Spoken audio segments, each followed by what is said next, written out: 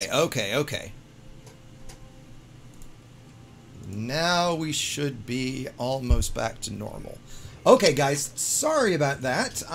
Just before this, I was trying to load a video in so I could stream a video to you guys, and apparently Streamlabs has some cloud backup service, and it was taking a 600 meg file and trying to sync it up to the net while I was streaming, which obviously sucks, because now I'm seeing my bandwidth, what I would expect, right around 4.5 megs. So, let's see if that fixed it. If you guys have more trouble, just shout out again.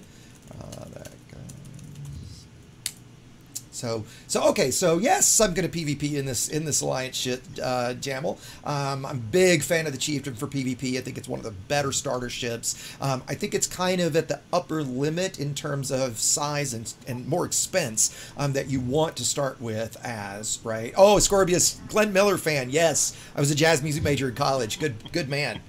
Love Glenn Miller. And so maybe some Sinatra too. Right? Hell yeah. That would work as well, right? Totally. And so anyway, like I said, we're going to go through, talk about some builds, talk about everything to get done, engineering, a number of different things, right? Just to kind of give everybody a starting point so that you can do the most important thing, which is start getting the shit kicked out of you, right? Getting out there, getting experience, nothing equates to seat time, right? You've got to get out there and get that, right?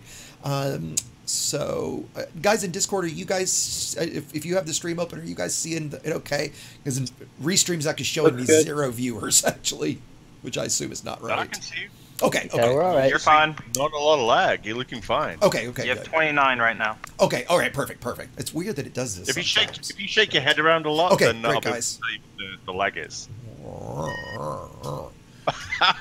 Perfect. Nobody wants to see that, right? I'm way too white to be trying to dance, right? So I like, as a side note, the saxophone I play is a black nickel horn with gold accents, and I used to always joke that because there's no soul in me whatsoever, I needed a black saxophone to help, right? Oh, geez. So, that was about all I could do. So why don't we start by, I'm going to give this one more try to play this, and we're going to see if we can get this to work. So bear with me just one more sec while I get it all opened up, and we'll start. Wrong. That's the beginning. Was that coming? If you guys can actually just confirm for me. Okay. I heard the audio. That audio's coming through. Great. It was coming through your mic also. No, I've just got headphones on. I was pumping it into Discord, but that's the only way I can get it on the stream right now, so sorry, everybody. All right. And now let's just see if we can do this. Okay, guys, so I'm going to go dark here for a second. I'm going to shut the camera off, import the video in, and get it playing. So this is the video I'm going to post here probably after the event tonight. That is PvP, a beginner's guide. Combat. Let me type it in real quick for those just watching or not listening. It's the world premiere. Dun, dun, dun. Okay, so here we go, and let's go to editor, and let's paste it near your file. Yeah, it's a real bummer I couldn't get this to just capture my desktop. Okay, and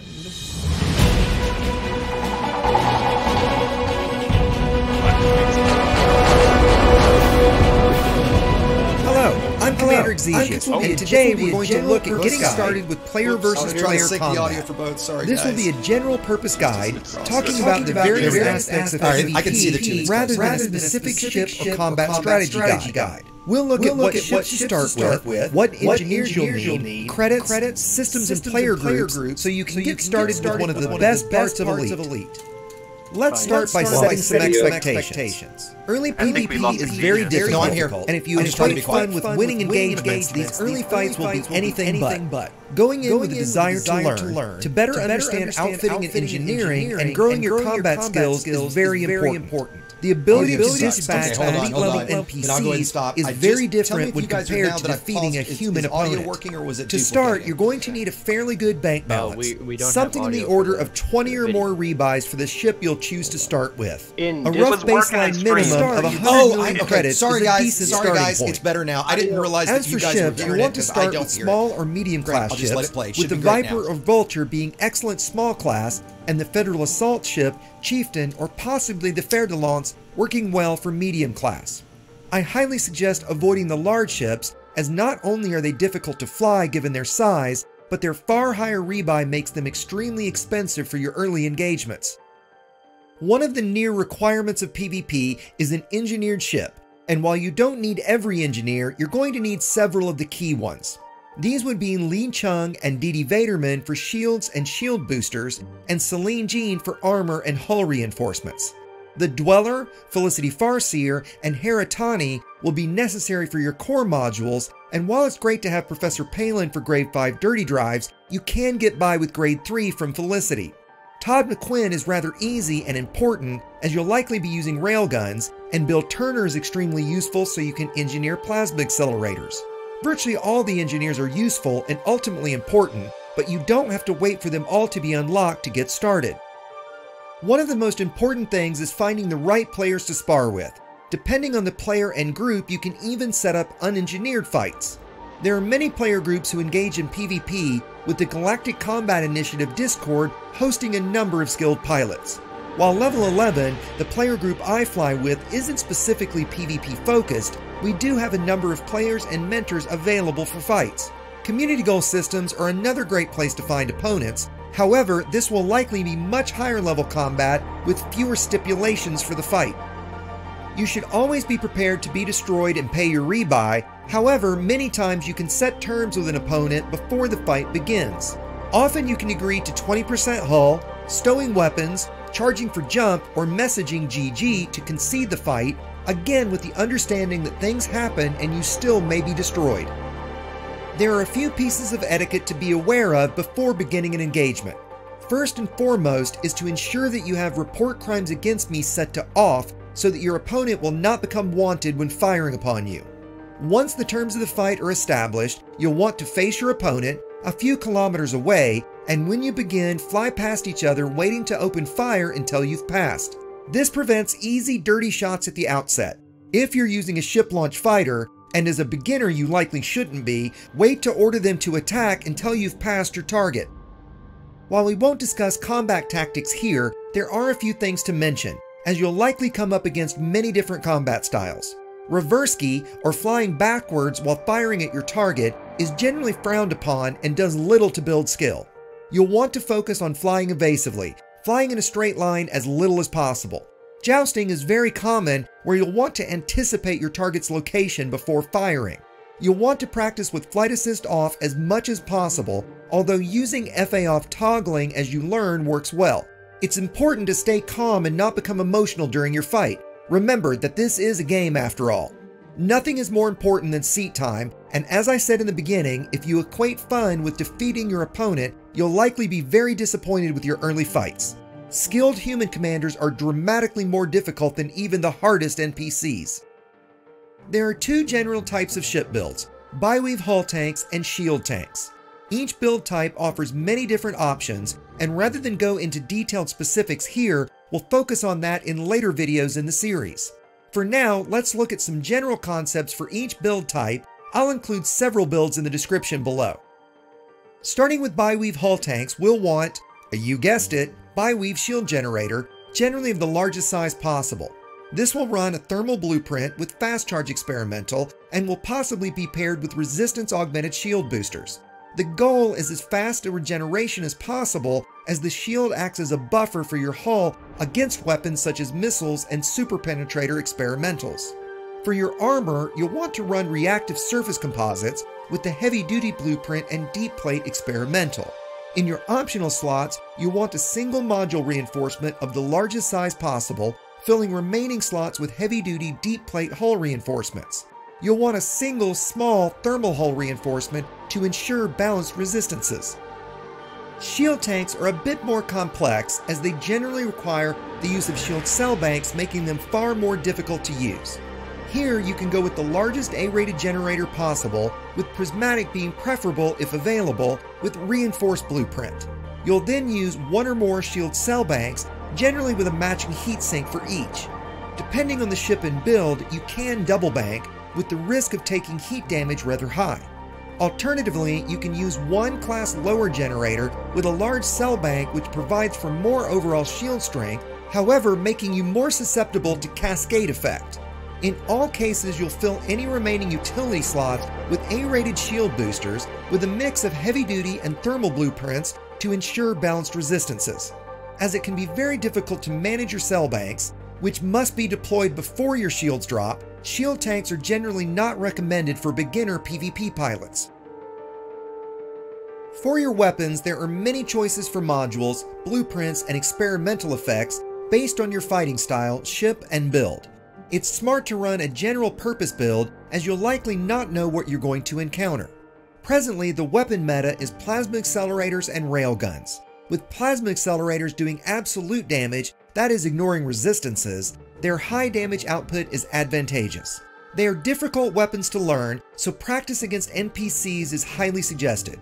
You'll want to use the efficient blueprint with either target lock breaker or dispersal.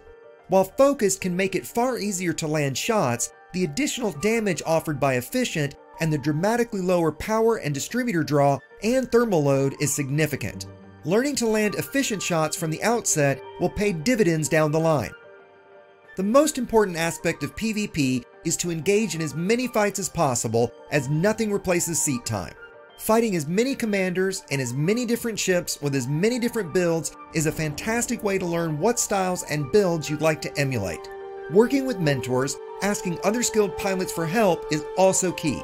Yes, there are some toxic members of the community, but by and large you'll find many skilled pilots who are more than willing to help you get your wings. In future videos, we'll take more detailed looks at specific ships, defenses, weapons, and combat tactics than is possible in this beginner's guide. If you enjoy combat, as it is one of the areas where Elite shines the brightest, engaging in PvP can be extremely rewarding and offer many hours of content. For players who feel they've seen and done much of what Elite has to offer, this can be gameplay that keeps them engaged for many hours. Once again, this has been Commander Exesius, reminding you to fly dangerously, and thanks for watching. Alright everybody, so that's kind of the starting place we're going to go from tonight. Some of the guys here with me in Discord that are much more skilled PvP pilots than I am watched along as well. You know, they've helped me a lot. You know, we all talked about the video and the content. They're potentially going to disagree with me, or they think I got it wrong. I'm happy to have questions. Yeah, questions from the audience. I was joking that, you know, I've had enough internet hate for the day, given some of the comments on my No Man's Sky video, which of course used a clickbait title. I loved when people kept posting that. It was like, do you not understand that's what you do with a video like this? Like, maybe it's your first day online, right? Where we'll start is, and first of all, in Discord, if you are in stream, if you guys have questions on what we just saw, throw them out as we're talking. We're going to start with the way that one of our guests tonight, Commander Ascorbius, Ascorbius, will you PM me your YouTube channel real quick? Because I want to share that with everybody real fast. Actually, never mind. I've got it. Oh, yeah, sure. I've got it. Have you got it? There you go. Yep. Awesome. I don't have to do anything. Whoops. Open in the wrong browser window. But yeah, I do. Easy peasy for me. So if you guys don't know Commander Ascorbius, you should absolutely go check out his content.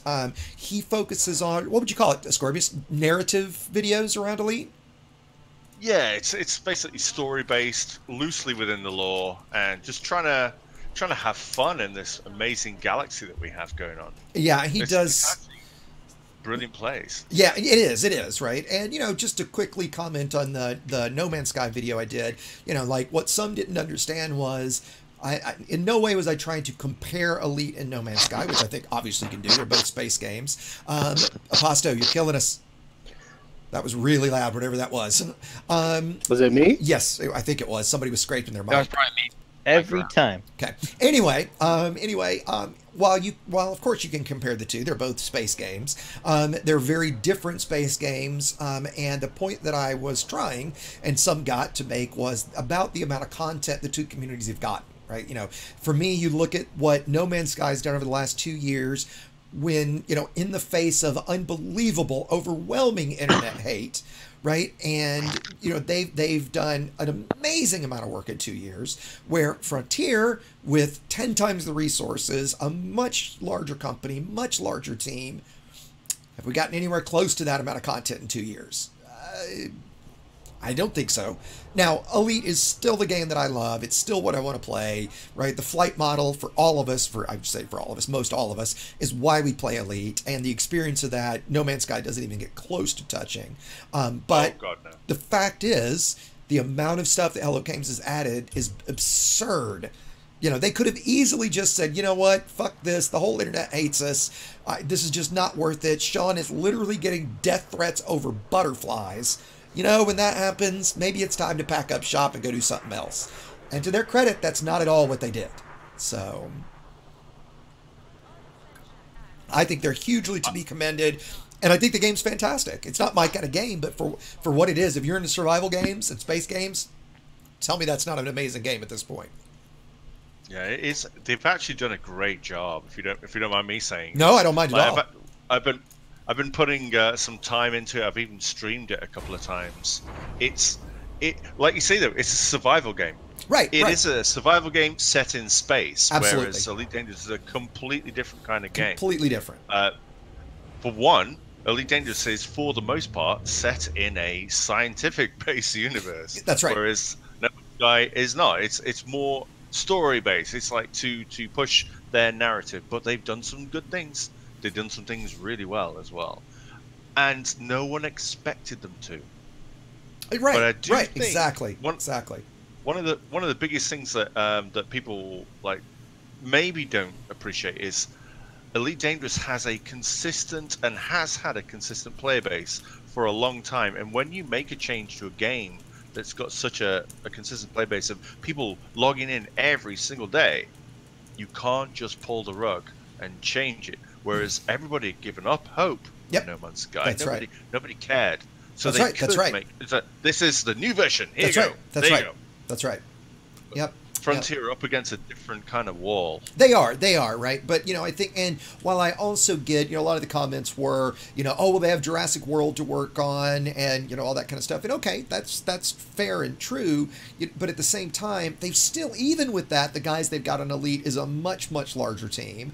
And we're also talking about a 2-year period, not just the last couple months or not the release or any of that, you know, and the only thing I was trying to point out, and I think the 2 big slides I put in there showing what each of the updates of Elite's gotten and each of the updates with No Man's Sky's gotten, the difference is dramatic. And sure, you can argue that Frontier or Elite is a better game or No Man's Sky is a better game. That's not what I was trying to argue at all, right? You know, you look at the updates and we get 1 new ship launch fighter and the Beluga, right? They get, you know, editable terrain, base building, sharing bases between other commanders, right? They get, you know, just huge game-changing things where we're still flying from station to station using menus and shooting at things. Fundamentally, there's nothing new that we've done in the game other than, you could argue, the Thargoids, which I do think are fantastic, right? I love Thargoid combat. You know, to me, NPC combat could not be less fun. But Thargoid combat, I think I have a blast with it personally. And so, you know, that to me is the only major thing we've got. You know, passenger missions was one of the big updates. Well, that's, if you ask me, it's the same damn thing as cargo missions. You're going to a menu, clicking something, flying somewhere, and clicking something. Right? Like, you know, that's fundamentally... Yeah, that's about right. Yeah, Well, fundamentally doesn't change it. Feels like recycled versus... It does. That's a great way to put it. So with No Man's Sky, it's net new. We didn't have anything like this before. Bang, here you go. That's right. And with Elite, we're recycling things to make new content. That's right. But gee, it's still familiar. Or, you know, it's a new ship. Wow, we know how to make new ships. Right, right. You know, it's something new. It's not anything net new. That's right. The Challenger is such a perfect example. Right? Why does it exist? And you sit in it, it's exactly the same as the Chieftain. It handles a little different. Yeah, okay, right? It's got a little more armor, a little more DPS. Okay, but why does that ship exist? you know, it's a reskin of the chieftain that it's just a non-event. Great. That was nice because that was pretty fundamentally new and way OP. There was a question, I want to go, a couple things I've missed in chat while we're rambling here a bit, is somebody asked about, is it worth splitting profits with an NPC pilot? Well, depends. If you're using an NPC pilot, yeah, because you have to. It's generally a better idea, depending on what you're going to use it for, to hire a harmless pilot and rank them up. In fact, I've had a video on my list for a while on ranking up an NPC pilot. One of the best ways is to go to a conflict zone or a compromised nav beacon. Guys in Discord, what else would you throw out for ranking up an NPC pilot? Compromised nav beacon and in an anarchy system. Yeah. Any of the other guys? Pelly, Gabe, Jazod? Conflict zones are good. Yeah, just combat zone. I always use combat zone. Yeah, almost conflict. Always. Conflict zone. There are no combat zones in conflict. Yeah, right? That's right. And yeah, Algo just said it perfectly. Combat is the only complete part of this game, and it is done exceptionally well, which is why I do want to get into some more combat focused content. I've been told I don't do BGS, but I've also been told that the BGS is the other part of the game that is very complete. But how many pieces in this? How many players listening here give a rat's ass about BGS? 1%? Well, I do. But 1%, right? And I'm not putting it down. Don't get me wrong. There he is. There's the 1%. Yeah, there he is. There he is. Oh, you know what? On my No Man's Sky video, I had a comment from my female viewer. Right? Like I had a comment from a female, and I replied back to her. It's like, oh my God, you're my 1%. Right? I don't know if you look at your stats, Ascorbius. Are yours that bad? On YouTube? Most of mine are dudes. Yeah, like mine's literally 99%. In a couple age demographics, I'm at like 0.9 and 1%. And I want to say in the lowest age and the highest age graphics, 0. Right? BGS, for those that don't know, is background simulation. And that is all of the stuff where actually, Ascorbius, you do a lot of BGS. You want to give them a paragraph on BGS? Well, I don't do a lot of BGS. I'm a member of the Turgeon Starstone. He's one of the other content creators. As part of the broadcast, we have a group called Starstone Enterprises, and so we are trying to keep that company, that corporation, alive and kicking in the whole big spectrum of all the other stuff that's going on in the galaxy. So you try and do work to try and push your agenda with your company and trying to push out to other systems and trying to expand, and you have all sorts of things going on. I am by no means an expert, but it's actually quite interesting when you want to keep a place and you want to try and keep a place under control. Like right now, there is a situation going on in Lave where, so you know the guys at Lave Radio. Yeah, of course. Right, so they're trying to keep hold of that place, but I can't remember exactly what's happening, but there are numerous parties who are trying to wrench control from them. And they're like, no, this is our system. We want to control the system. So it's nothing to do with the big grand politic, and it's nothing to do with one-on-one PvP or anything. But it's more to do with making sure that you can do what you want in the place that you want to do it, which is great if that's what you're into. And some people are really, really into that. And we've got some great guys at Starstone who want to make sure that we're doing some great things. And I will be doing a live stream later on. This is not a plug. I will be doing a live stream soon. Go ahead. Yeah. About this kind of thing. I'll post it on Twitter. I'll post it. And you know what? Yeah, I tell you what, Ascorbius, if you'll also PM me in Discord. Or actually, I'm monitoring the live stream channel in chat in Discord. If you'll put in your Twitch stream there, I'll go ahead and share it out to everybody as well. Because and I'll tell the quick story. Ascorbius recently, fortunately, got a community strike on his YouTube channel. Meaning, if you get that, and it was by the bot, you can't stream on YouTube for 3 months. Okay. Fortunately, he was able to get it resolved pretty quickly, like in an hour or so. Didn't you say, Ascorbius? Yeah. It was, so they fixed it really quickly because he was live streaming the game Gorn, which is really graphic and stuff, and apparently that tripped the bot. And while clearly there's a police channel, some of these guys here know that I follow, that he does recaps of different police events and shootings. That he accidentally once streamed somebody getting shot, right, and killed by the police, and got a 3-month ding for it. And he didn't do it on purpose. But that kind of thing I understand.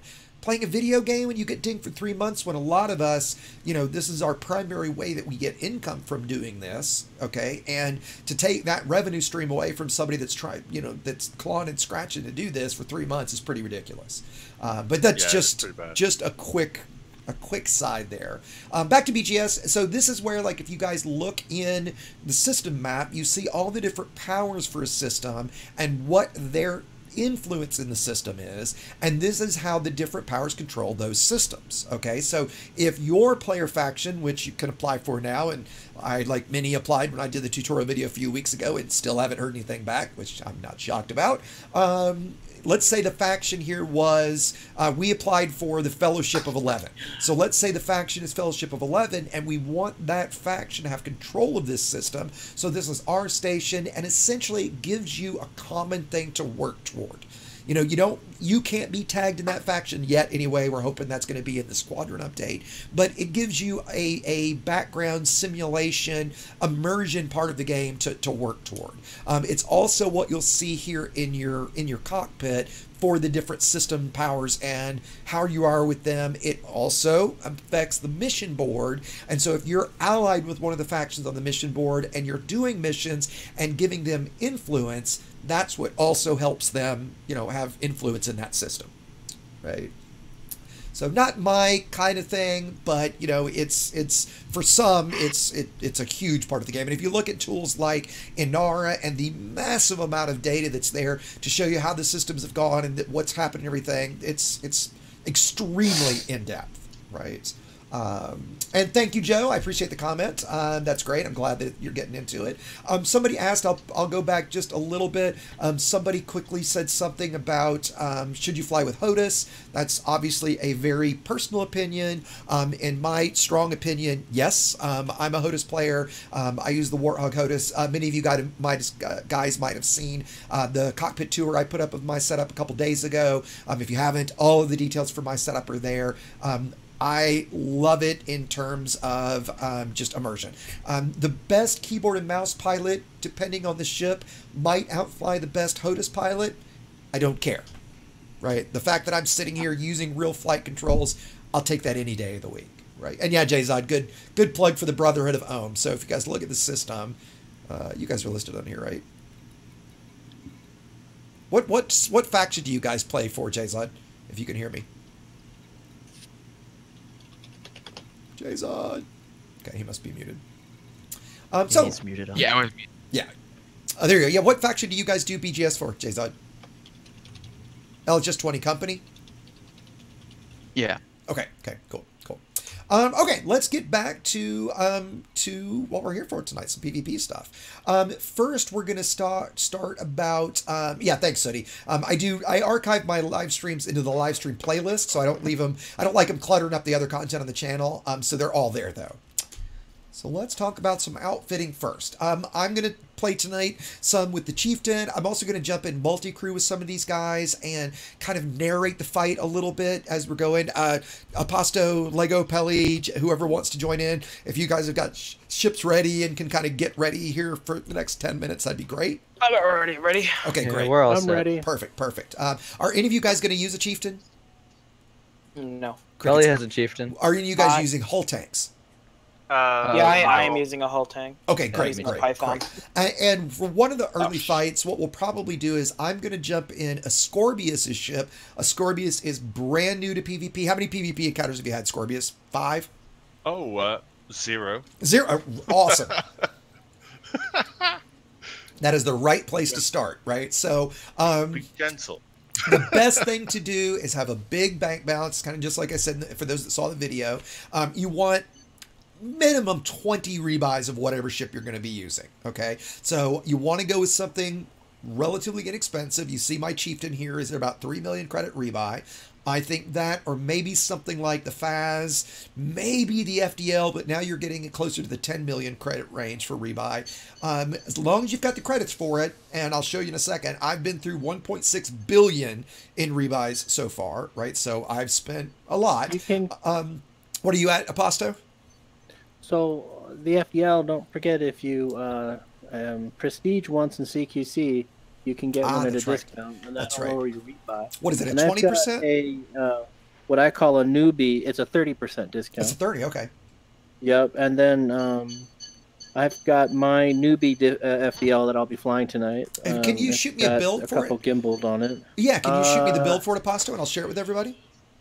Yeah, I have to prepare the build, actually. I never did if you've got sorry. do you have ED Market Connector installed? You can just export it with that. And actually, guys, that's a quick plug. If you don't know the little app ED Market Connector, and hold on, I'll put a link up to it.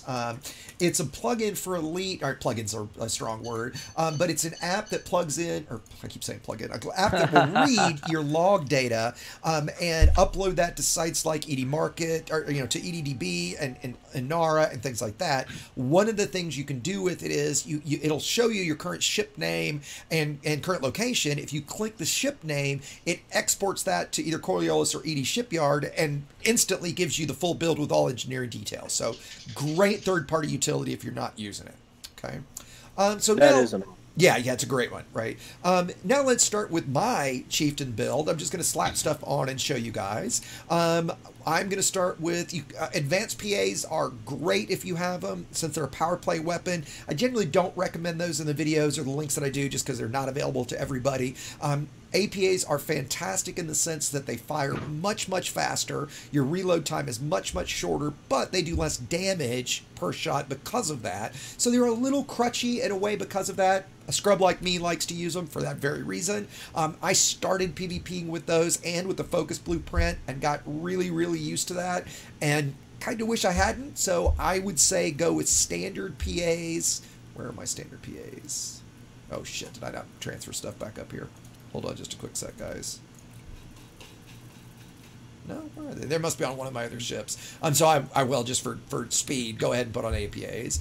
So we want at least one target lock breaker. All right, we're for PAs, and I've got an engineering video on PAs already. I'm going to be putting out engineering videos for the rest, specifically railguns next, since those are such a great weapon to use. Dispersal field is a great one. Dispersal will scramble your opponent's gimbals for 8 seconds. Chaff is 20 seconds, so it's not as good as chaff, but it's still very good. For the medium, you can either go with an easier build and do another PA, so that you've got just 2 weapons to deal with, PAs and rails. Or if you want to start getting a little more advanced and use a little bit of a crutch weapon like I do, pack hounds or seeker missiles are great for that hard point as well. If you go up against a hull tank, if you go up against a shield tank, they're fairly useless. But if you go up against a hull tank, when they drop their shields, starting to hit them with missiles can be a fantastic way to go. For tonight, I'm going to just go with another plasma accelerator. Oh, Scorpius, don't worry. You won't actually die. For rails, you're either going to use sturdy mount or long range, generally. The smalls that I have right here happen to be sturdy mount. I've got a set of mediums that I use on my crate that are long range. And generally, you're going to go with either feedback cascade, a mix of feedback cascade and super pen. Feedback cascade, each shot that you land, if you land it while a cell bank is dumping into your enemy's ship, it will dissipate 30% of that cell bank. So if I have 3 feedback cascade rails and I hit somebody's cell banking in that, if it's unengineered, that 6-second window, I can dissipate 90% of that cell bank energy. So can be a fantastic weapon to go up against cell banks with. Super Penetrator is the nice one to use for the other one, as that will let you sub-target a module, and the round will cut through the ship all the way through into that module if you land it on target. So that's really effective against hull tanks. So having a mix of the two, because as I said in the video, I think it's very important to have that mix so that you can deal with both, with whatever you come up against. Okay. For our utilities, we're going to want a couple resistance AUG shield boosters. Go. And apparently I've got one of them on another ship, so I'm just going to put on, I'll just put on a thermo since I don't have. Heavy duty is not generally the greatest idea because it'll really screw up your regen rate. And what we're going for here is a high regen rate versus overall shield. So the shields become a buffer to our hull versus our primary defensive weapon. A chaff launcher is great, depending on who you come up against. You don't come up against a lot of gimbals in PvP, but you will, right? And so let's slap on a heat sinker. You know what, Adam? Yeah, you can. Adam asked, can we see pack hounds in action? And as much as I adore them, yeah, hold on, I'll slap those on.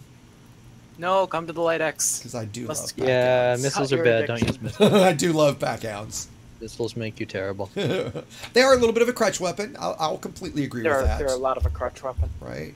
Let's go to our how core. many missiles can I have? But there's no no more glorious than having a Anaconda or a Corvette firing off like four rounds of packhounds.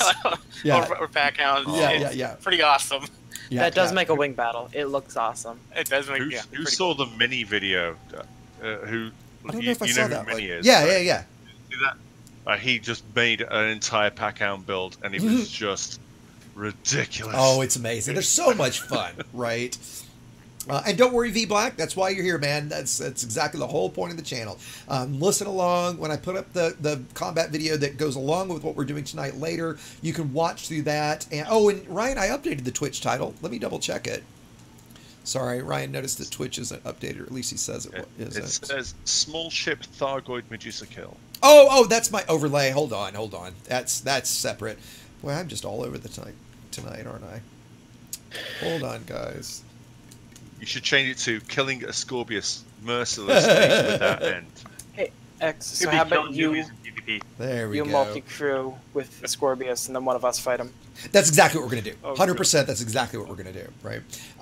So let's finish through the build, right? So for the Chieftain, for a hull build, you generally want to use a armored power plant. It depends on the build. You can do armored double brace to get you even more integrity, or armored, you can go with an armored, where is it? It must be on another ship. An armored monstered is another good way to go, depending on your power requirements. You'll see here, I'm going to be, especially with efficient PAs, I'm going to be way under power. For thrusters in general, you're going to, okay, great. My thrusters are on another ship. So I'm going to have to go, I'm going to finish talking about this, but since I'm not going to fight in this yet, we'll swap everything's over in a second. But you're going to go dirty drives with drag drives for your thrusters. Frameshift drives, a lot of times, if I'm right at a station and not going anywhere, I'll put on a 2D. Right? Why have the extra weight for something that I'm not going to use and something I'm not going to be jumping anywhere with anyway? Highway Mafia. But for the distributor, again, my class 6 is on another ship. It must be on my Challenger. You're going to use charge enhanced. You can either use super capacitor or cluster capacitors or super conduits. Cluster capacitors return some of the size of the capacitors that you lose when you go to charge enhanced, where super conduits makes the regen even that much faster. I generally these days like using charge enhanced with cluster to kind of make up for that loss of capacitor size since you're already getting the fast charge. But both of those are good ways to go. Generally with the hull tank, you're going to go with A-rated sensors. There isn't any sensor upgrade that will make them stronger. Also, you can go with 5 lightweight life support, or you can go with shielded life support. And for a hull tank like this without a ship launch fighter, I don't really care if I lose my life support, because generally I'm either gonna win a fight or die in that 7.5 minutes after I lose it anyway. So that's why I generally go lightweight life support.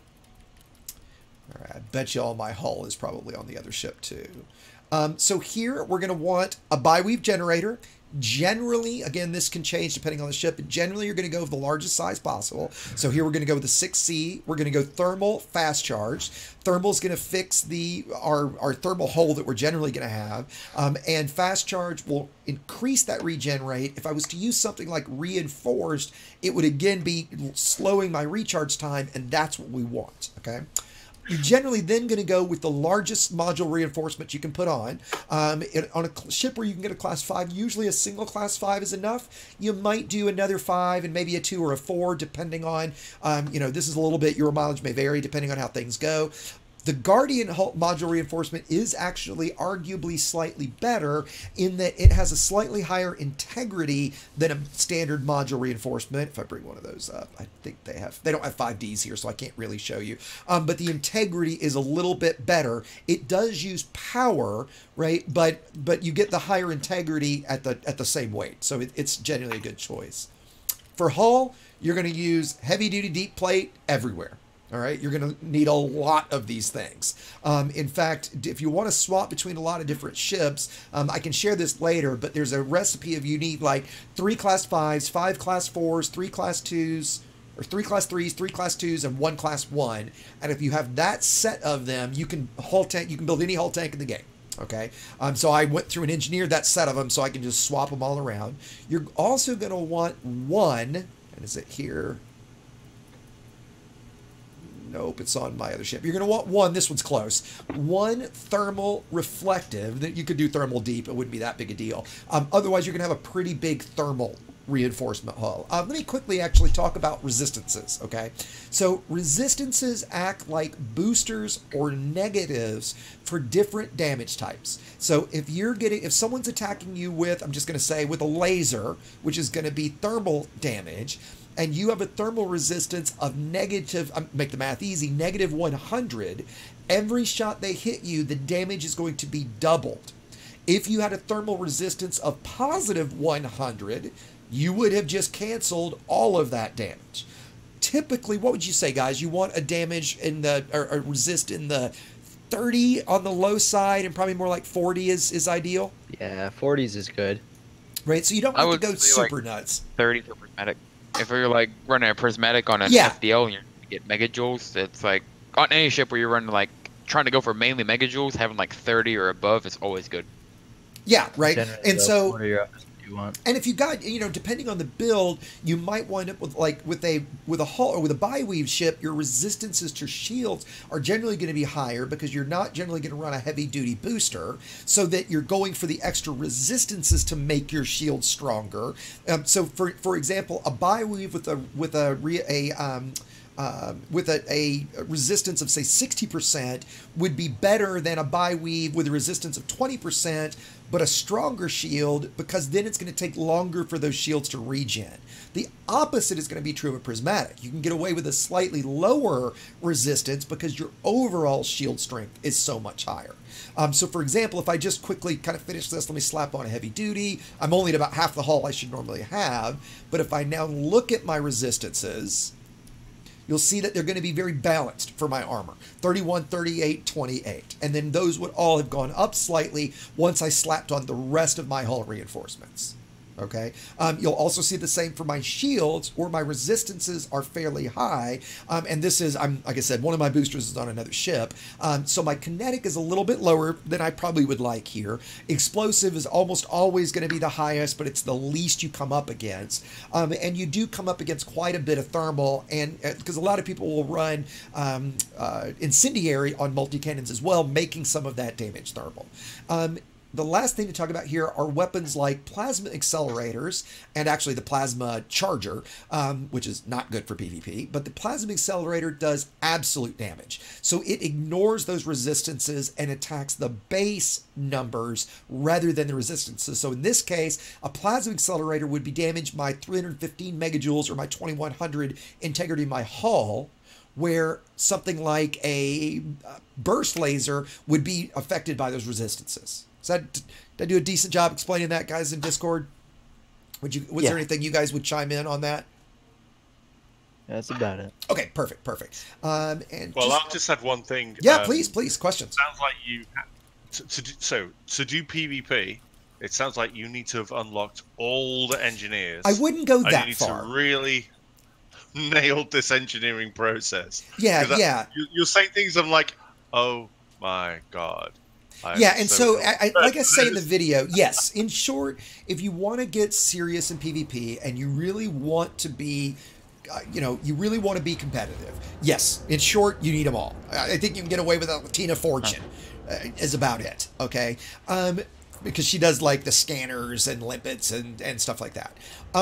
However, to get started, I think the key ones that you're going to want are going to be Lee Chung for shield generators. You can even kind of get away with Elvira Martuk because she does shield generators to grade 3. But really, I think you want to go, you're going to want shields. Because one of the things, too, here is if you don't have something like shields or hull maxed out, when you lose a fight, you're going to have this, and I know I did, this lingering thing in the back of your head. Oh, well, I lost because I didn't have everything engineered, right? And so it's a very easy way to blame things, when a lot of times, I don't think I've ever lost a fight because of my engineering. I lost the fight because I got my ass kicked by a better pilot. because normally that's going to be the case. Yeah, what do you got? I think that there's two skill sets going on here too, like how you do your loadout, what you engineer, and how you engineer. Is also a skill that works in combination with your skill as a pilot. And the most important skill is probably learning to evade and to hit your target. Because even if you're in, let's say, a grade 3 engineered, you've engineered everything basically to grade 3, right? I think that if you are skilled enough at hitting, landing your shots, and evading shots, I think you're going to win most of the time. No, that's absolutely true, right? But I think at the same time, I think you want to go in certainly with your defenses at a minimum level so that you don't have that lingering in the back of your head to blame things on. I think that's really easy for a lot. We joked at the beginning of the stream, somebody posted a forum post today saying that somebody had engaged them in PvP and had hacked their head look so that during the fight, their head look step kept looking down, right? Or their head look step kept looking around. What? Bullshit. Like, don't give me that crap. No, they didn't. That's more of someone not learning their. I think that's exactly what it is. That's exactly what it is, right? And as somebody said, you have to learn your controls too. Exactly, right? Like maybe excited in the heat of battle, you accidentally press something and your head look moved. That makes a lot more sense to me, right? Than the way, like, how can I hack your client? It doesn't work that way. These people obviously don't know how games are coded. Okay, it's absurd. But don't you think, too? Just real quick. Yeah, please. A lot of the gameplay that's fascinating about is Elite Dangerous' skill. Oh, absolutely. Things are that are hidden. And they don't. Absolutely, I do. Yeah. Yes. So, like, even if you just get into let's say you just get a grade A ship, no engineering, and you learn how to fly it really, really well, and let's say it has res. And then you get to the point where you can survive as long as you want, and the has-res, all the NPC ships mean basically nothing to you. Maybe then you could start getting into some PvP, and then grade 3, your ship, and not going to the best possible ship, period, right away. Like, you're kind of progressing here, and you're learning some skills, you're learning your ship, you're learning your build, and then maybe overall, that's how and I don't know, because I'm not the best of the best PvPers here, but I'm taking a shot in the dark that some of these PvPers that have thousands of rebuys, I don't know, lots of rebuys, have gone through the process of, and with the changes and updates that come along with the game too, you're just slowly learning your build, changing your build, customizing it, and kind of progressing to the point where you become, you know, the best of the best. And I think that there is a tier 3 level that I think people should stay at for a little while. You know, you're right, because like a lot, like the very best builds, you know, aren't necessarily the easiest to use. That's right. That's right. It's like they're intermediate builds, like they don't have to be grade 5 or anything that you can start out with, and you'll probably do better in those than you would in a top tier ship. Yes. Because it's harder to fly. Yeah, I definitely think jumping to something like the FDL or the Crate or certainly the large class ships is a huge mistake early on. Okay, not only do you not want to have to pay those giant rebuys, they're very unwieldy. You're going to have a lot of different weapons. You're going to have to deal with a lot more things. I think hull tanks are definitely a better place to start too, because you can be, it's a lot more forgiving if your pit management isn't super active. If you guys, that's another skill. We haven't gotten to skills to talk about it in a little bit, but I do have a video on pip management. I think one of the things you want to do if you're going to get serious is set up some macros for your pips so that at the touch of a button you can be 402, 420, 2042, you know, 240. You can bounce between those different things, making sure you've got full regen in your shields. In short, if you're going to be lazy about it and not change them, you want to set them at 402. All right, if you're taking hits, you need 4 pips in shields, because the difference between 4 pips and no pips is it makes your shields 2.6 times stronger with 4 pips versus 0 pips. Okay, so if you're taking fire, now the best pilots, well, as we're taking fire, I'm at 4 pips, and just as we start to pass each other or I'm out of your firing arc, I can throw those pips somewhere else to regen my engines or my weapons, and then as soon as I'm taking fire before, I get them back to my shields. right? That's another great thing to do, okay? Quickly, before we leave the build, I just want to mention, because I kind of skipped over the hull. In general, you want to use a reactive surface hull with heavy-duty deep plate, and the reason for that is you want those additional resistances. If you do mirrored, you're going to have a huge thermal resist, but massive holes in kinetic and explosive, so it's much easier to fix that thermal resistance hole, if you'll notice, by me running a single small thermal booster. Where it is, there it is. So here I've got a thermal reflective to get as much thermal as I can get there. Now when we get back in my ship and take a look, we'll see my resistances are now very balanced at 47, 52, 46, right? So right there in the kind of the sweet spot of what we want, while having 4,300 overall integrity. Okay, so a ship like the Challenger, which you could also use, I don't think that's a good starter because of how unmaneuverable it is, but in the Challenger you can get another 500 or maybe more overall armor, but since it's a little bit more unwieldy, don't think it's a great place. Power plant, Aiden, for the power plant mod on a hull reinforced ship, you're going to do armored, and then depending on your power requirements, you're either going to use double braced or monstered. Or thermal spread. Or thermal spread. Or thermal spread. Yes. Yep, absolutely. Or thermal spread. If you're going to do a shield tank, you're almost certainly going to have to do overcharged, and then again, either no, thermal... not Well, necessarily. depends on the ship. Yeah, Depends on you the usually ship. go armored. Yeah. No matter what. Right. Armored. But if you're running a Unless prismatic you're with a in a bunch big of boy. boosters, I mean, still an FDL, you're not going to run an armored power plant in an FDL, are you? Yeah. Yeah, you are. Yeah, you are. Yeah, if you can. Yeah, I run an armored This power is plant. why you don't want to run one of these ships, right? Because when you get in there, because they're not wrong, right? Because you don't want to get into those kind of little nuances. Starting in the easier ships where you don't have to worry about that as much, I think would you guys at least agree with that, is a much better thing. Yeah, if you give yourself less things to worry about, that's better. That's right. That's right. That's true. Yep. But an armored power plant is probably the way to go, and the only reason not to is if you need the power to run weapons you want. Yeah. Oh, yeah, but that's what I was getting at, right? Like, you know, on my, I want to say on my FDL, because I'm running PAs and rails and a prismatic and 2 cell banks and HD boosters, I mean, I have to run overcharged on that, right? I don't have a And choice. you want to only overcharge it to the As point much that as you you need to. absolutely That's have right. to. That's You right. keep That's it a right. minimal That's right. amount, right? Don't just do a grade 5 overcharge and have a shit ton of extra power, because you're now generating a shit ton of heat for no Yeah, reason. and And it your has shitty integrity, Yes, so it's going to yes. get one-shotted. Yes, yes. Yeah. Okay, so the next thing to kind of talk about, a little thing, is power priorities, and I have a video on this as well. Ascorbius, why don't you kind of follow along with me setting your power the way we're kind of going to talk about it in general, all right? And the big reason for setting power priorities, especially in a hull tank ship, is you are more than likely, almost certainly, going to take some module damage, and at some point it is very likely that your power plant will malfunction, and at the point it malfunctions, it's only going to generate at most 40% if it doesn't completely go offline. Okay, so you want to make sure that you've got the minimum in your first power group as possible, so that your thrusters don't go offline, and or your shield generator. So in this build, because I'm running a bi-weave, it's not going to use a bunch of power, so I'm going to put my thrusters in group 1. Personally, I put my defenses in group 2. So my shield gen, my shield boosters, and again, I can see by the math, I'm still not over that 40% level. I'm going to put my weapons on 3. So we'll go through and do all my weapons on 3. Sensors, you know, sensors aren't critical, but at the same time, they're pretty important. You know, I can live without them, but sure like to have them. So, and they use so little power, so I'm going to put those on 1.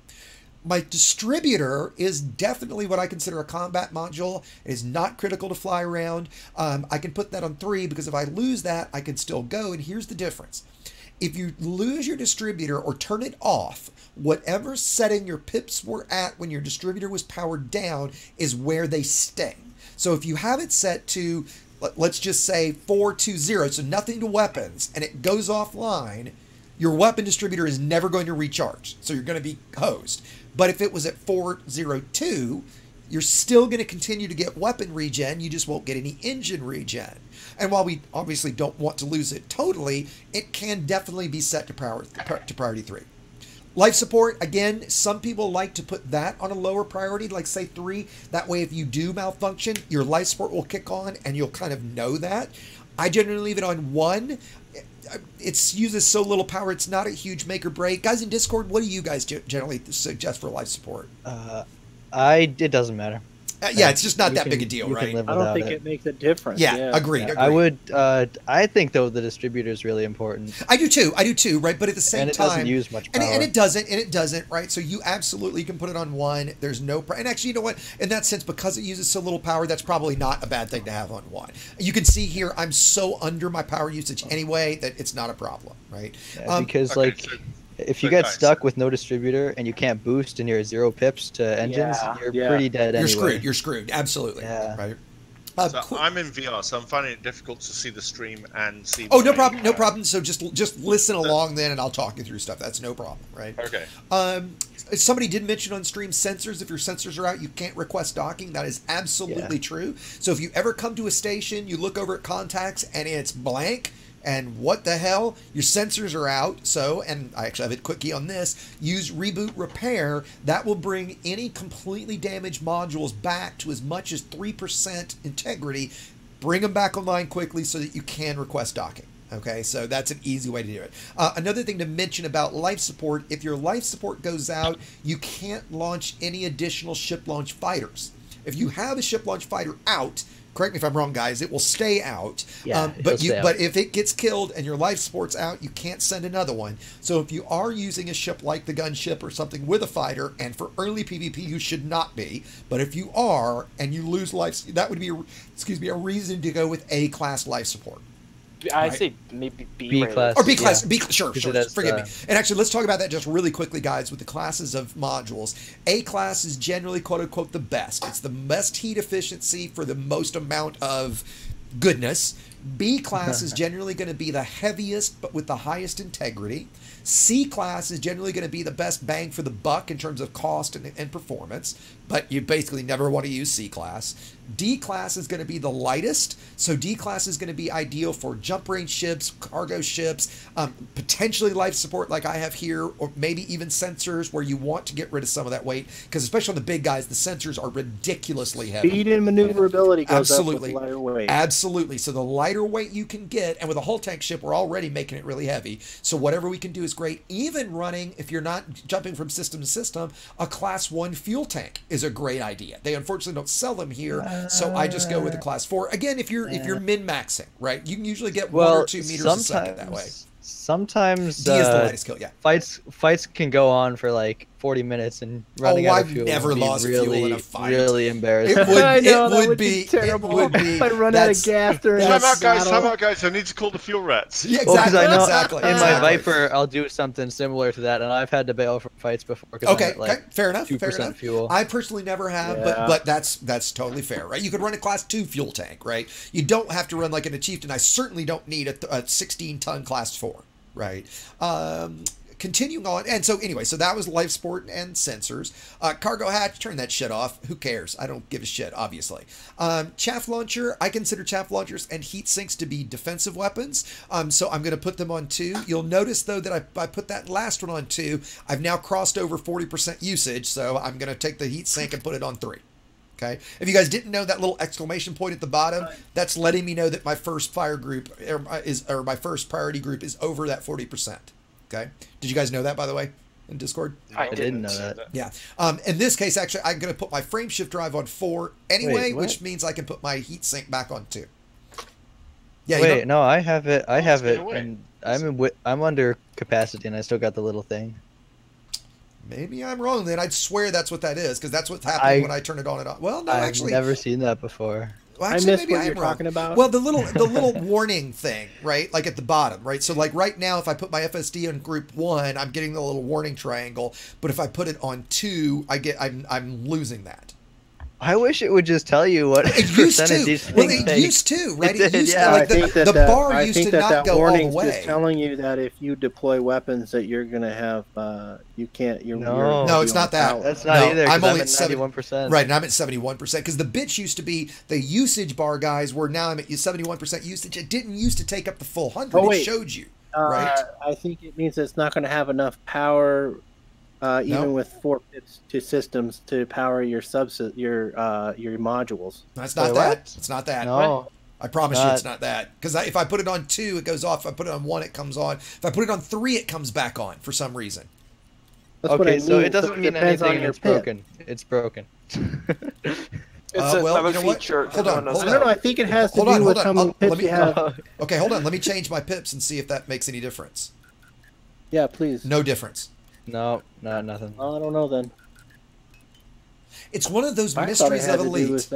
Yeah, right. I thought it had to do with if you're because you know how your heat sinks or chaff. No, I know exactly. Yes. Yeah, maybe we'll file a heat ticket. File a ticket. No, but that's a good idea. I think it will open a ticket with support. Explain to me what this fucking thing is so I can tell people. They'll add it people. to the Exegious bin. Right? Yeah, they probably will add it to the Exegious bin.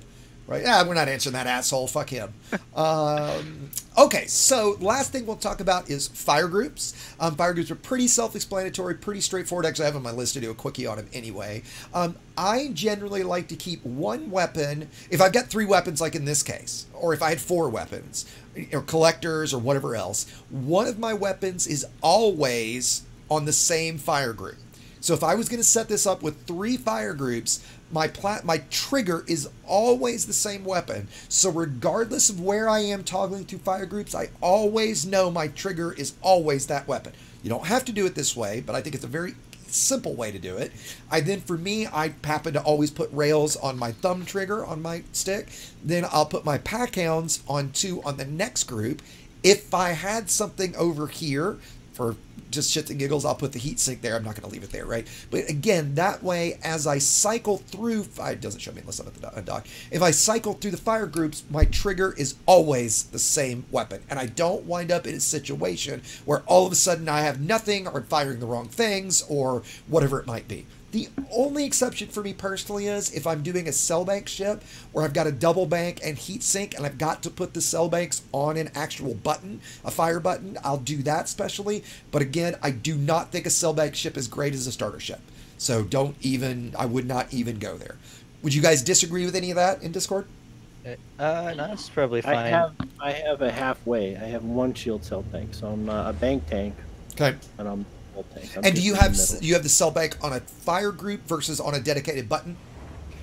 I would prefer the dedicated button. And that's what I do. Dedicated button is better. Yeah, that's if you need a double bank, you can just double tap it. You can. It's a little harder to do it that way. And again, that's a much more advanced technique that we'll talk about later. I think for beginners, you do not want to start with that. You want to start with hull tanks. No banks. Just something simple. Just don't do it. So right? just for a bit of advice, I have 6 multi-cannons on this thing.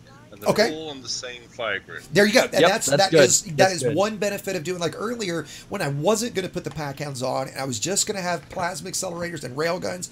Great. 2 fire buttons, 2 fire groups, never have to switch anything. Super easy. A Scorpius is going to use all multi-cannons. Great. Don't have to think about shit. Then you can have your different types of weapons done by your experimentals. So in that case, I would maybe have 2 or 3 incendiary and the rest maybe autoloader. I don't run auto cannon or multi cannons all that much, but something like that, so that you're getting your 2 different types of damage from that one trigger, right? Is YouTube working? Somebody asked if YouTube is working. Does anybody have an issue with the YouTube stream? It's all right for me. It's working for me. Evening, gents. There you go. Good evening. Who's Twin Leaf. Oh, evening, Twin. And I'll just say a public thank you. I don't know if Imperius is here as well. I've got a couple of my Patreons here, so thank you guys. If there's anybody else in channel that I missed, please correct me, because I don't have to turn on. So be like these guys. They're really cool. Yes, we are a cut above the rest. Absolutely. Yes. You know, the big thing, you get a very special group in Discord. That group is coveted, let me tell you. Oh yeah. Okay, so it's the bougiest of Discord groups. Enough with my plugging myself, right? Okay, so now what we're going to do is we're going to get into a fight I'm going to jump in multi-crew with a Scorpius, and I'm going to kind of narrate a little bit, kind of coach just a little bit. I'll preface all of this again. I'll say this several times tonight, guys, that I am by no means the best PvP pilot in the game, not by a long shot. I am a very good teacher. I do understand the game really well, and I think there's a lot of stuff to get you guys going that I can share. But I'm by no means saying, "Hey, I'm like the one that's going to kick everybody's ass." I am not at all. Of the PvPers in this group right now, honestly, I am probably the weakest. There's probably somebody here I can kick the shit out of, but of the guys here that are PvPers, I am definitely not the highest. Right? Don't sell yourself short, eh? Come on. Just a little disclaimer there. right? Okay, Right, so I've just invited I you. see that. I see that. Mentor you.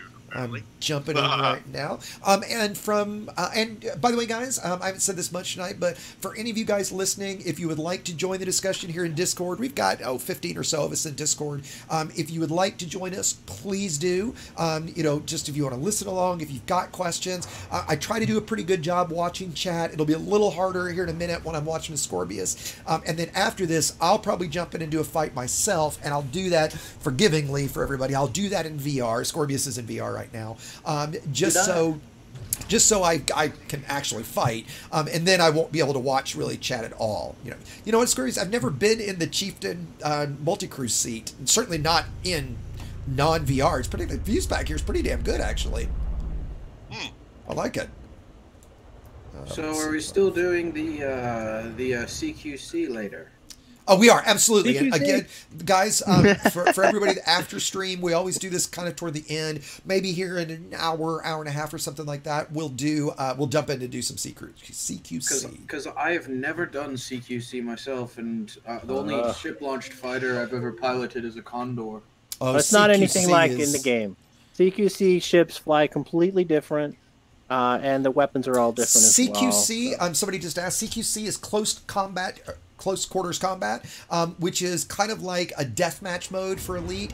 It's the thing at the beginning menu that you've never ever used that says Arena, and it's the thing that you've probably heard terrible things about, that it's awful, but what's awesome about it, the only thing that sucks about it is the instancing and the matchmaking. Once you get in a match, it absolutely rocks, right? So don't let the haters tell you that. Absolutely fantastic. It's absolutely fantastic.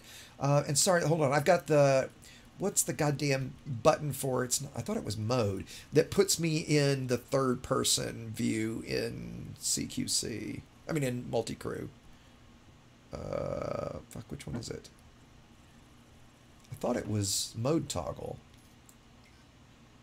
Does anybody remember? Accident. Wait, you mean like for the gunner roll? Yeah, like there's something that lets you. You might have to have a turret that you can use. I have no turrets on. And that's fine, right? But I still thought there was a way to bring up the menu. Yes, actually, we didn't really talk much about weapons here. Hold on, let me look. Oh well, I'm not gonna worry about it. We didn't really talk about. Is it under camera? Okay, somebody said it's under camera. Let me look real quick and see. Because I remember thinking it was somewhere screwy. Yeah, it might be the camera system, because that's one of the great things that you can do with multi-crew is be a cameraman.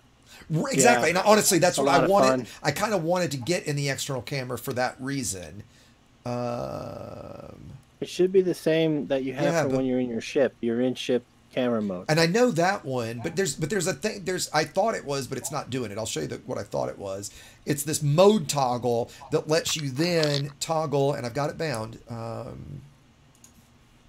See down below, I'm on 1 and 2, and it should let me toggle into the view that shows me the scanner, right? Like right now I'm seeing the ship, there's a view to see the scanner, and that's what it's not letting me do.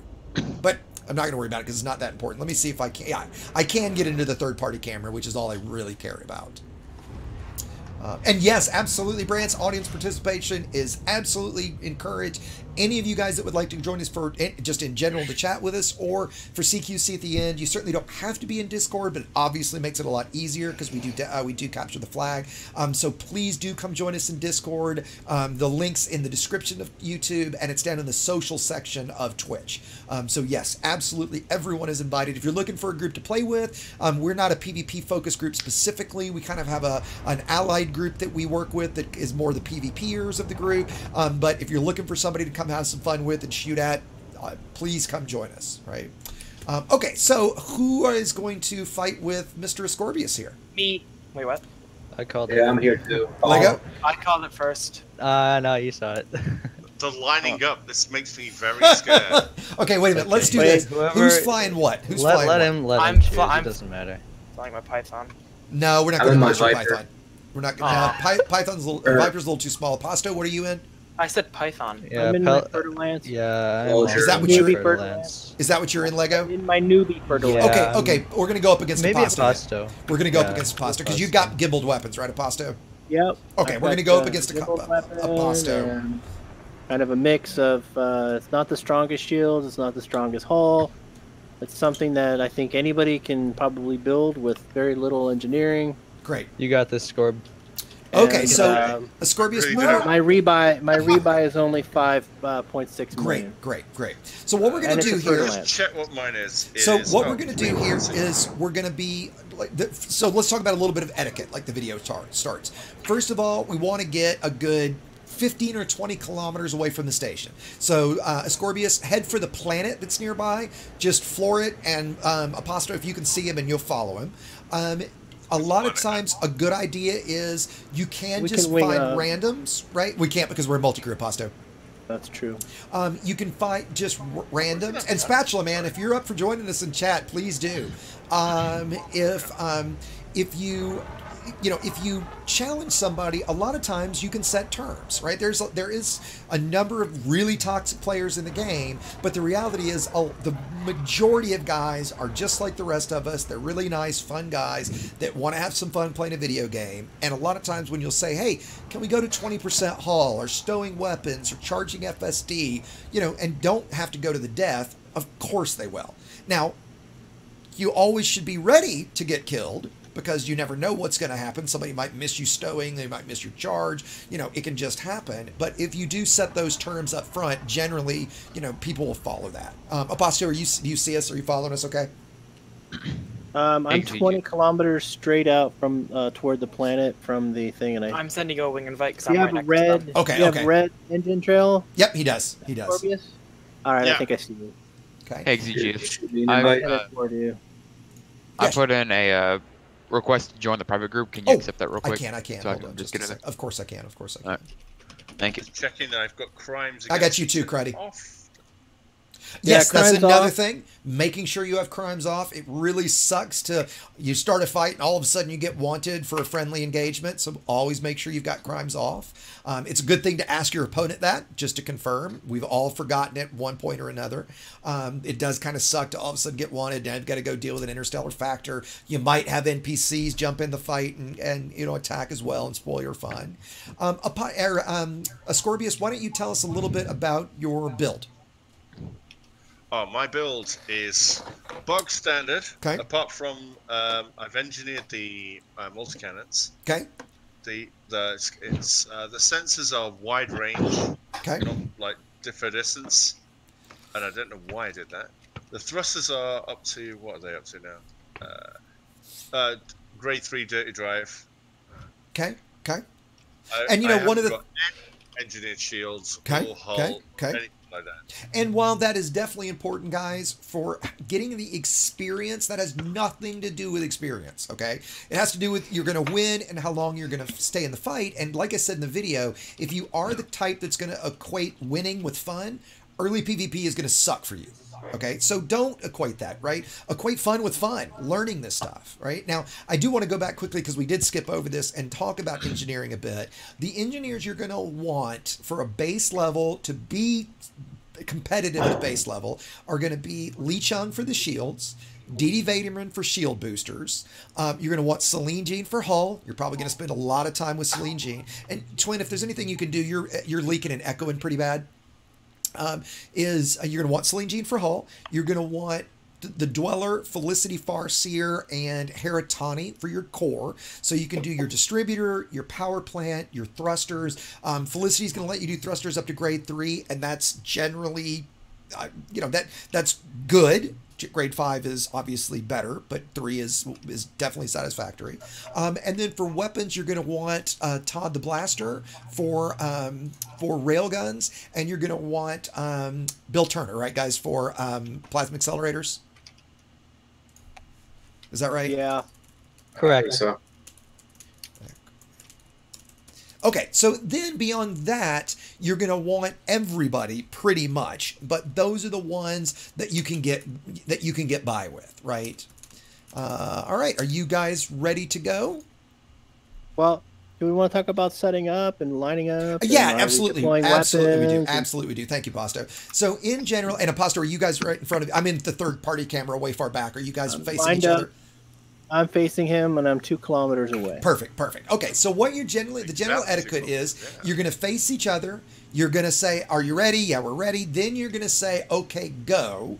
When you go, the etiquette is to pass each other, and at that point is when the fight has started. So if you're using a ship launch fighter, and you probably shouldn't be at this point, but if you are, that's when you would tell them to attack. That's when you're going to, once you've passed, you're on. You generally want your hard points deployed before that, because if you're using something like the FDL and you're using that huge, it takes a bit for that big old thing to get that big schlong out. So have it out and ready to go before you pass and go. Okay, so generally you're going to say to them, hey, are you ready? Pass and go. They'll say pass and go. And as soon as you start seeing them move, you start move. Now, one of the things, you guys tell me if I'm bad at doing this, I notice a lot of guys will boost right at the beginning. I don't, because I don't want to spend that distributor boosting right then when I don't need to. It's part of the etiquette that both people boost past so they're on an even footing. Okay, fair enough then. Fair enough. I'll start boosting then, because I'll admit I generally don't. So we probably decide who's boosting above or below, just so that we don't run into each other. Sometimes that does happen, right? And the FDL is great at shadow rams, so... Yep. One of the things we're specifically, we might talk about some guys, I just saw some chatter about it, is FA on versus FA off. We're not going to get into that too much just right now, because the goal here is just to get into a fight, to get going, and get some seat time. FA off is very important, but that's not something we necessarily will get to tonight. All right. I'll be flying FA on for this pup. Yeah, great. The last thing to mention before we start is if you're not going to manage your pips, if you are just going to leave your pips static, you're generally going to leave those at 402. Multi-cannon build, nice thing about it is it's not going to drink your distributor like something like PAs and rails will, so it'll let you be a little more forgiving. Actually, and then one last thing about maneuverability I meant to say was you also want to be, when you're turning, you want to have your throttle in that is it 75 or 50% throttle? 50%, right? 50%. Yeah, 50% throttle will give you the most maneuverability versus all the way forward or zero. So get in the habit of when you do turn, bring the throttle back to 50% for the turn. Then if you need, you can go back to full throttle. If you're going to be a little lazy about it, just leave it in 50% throttle, because that's going to give you maximum maneuverability. So, all right. Are we ready to go, guys? Distance between you when you line up, generally I go for 2 kilometers. Yeah, a couple kilometers. It doesn't matter too much, though. It doesn't matter too much. As long as it's vaguely apparent that you're passing each other before you turn around. Yeah. I'd agree with that, too. Right. Do you want to go up or down? Does it really matter? I'll go down. I generally, I'll look at their hull, and if we're both, horizontal with each other, our bottoms are facing down, sometimes I'll roll over so we're reverse each other, and then I'll go under them so they're passing under me.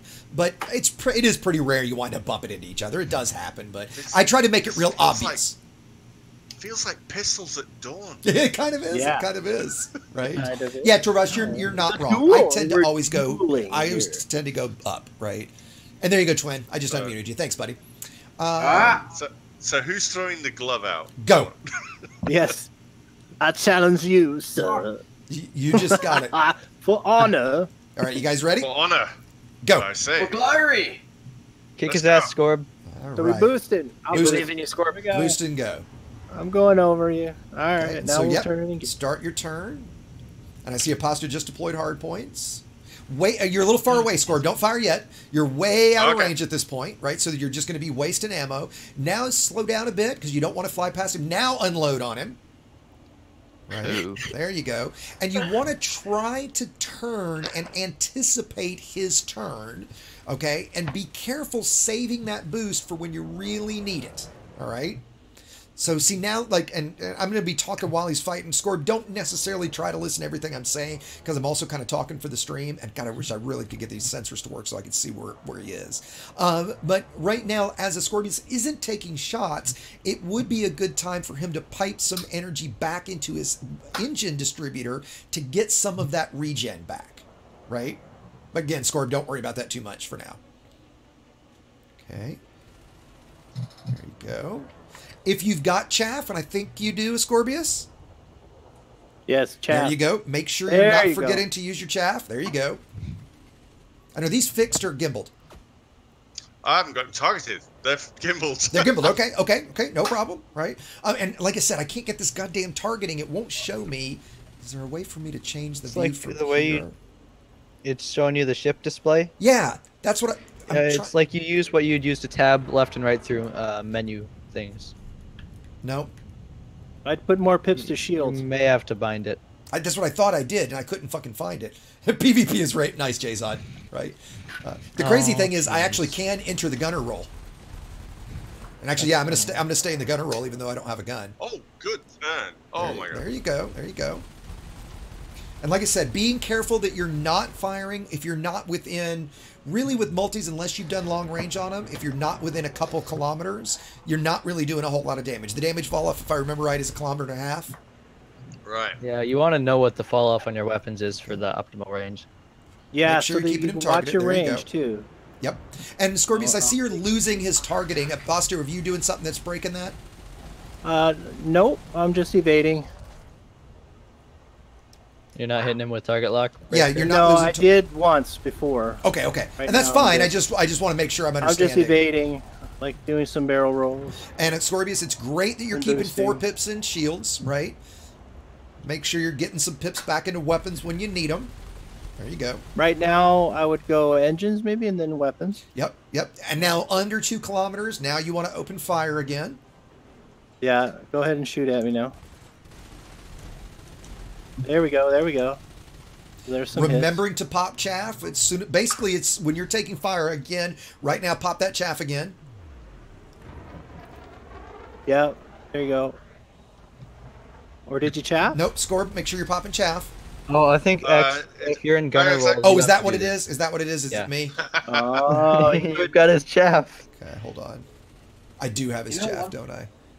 You know, one thing that would be interesting is if you're in FA off, it would show a momentum tracker, like on the readout on your HUD. It would show where it is actually. You can it shows see, you up at the top. Yeah, it'll show FA. There's a little toggle right there up near your info panel. Yeah. Well, I mean, see your momentum though on your throttle. You'll see the readout on your throttle changes. It'll tell you how fast you're moving in whatever direction, and then whatever your thrust input is.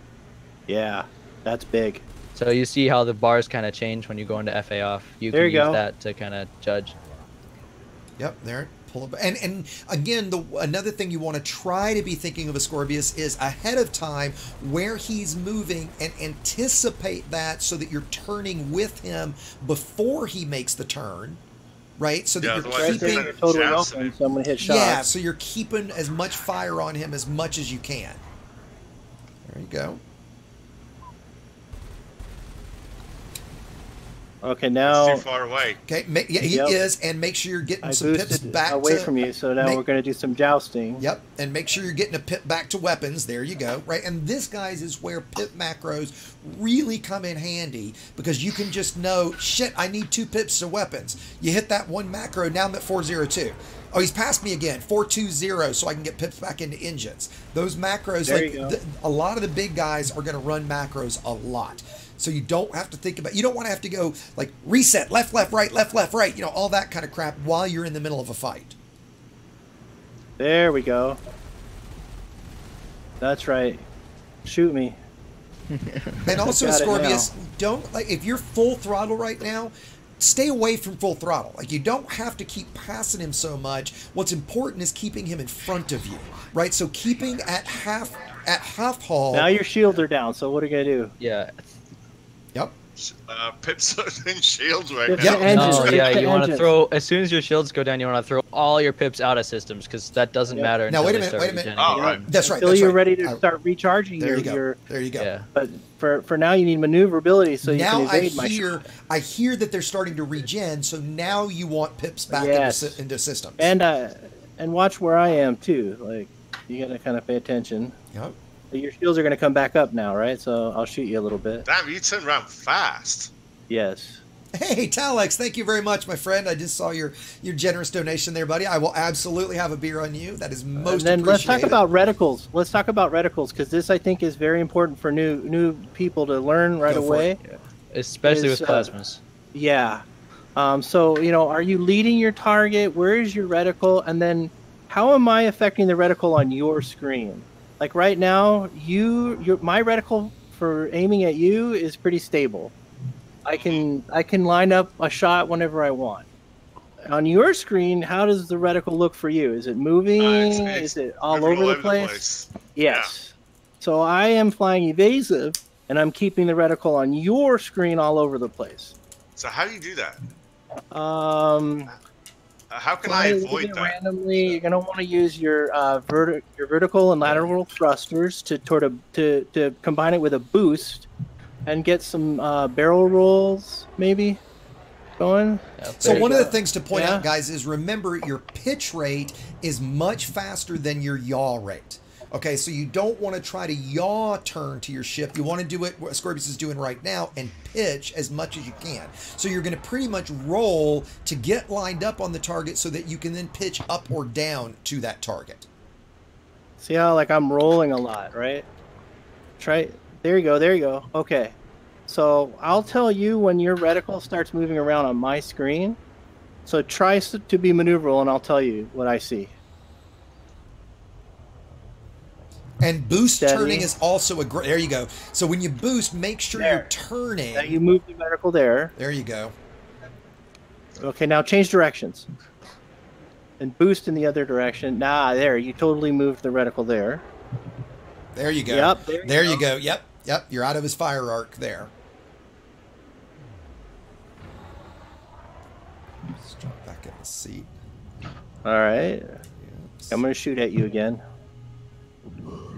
Oh no, the horrible person. See if you can avoid my shots. Now, what about Shaft? Oh, that's me. That's me.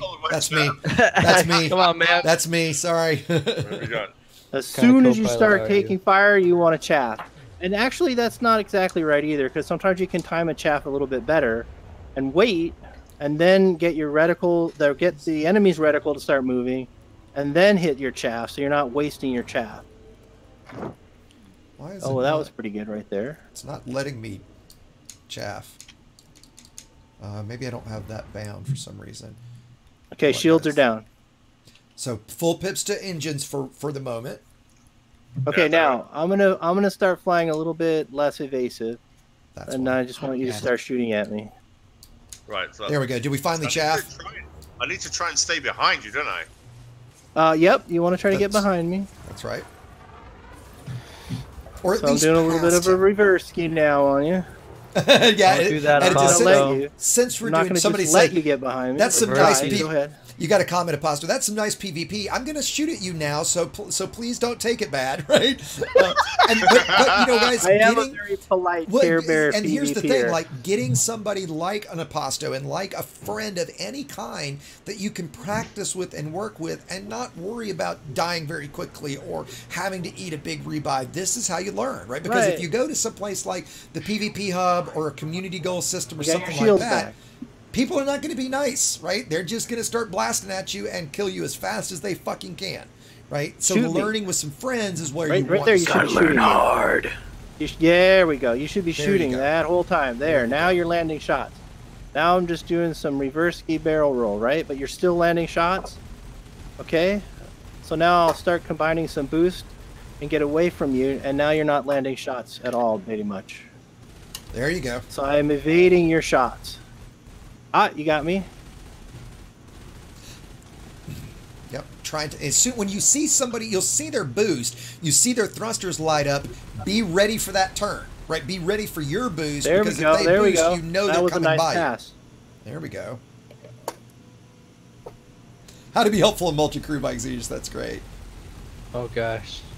Holy shit! See, look at those shots. Guys, sorry, I have to say something real quick. Corvius just donated $100. Holy shit, my friend! Cool. Wow. Thank you so much, my friend. What a hero! Sugar Daddy? Dude, I am just speechless. Please do reach out to me on Discord. I'll certainly get you in the thanks and everything. Happy to answer any questions you've got. That is unbelievably generous of you, my friend. I'm speechless. Like me. Like I don't know what to say. Right? Wow. I really, man, I'm blown away. That is amazingly generous of you. Thank you so much, my friend. Hey Joseph, I'm doing well, buddy. How are you?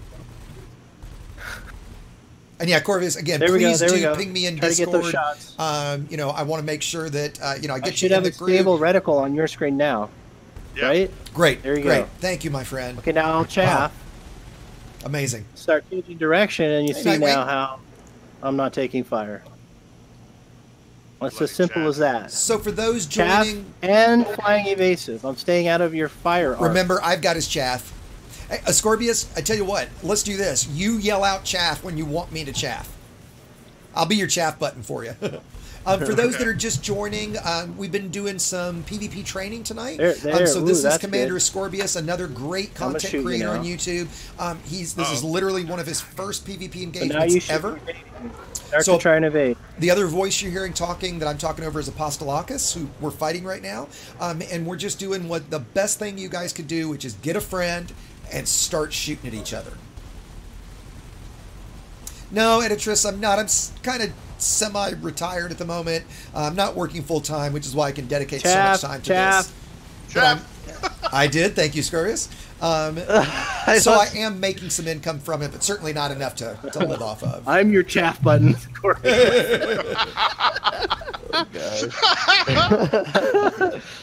Chaff button's malfunctioning. Got the chaff chain of command here.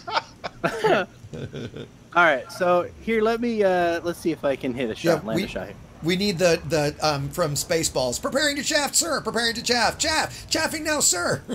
Did you fill in the pink form? Exactly. See, now there was a rail shot that I just landed on you, and here's the PAs, and so you lost your targeting on me because I have that effect. You see that? Not yet. We didn't.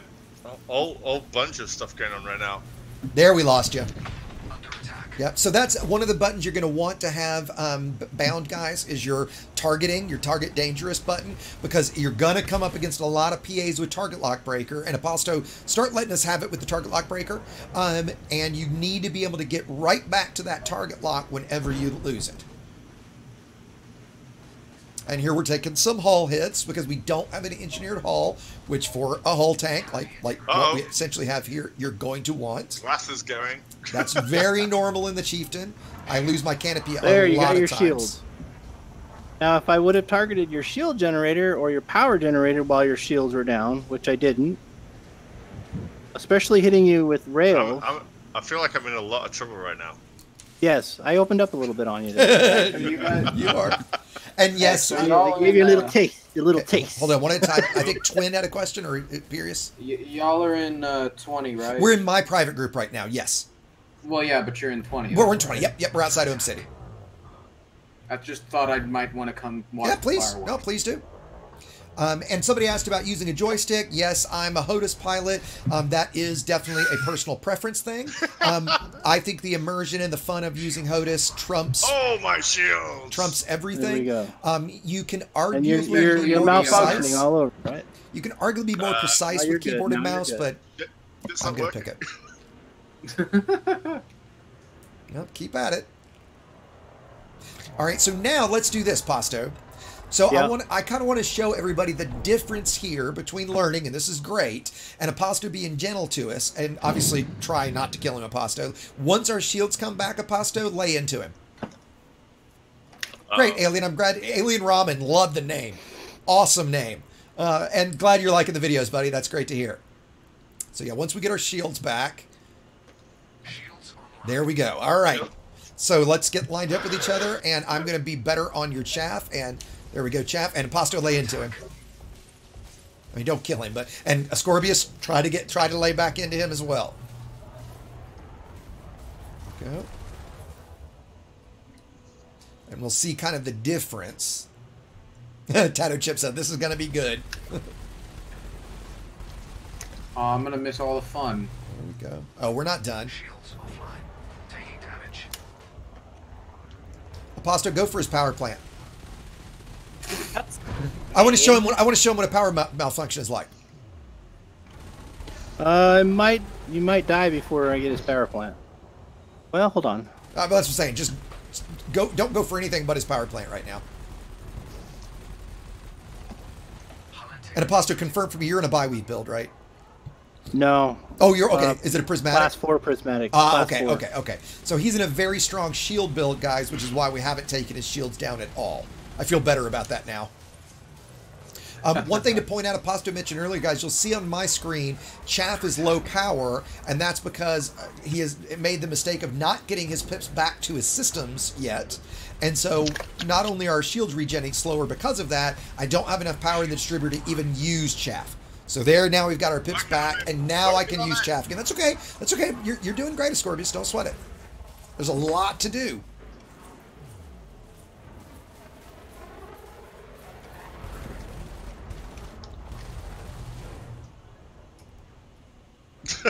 Hopefully I'm not making everybody super dizzy here.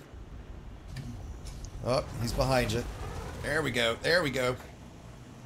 Pull up. Pull up. There you go. Apostle, are you using anything with dispersal? Yeah. Okay. I have one dispersal and one target lock. Yeah, okay. So on 2 PAs, correct? Yeah. 2 very common experimentals for PAs, guys, are going to be target lock break and dispersal. Target lock break does exactly what it sounds like. Dispersal will scramble your gimbals for 8 seconds versus 20 seconds with chaff. So it's not as effective as chaff, but at the same time, if you're running a build where you don't have room for a chaff launcher, it's a great experimental for plasma accelerators. Road to Riches, Alan, how many stops? Depends on how much money you're looking for. You can generally make about 500,000 credits per body in general, and you can make up to 15 or 20 million an hour. If you're using it for things like trying to get allied with a faction, you need 6 million to do that. If you're doing it just to make money, make the money you need to make. Sorry. Ramming is generally a very real technique, depending on the ship, guys. Yeah, you gotta know though. I didn't. You can do it. That was an accidental ram. Like right in there. this case, our hull is much weaker than his shields, so a ram would not be good for us. Like he's got the thicker head, so if we try to headbutt him, that's going to hurt us. Okay, I'm gonna back off now and let you get your shields back on.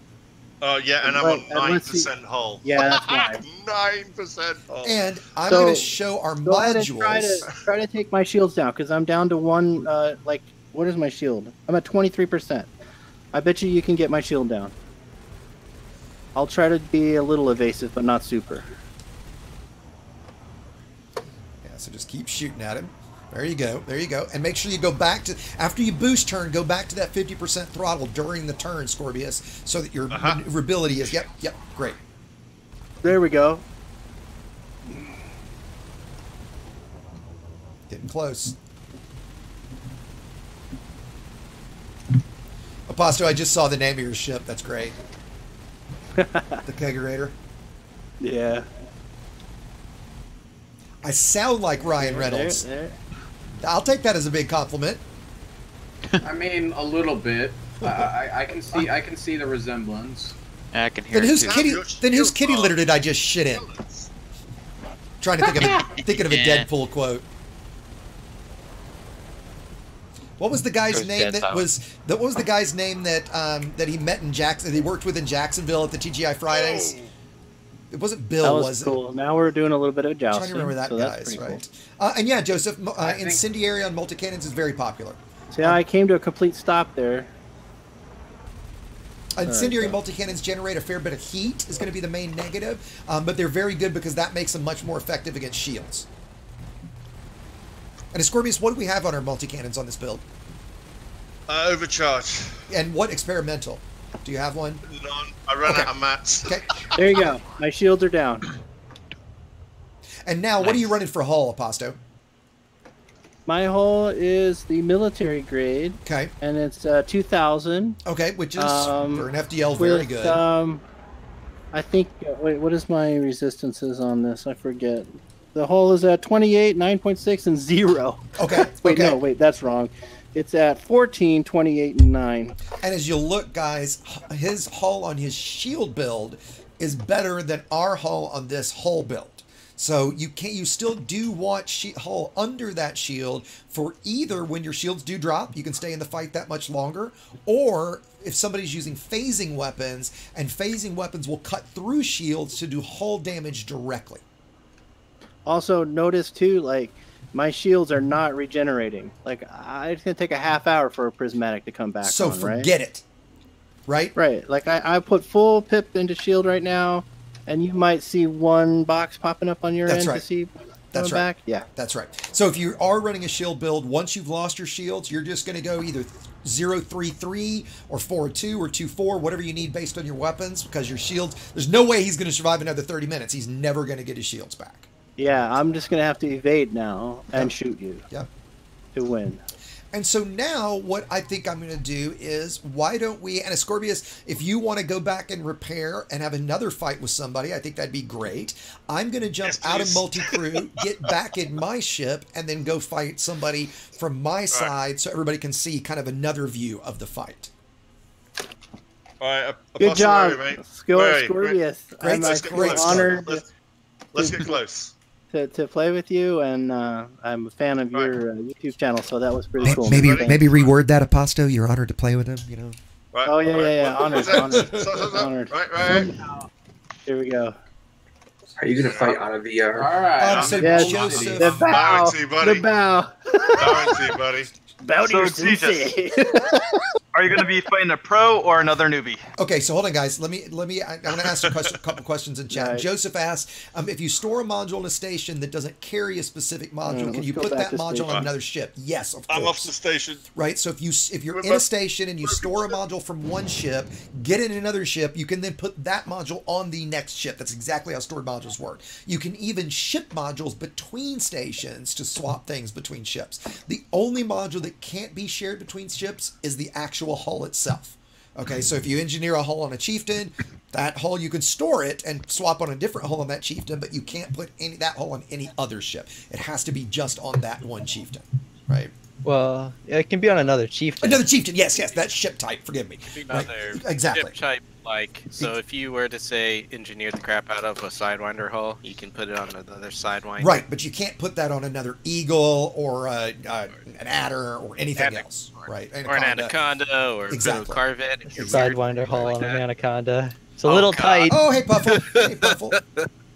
And we're in my private group, guys, in the Exegius private group. If anybody wants access, if anybody wants to friend me, shoot me a friend request. I'm a friend whore, so I don't mind. Certainly, if you guys want to come talk with us in Discord, please do. We've got, as you guys can tell from the raucousness of the chat, we've got a lot of us in Discord here right now. Hello. And Corvus, I'll say again, buddy, please do join the Discord and please reach out. I'd love to say thank you in person. That might be more than all other donations I've gotten so far in terms of stream donations. I really all my other donors before, they were shit. As a person who donated money. Corvus is a dude. Corvus is a total dude. He is the man, right? Right. I'm really hoping that he comes along to the FX Expo this year. I think I want to buy that man a drink. If I ever get a chance to meet him, I'll buy him a couple. Right. You said buy this man a drink. I thought you were gonna throw liquor at him. He's a big supporter of content creators. He's a very nice man. Yes, he absolutely is. Right. I feel honored to be in that list now. Man. Right. Sounds like that man could use a bourbon. I'm telling you. Buy him a fancy, nice wine. I go for a good bottle of wine. I would just go for a good bottle of whiskey. I'm not a whiskey drinker. Give me a bottle of tequila. Tequila's the only liquor. Heathen! Why do you hate your memories? Love me. No, because I could say vodka. Alright. Whoppa with the ouzo! Yeah, you won't remember. You just won't remember a goddamn thing if you drink vodka. No, I don't. I don't drink. My favorite is give me some Don Julio 1942, and I'm in heaven. Oh. Of course, that stuff. I could buy that with what Corvus sent me. It's about $120 a bottle. Woohoo! Pelly, you want to go? Lego? Actually, maybe I want to fight Lego. I've never fought you. Who's that? Jay-Zod? Yeah, I've never fought you. I'll fight you. I'm going to lose this. Just to be clear, everyone. He'll kick Jay-Zod's ass. I'm going to lose this. Jay-Zod, what are you in? I'm a Fertile Lance. Okay, gotcha. You got this, X. What loadout? Is it gonna be like a normal fight or just to show the stream what a fight's like? It's going to be a normal fight. That said, you know what? For this, so I don't completely embarrass myself, I am going to, since I just swapped them over, I'm going to put my focused PAs on because they work well on this build. Okay. Well, I'm going to watch the stream then. I want to shoot you as long as you're out of VR, so I have a chance. You know what, Cadre? Do you want it? I mean, Scorpius, do you want a multi-crew with me? Yeah, sure. And watch it from my fight? Yeah, okay. I do have a question that I think is interesting for all people that start to get into PvP. Go for it. As for Scorpius now. So, fighting against a player, a human, compared to fighting against NPCs, what do you think? Oh, NPCs are predictable. I don't know. They have different loadouts and they do different things, but which is harder? Players by far, which is funner. Which is more fun? Come on. Well, considering this is the first time that I've really fought against a player, that's why I'm asking. Your very first time. This is more fun for sure. Okay. Thank you. Well, that's where he was leading you. I'm leading you. I win, fella. With a rope, a pole, a bucket, and a tray. So which is more fun? Come on, say killing a player. Which is more fun? Killing a player. Killing a player. That's not the right answer. The first time for me, a little bit because like fighting against like certainly in this situation where it's like a duel. Where we're like, okay, so it's a full-on duel. You both know the rules. You're going up against it. It's like, may the best man win. Which in this case, I am just a trainee, and we don't kill younglings around here, apparently, which is good. But when you're up against an NPC, you just, I don't know about anyone else, but I just get red mist. I just want to murder them all. That's right. That's right. Of course. Because it doesn't matter. But it's like at the end, it's almost like a hollow victory. Because like all I did was kill a sprite. Jay-Zod, are you using a hull tank or a shield tank? It's a bi-weave with some hull underneath. Okay, that's what I thought. Sorry, didn't mean to derail the conversation. There's a certain thrill, though, right? To fighting another player, and then when even if you lose, still more fun, I say. Yeah, and NPCs, you don't know what's gonna go on. That's right.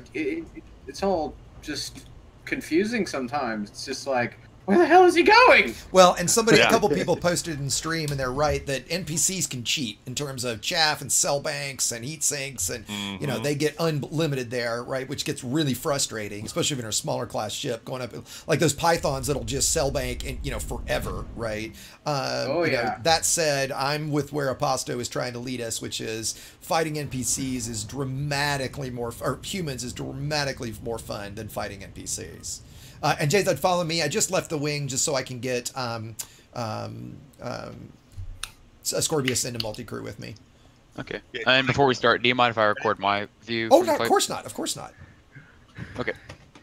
Okay, I've got to wait till the lead wing is done. No recording. Only X can record. Yeah, no, in fact, if you record it, potentially if you get me your video of the fight, I might be able to put, if it's a good fight, I can put the two together as a analysis video.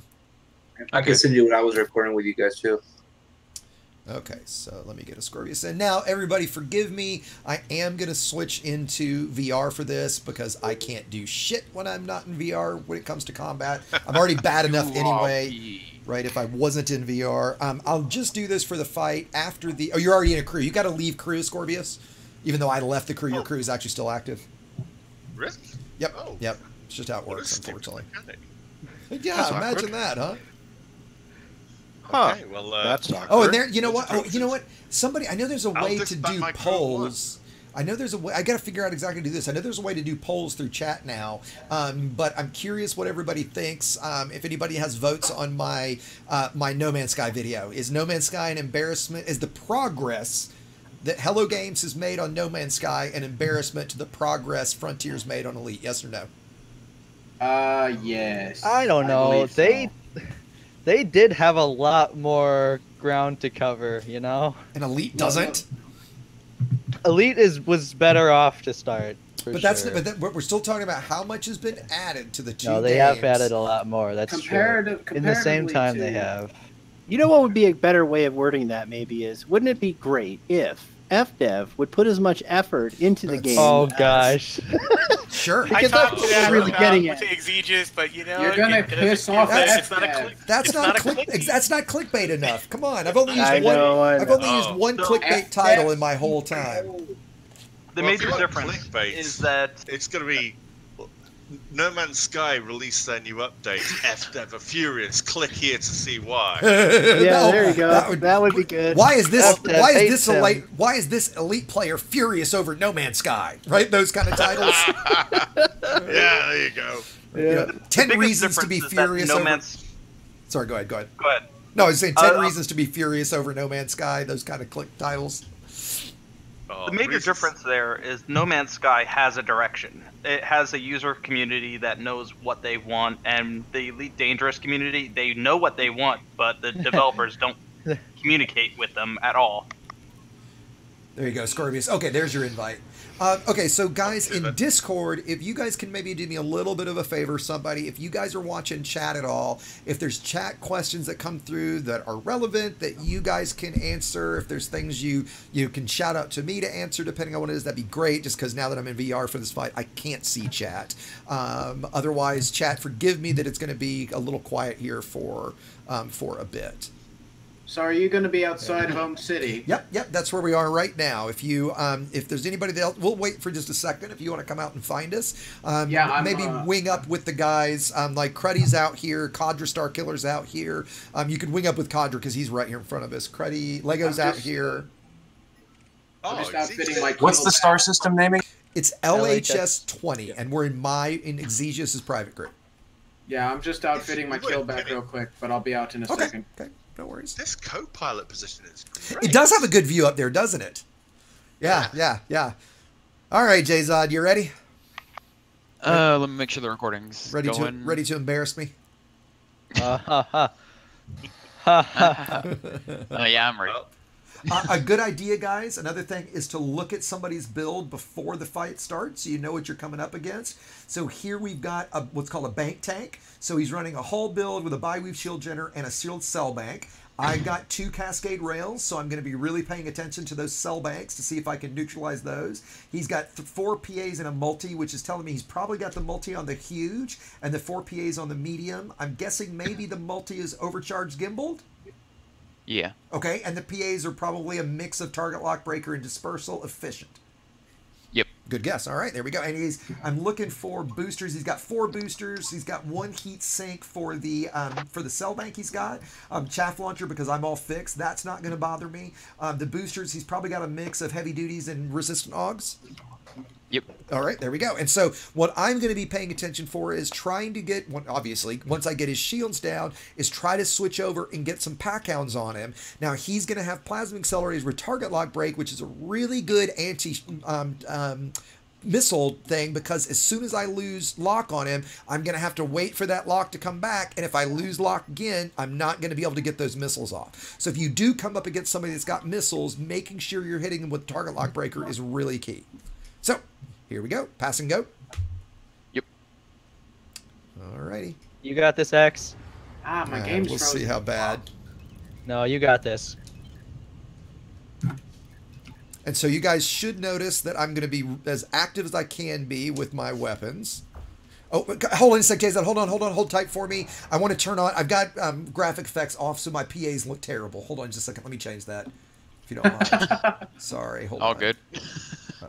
FX quality. There we go. Hey man, you gotta have the visual. Well, fidelity. it looks terrible. Oh, they're still. All right, it looks like I'll have to restart for it, so we're not going to. We're not going to worry about it. Just talk about how you can switch to your VR headset. Oh yeah. Just quickly, guys, for VR guys, you can. And this is what I just did a second ago. If you go, if you launch the game in VR and you go in your graphic options and turn VR off, bam, you're not in VR. Then you can just toggle it right back on. You will notice that when you do that, it's going to set it back to 768p, actually, not 720, but 768. So then, if you guys were watching, notice a second ago, I switched it back to 1080. There's no difference on your graphics card by doing that, because it's just taking that same image and blowing it up. So it's not that it's doing any extra work for that. So just for the VR guys out there that also want to record or stream. So, okay, Jason, sorry about that. Let's go. Another question for the Rift guys. For the Rift guys. Only for the Rift guys. For the guys with the right headset. Those of you that have the right headset. There we go. There we go. Right headset. You shush with that. Come on, X. You got this. Hey, X, quick question. Kick his do you ass. think you're outclassed right now? Absolutely, I do.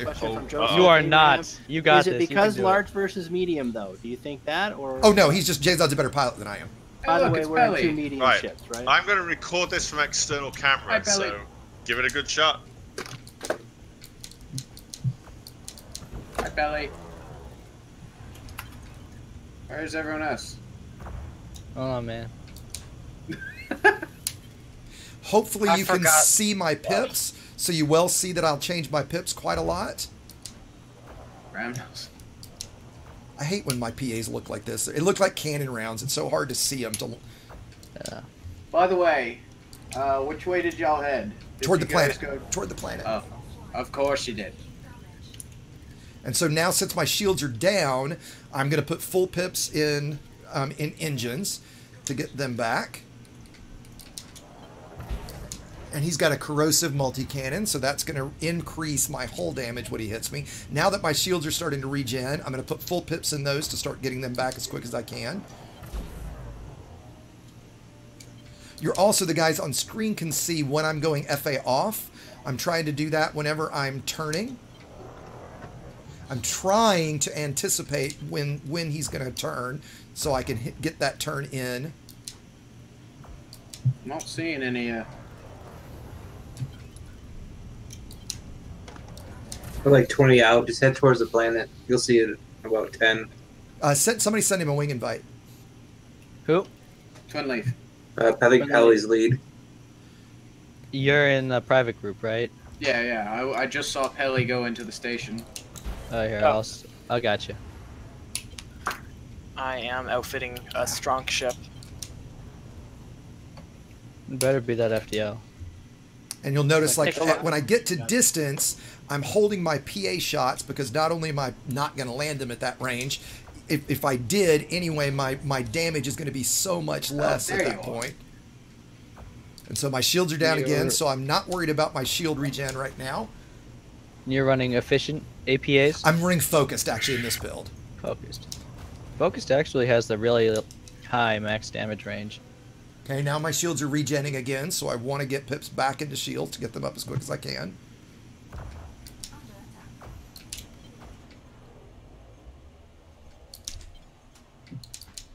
And again, if you guys happen to be watching chat, if there's stuff that comes through, come on, reload.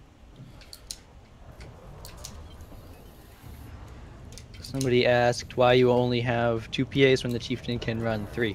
Because I ran a pack hound rack, because I wanted a missile rack for when I do drop his shields. I want to be able to get some fire on the hull with the missiles. They're really effective against things like weapons, doing module damage, and yes, absolutely they are a crutch. Now, X, what experimental modification do you have on those? Drag. Sturdy mount drag. So that's something. Yeah, I'll explain that real quick, Lego. Shields up. Yeah, that's right. That's right. Explain that. Drag munitions on missiles and frag cannons, and a lot of people will use them even against targets with shields up to reduce their maneuverability and make them easier to hit. So what that does is pretty much makes you fly like you have 0 pips in your engines. That's exactly right. Now, I'm saving my shots with them because I did sturdy mount instead of high capacity, which is generally probably a better one to do. I just haven't redone this one. And so running high, since I don't have such a high capacity, I don't want to waste them right now. I'd rather save them for later in the fight when I do drop, if I drop his shields, so that I can do more hull damage or module damage at that point. Remember, X, if your shields are up, rams are on your side. I know that. I was trying to ram him just a second ago. Because I'm going to have much stronger hull than he's going to have shields. Yeah. So a lot of what it comes down to is the mass of the ship as well. Against like FDLs with prismatics, some of that goes away because of just how much shielding they have. But with 2 biweave shields, the mass of the ships plays a huge part. You'll also notice as we start getting close to each other, like when we get really far apart from each other, I'll go full throttle then, right? But once we close in with each other, I'm going to pull back to about half throttle so that I get all that maneuverability back in. I'm also trying, as he passes me, to go ahead and anticipate where he's going to go so that I'm turning before he comes to me. Not that I'm doing a very good job of it. You got it, X. You're doing fine. I'm missing my rail shots like crazy. We've got a question about full throttle backwards. What's the question? You can probably answer the question. When is it good to go backwards, and is it a good tactic? Yeah, why don't you go ahead, Lego? Yeah, you probably answer that. It's effective, but like missiles, it's kind of like crutchy, so a lot of times it's frowned upon. Like, you'll see people running Fertilances with long-range pulse lasers and railguns and missiles, and all they'll do is fly backwards, and they're very difficult to beat. And so usually you don't fight them because it's not a very good tactic to use. Like, that ram was good for me. Builds and range on your weapons and knowing. Okay, you guys see that he's cell banking right now, so I'm doing my best to hit him as much as I can to dissipate as much of that bank as I can. And Jason, did I get you?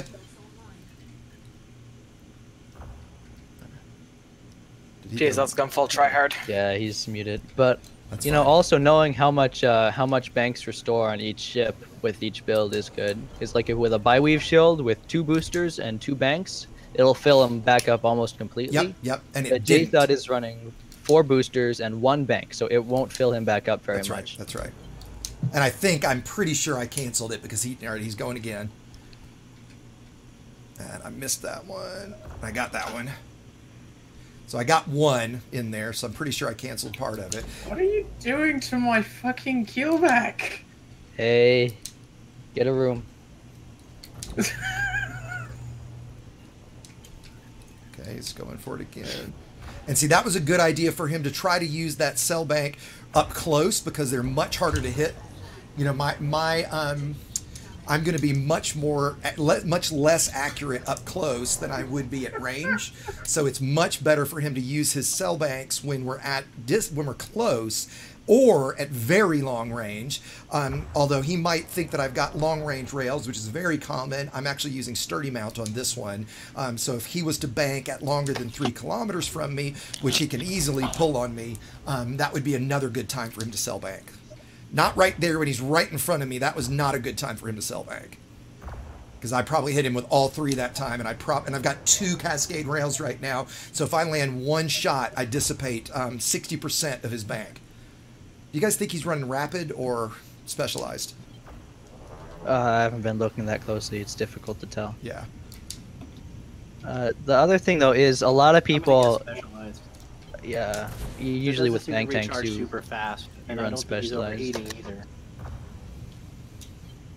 That's hilarious. People, like a common mistake people will make though is waiting too long to bank. So if they do that and they start banking, sometimes if you get a ram off or a very quick hit, you can break their shields before the bank takes effect.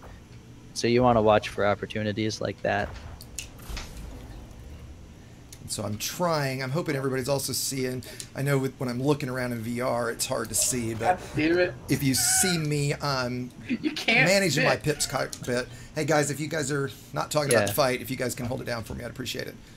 Sorry. That's okay.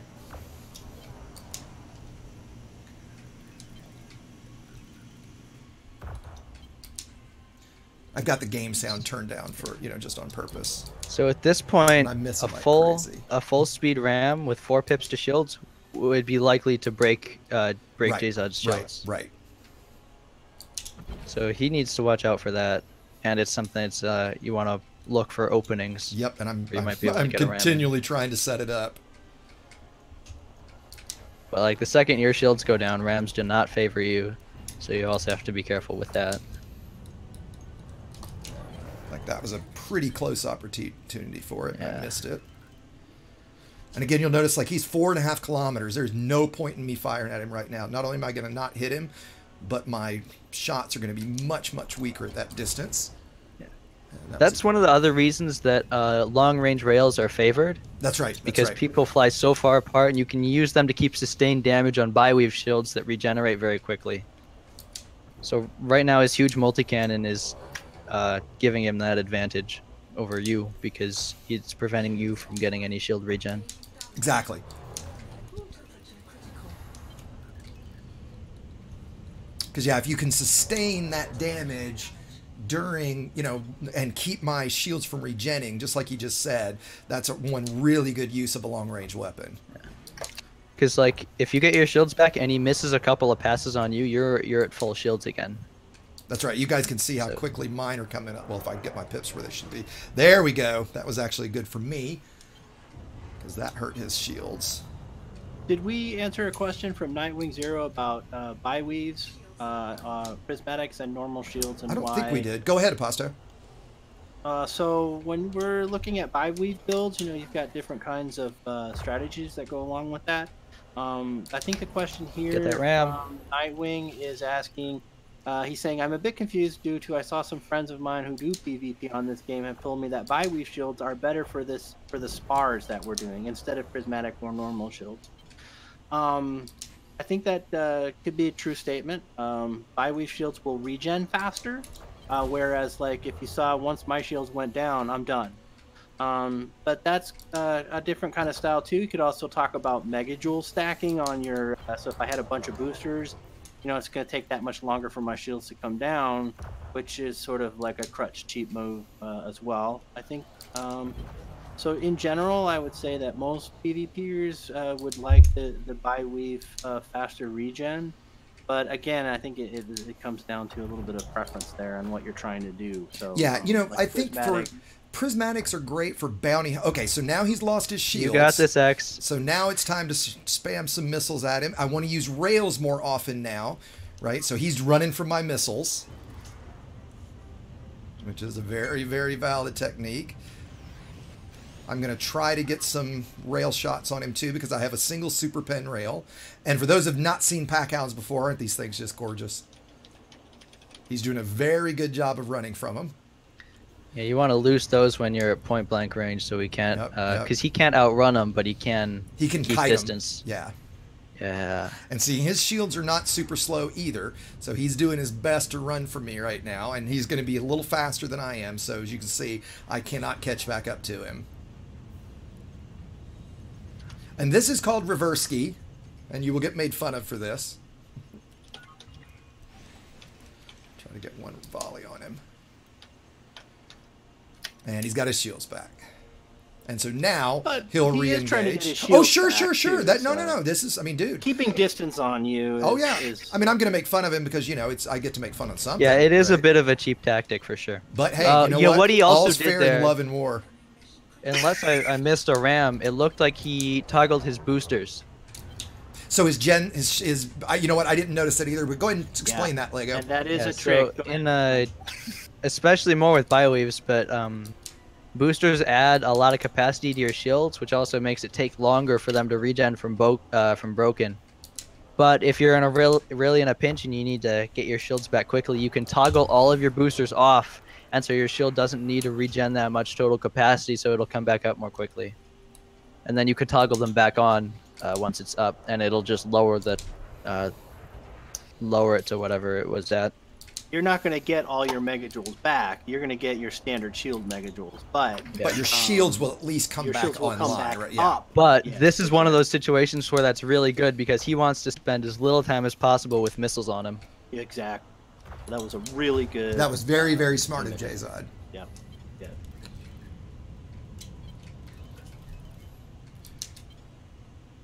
And that's definitely the difference between, you know, a guy with a lot of experience and a beginner.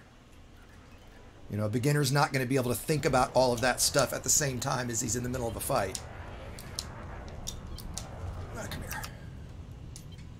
Come on, X. You got this. We believe in you, X.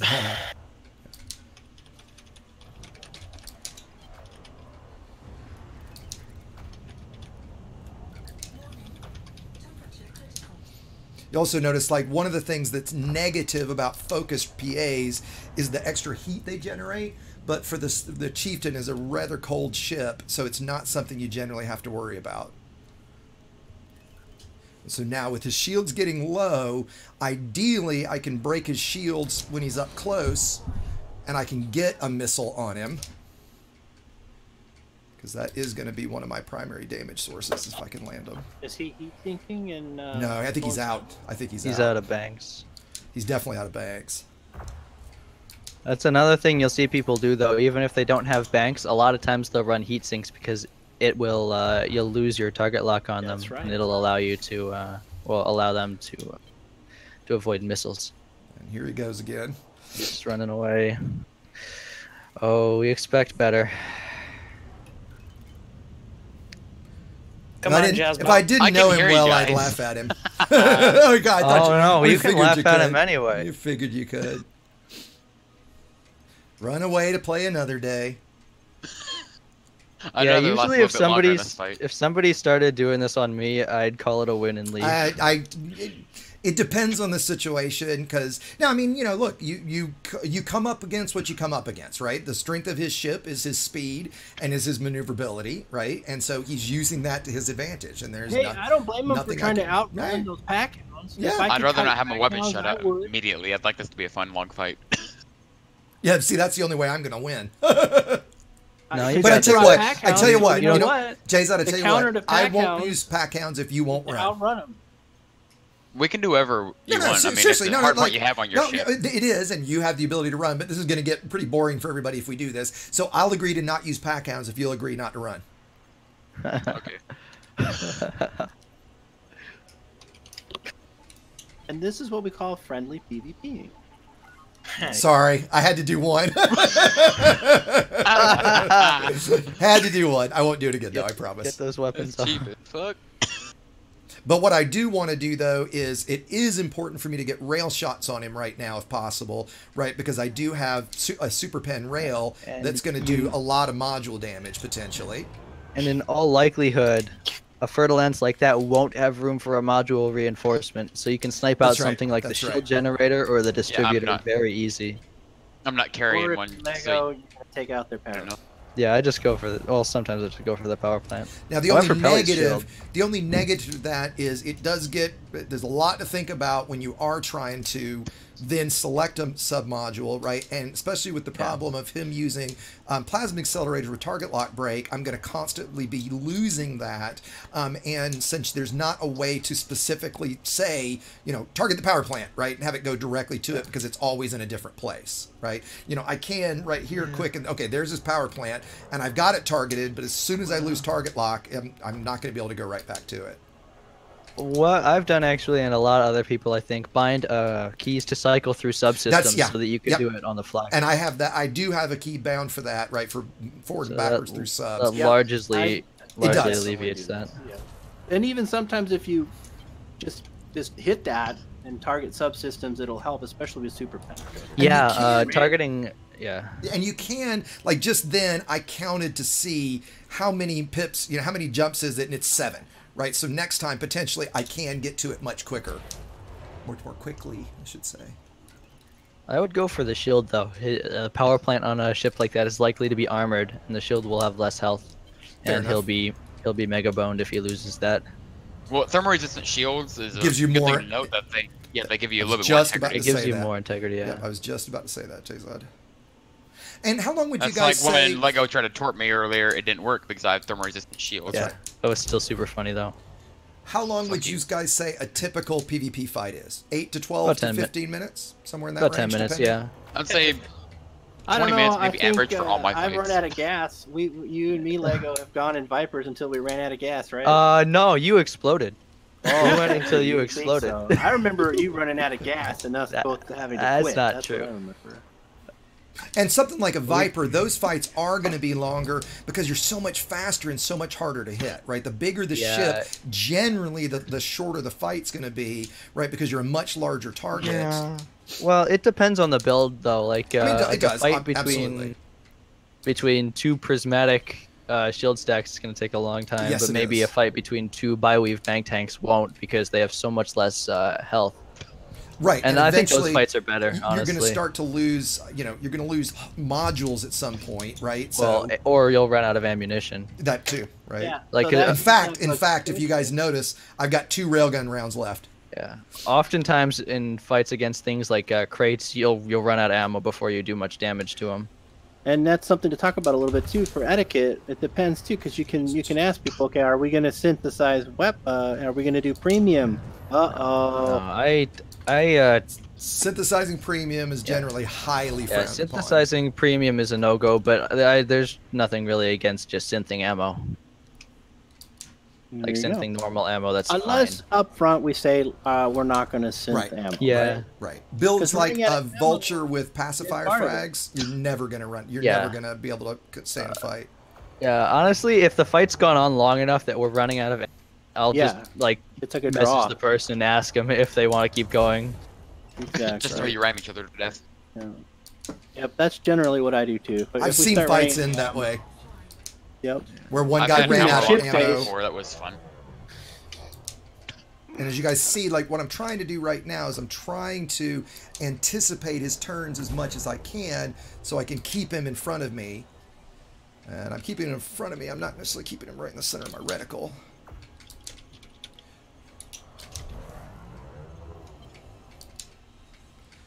I'm trying to save this, like, 'cause I don't think I've got synth.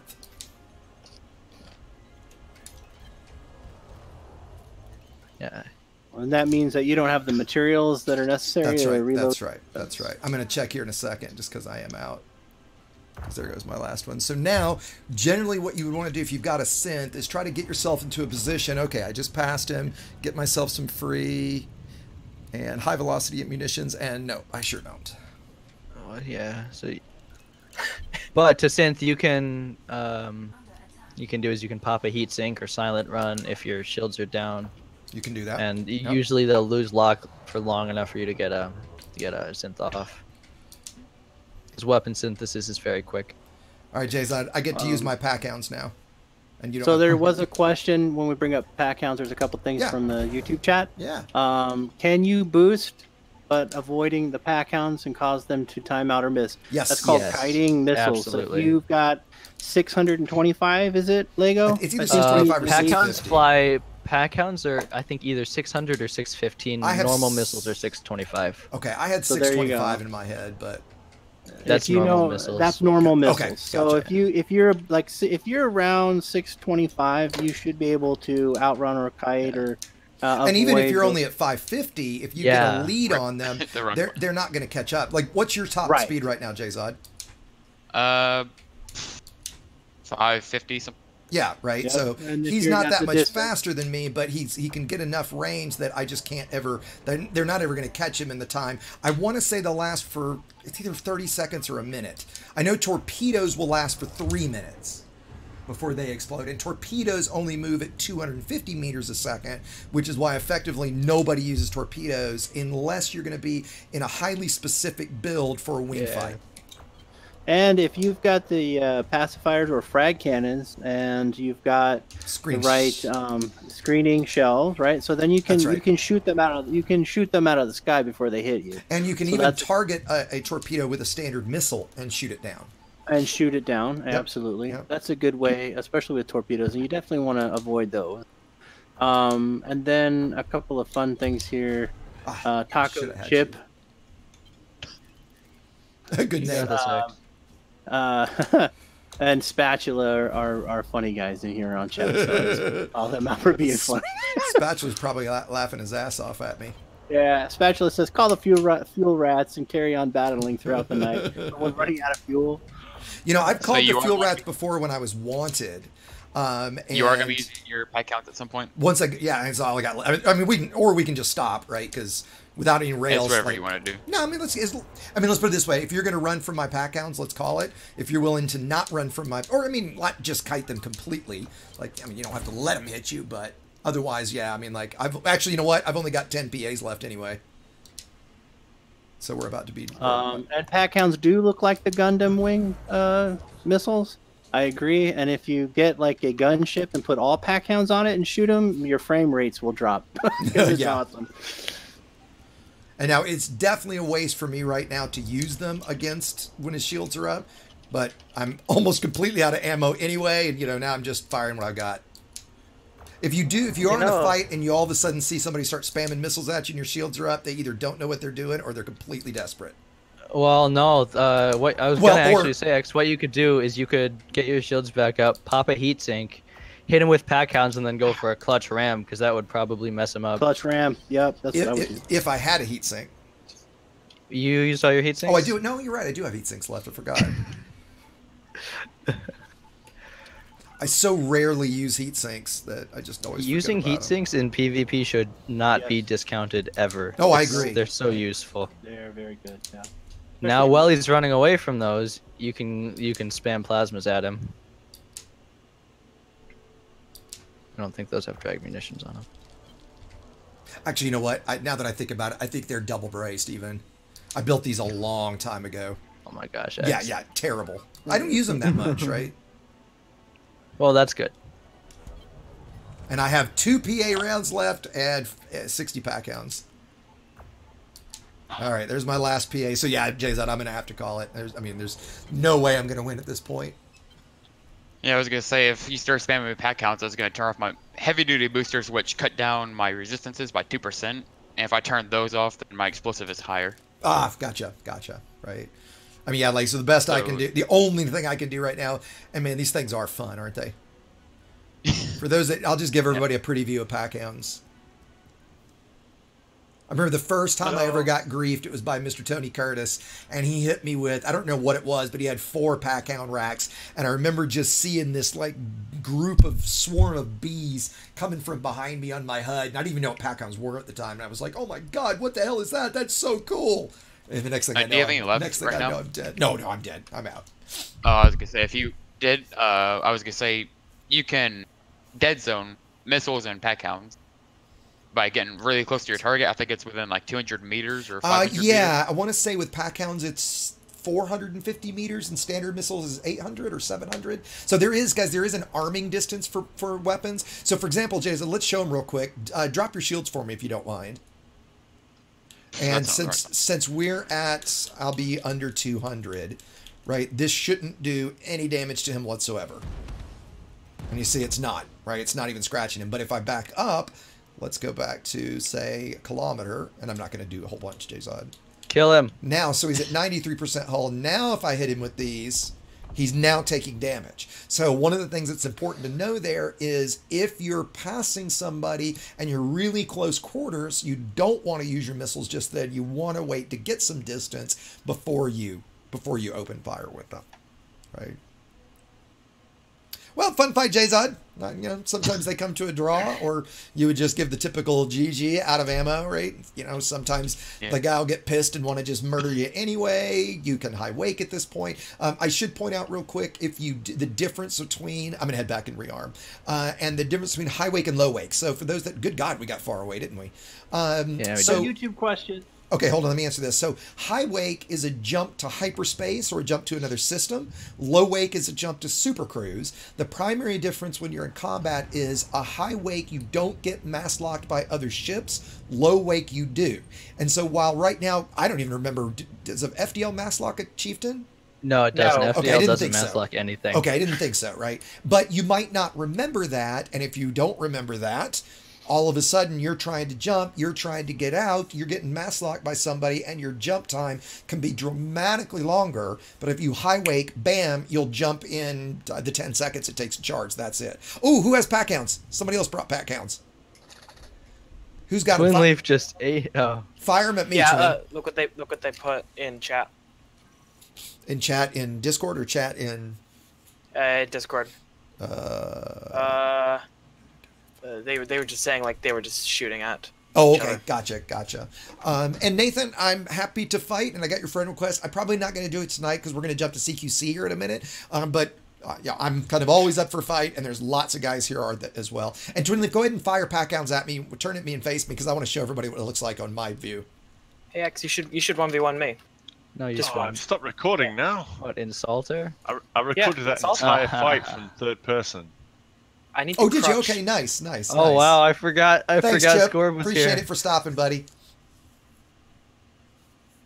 Twin, can you hear me? Maybe Twin's not hearing me. A couple of things in our I'm just going to head YouTube back. Yeah, sorry, what was it? No, you should 1v1 me. Later.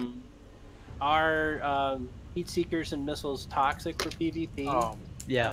We talked about. I think toxic is too strong of a word. I don't know. I think Lego and I are going to fall on the side of they're bad for I mean, they're definitely. I mean, okay. Look, I'm going to say it like this: You can outfit any weapon you want. I can outfit it any weapon I want, unless we've established a rule before the fight, like back when heat cannons were so OP and broken, the whole community agreed not to use them, right? I think in those situations, sure. But other than that, if I'm just going to be running a build where I'm going to come up with against other people, hey, you can outfit with anything I can outfit with. You can pledge to a power just like I can pledge to a power. Now, am I going to agree that pack hounds are a crutch, low skill weapon? Absolutely, I will.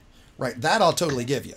Okay, but at the same time, you know, I might start to argue the target lock breaker is a little OP, or that, you know, you're in an FDL, you got a huge, that's OP, I don't get a huge, or if you're in a gunship or a crate and you get a fighter, I don't get a fighter. Well, you could have chosen that ship just like I did. So I kind of prescribe to the all's fair in love and war, right? Now, the reality is, if you want to get better and improve, missiles are not going to go a long way to help that. So, and a question about it, silent running. Can you use that to break pack hounds? You can do it to break a pack hound lock before they're fired. Once they're fired, they'll track you, period. Right, so they're only affected before the shots are fired. Once they're fired, there's nothing you can do to go dark and hide for them other than to outrun them, right? And as we said, or ECM, exactly, we should talk about that. ECM, or electronic countermeasure, if I had some on here, I would have shown you. ECM or release an electromagnetic pulse around your ship based on the length you hold it, up to 3 kilometers, I think it is. And any missile that's inbound, any tracking missile, dumbfires aren't affected, but any tracking missile will go nuts and lose its tracking, where pack hounds will lose their tracking and wind up exploding. A torpedo will reacquire you, or can reacquire you, depending how close you are after, and it takes 3 minutes for the torpedo to fully die. Okay. That's exactly, yep. And then a couple of statements. Editus. Sorry. Hold on really quickly. Editus says, and I didn't see the donation. It didn't pop up for me, that he donated via Streamlabs. I do see that right now, the $5 donation. Thank you very much, my friend. And thank you for throwing out enough to make sure that I saw that, so that I could thank you, thank you appropriately. Please do, for all of you guys, anybody that hasn't would like to join our Discord, please do. Editress, if I'm saying that right. Also, please join in Discord so that I can say thanks, get you in the right groups and everything, and make sure I get you with Corvax in the credits and all the future videos. So, anyway, Hey, by the way, wanted to say that. Yeah. Just real quick, did you get my Streamlabs donation the other day? Like, I think it was like a week ago at this point. I think so. Yeah, the $5 one. Yeah. Yeah. I sure did. Right. I was just hoping you got that. Yeah, I was just looking back through my list, but yes, I did. In Twin, if you look here, you're in the donors group, and you're in. Oh no, I know. And you're in the thanks and the credits now, right? Yeah. I don't. I really don't mind if you have me in the credits or not. I just want to support. People. I want to put you in there. I want to thank the people that are helping me, right? Quickly, Quoth asked her which of my videos talks about the neutron star boost. I think it's called the neutron star superhighway, or just the neutron superhighway. But there definitely is a video on it, right? Let's see. And Aposto, I started interrupting you. Were you asking a question that we didn't get answered? No, I just wanted to make sure we got everybody on YouTube chat, and now you're paying attention again. So yeah, and let's see if there were some more group requests. Yeah, there we go. Oh, Hegarians, last Hegarians here. I just saw him request the group. Jesus, right? Oh, yeah. By the way. So, Twin Leaf, I just found, I was waiting for you to end your fight because I finally got my pack hounds. I just completely fitted the Anaconda. Oh, nice. I want to see what that looked like. Okay, so I was trying I'll come back out for that then, right? It completely glitched out for his rift. Okay, yeah, it made my rift. It made my rift stutter for a little bit. Gotcha. Also, we learned something. A condor cannot take a broadside from pack hounds. Let's see. A couple of questions. James is asking about point defense in pack hounds. And in short, no, it's pretty ineffectual against them. That's the benefit of pack hounds, is the number of drunk missiles that are coming out, right? If you do kite them, though, it can save you. It can, right? But in general, you can kite them other ways, right? There was another question. Hold on. Where's the other one? Brandon, for art assets, hey, that'd be great. Ping me in Discord. I'm always looking for that kind of stuff. A good friend who I noticed Metsis isn't here tonight. If anybody has Metsis on PM, ping him and see if he's going to make it. I know he's leaving a job, so he might just be too busy. But Commander Metsis is responsible for my channel logo, the intro video. He did all that. He's also a very busy guy, so I'm always up for folks with that skill level. Yeah, and somebody was asking about Nanhat being with SDC, and no, he's with Nomads. And SDC didn't exactly die; it just took a big shot in the ass, basically. It's got a new name now. Well, it's got top tier. Did SDC change names? Top tier kind of just mushed into Nomads. Did they? SDC? No, SDC kind of mushed in. Yeah, okay. Top tier is like what SDC used to be before they smushed into Nomads. Ademus, I'm glad you're enjoying them. And no, everybody always asks this. Vodka is not in the jug. It's actually green Gatorade or green lemonade tonight. But because of the green screen in the back of the chroma key, it looks like I'm drinking vodka or Everclear at least. I think if I'd had this much vodka by now, I don't know that I'd be. Metsis, there you are. I just said, where were you? Well, I was paying attention. I was in a phone call, which just ended, and I've been listening. So okay, good. And yeah, Rinsler is definitely still around. Brands. He's with Top Tier now, right? Yeah, no. And for those that don't know Rinsler, one of the best PvP pilots in the game, has a fantastic YouTube channel. He doesn't post a whole lot to it, but he's got some really funny shit on it and really good stuff too. In fact, awesome. I'll completely give him credit in that he inspired my open safe video that I did the other night. Yes. How to survive, in open. A beginner's guide. Yeah. All right, Nanhat, you want to go on? All right, let's watch me get my ass really kicked here. Hold on, Nanhat. Let me switch back into VR. Hold on a fucking second. Where is he? He's right in front of me. What's he running? Torps? Okay, so Pasto, why don't you answer this? Adamus, if I'm saying that right, asked, what do we mean when we say kiting missiles or kiting pack hounds? You want to explain that? So if you've got enough speed, you can keep your distance and lower the amount of time so that the missiles can get exploded, or basically you're keeping them from hitting you. So you're just outrunning them, or you're keeping it with enough time to shoot them down, or ECM, or have your point defense shoot them down. So this is where we always want to take a look and see what our opponents are running before we start, right? This is going to be pretty funny if you see what he's running. This is what we get. That's what you get for letting Nomads in here. And so now we'll see. Right now, here's the thing: I should see and hear a visual torpedo detector. Scorpius, did you mean to leave?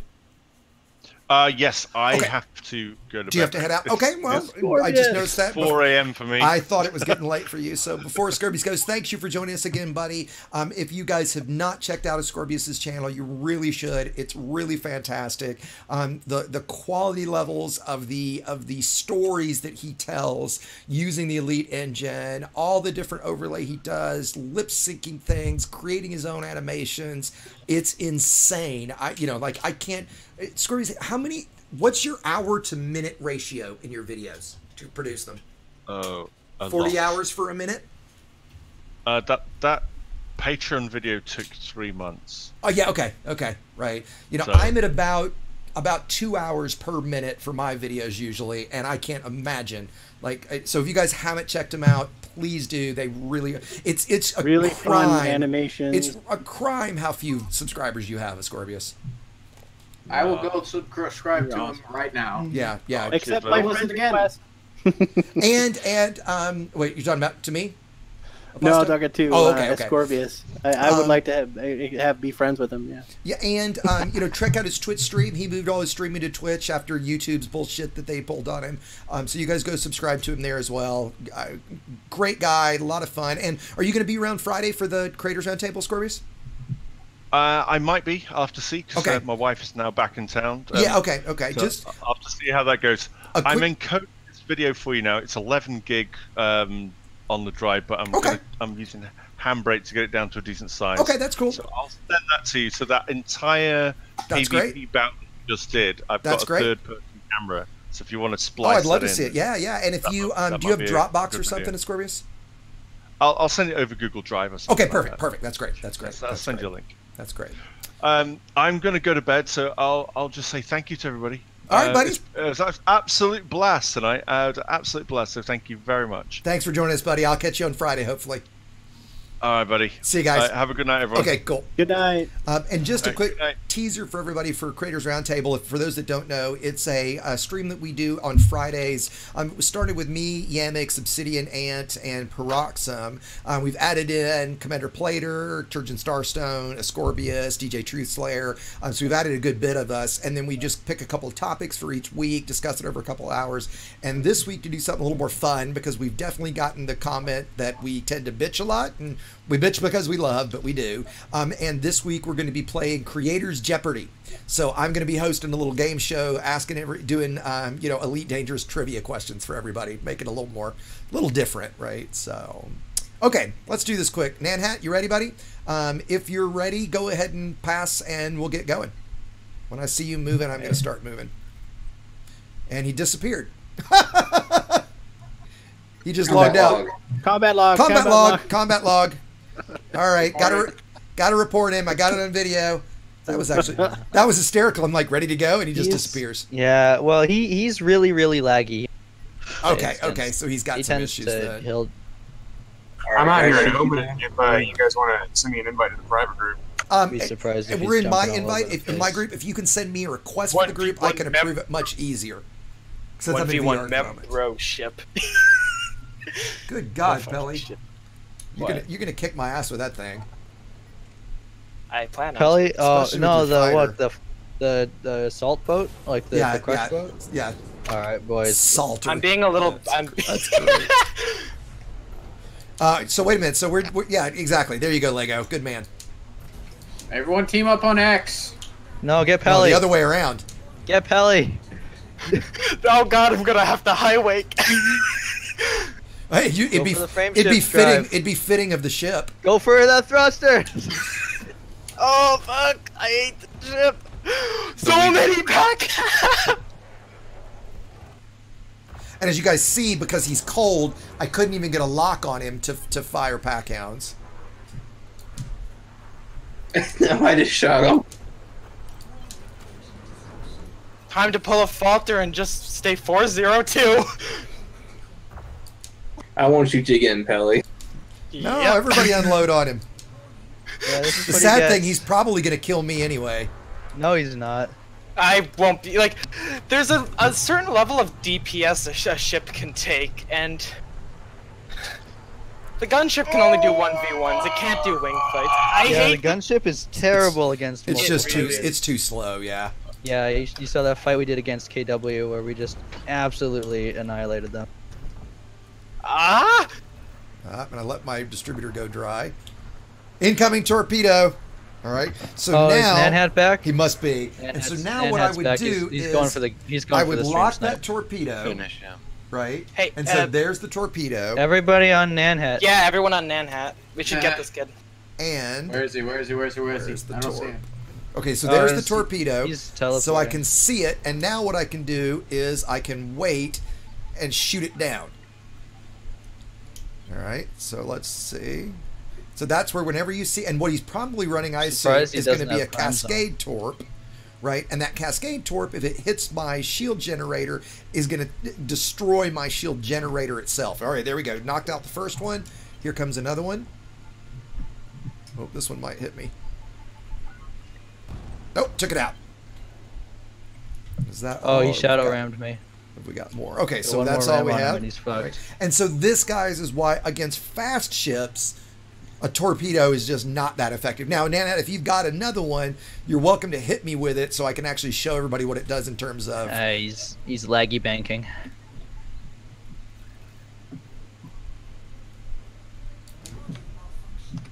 Oh, where did I take my module? One more hit and he's broken. That was interesting. Wow, one of my... I must have gotten hit by... Oh, Pella, you hit me with some missiles, didn't you? Yeah. Yeah, because one of my PAs is almost out. Okay, he's banking again. I got him. And this is where as soon as you see that bank graphic, you want to start getting as many rails on him as you can. And Nanhat, if you are listening and you want to hit me with another torp, I'll let it hit me so I can show everybody. Although he might have fired his whole wad at once, because that's the thing. He's got what, 3 torp launchers? Yeah, so that means he's got 6 total torpedoes. That's the other reason that torps suck. Look at all those torps. Gotti! Is it our shields down? Yeah, oh, nice. they just dropped. They just dropped. Okay, now he went dark. My fighter's just lighting him quiet. up. Yeah. Yeah, he's right in front of me. Another trick, guys, too, is if somebody uses chaff on you, you can always untarget them, which makes your weapons fixed. Damn. Oh, he's high waking. Who was that? Fucking Ramino. Oh, who's here? Hey. Oh, Raminos. No, that's Buffalo, I think. I think we've engaged a new target, gentlemen. We might recognize the ship name. Yeah. Oh, fucking hell. I'm just flying the gunship because Salter equals win. Of course it does. He's spamming heat sinks to stay silent. No, he's right in front of me. Who Nanhat or Pelly? Nanhat. Oh, okay. I'm on Pelly. Actually, I got somebody else on me, too, I think. Or is that your fighter, Pelly? It's my fighter. I didn't see you had... You got frags on there? No. Oh, okay. I thought I saw frag ammo. No. Oh, did I snipe him out? Oh, is somebody else shooting frags at me? I might be getting ganked here. Oh, for fuck's sake. There's 2 unknowns up there. I don't know where who they are. Woo, those pack ends are killing my frame rate, too. Hey, the cops are coming in. Who's wanted? Nanhat got me wanted. He went crimes on. Oh, see, there you go. Crimes on. Bad doo-doo.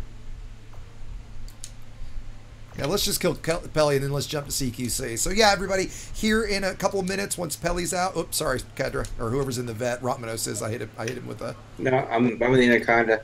I'm waiting for you to face me. I want to see what it looks like from the other way. Okay, hold on. After we kill Pelly, we can do that. I got Nanhat. I killed him. Nice. Nice. Suck a dick, Nanhat. I tanked the fucking station to get him. Oh, did you really? Nice. I tanked the fucking station and blind fired him because he was silent. Who's hitting? Jzod's out there too. Jzod. Let's get Jzod. Yeah. Actually, that's focus Jzod. Fucking amazing. No, you owe me. Because you tried to gank me earlier. My type. Yeah, I know. We owe you a fucking kill. We should have fucking finished you there. You tried to disrupt my FSD. This is an expensive fucking rebuy. What'd you try to gank me earlier, dude? What's your rebuy in that Because we wanted to kill you? It's like Pelly. 20 million.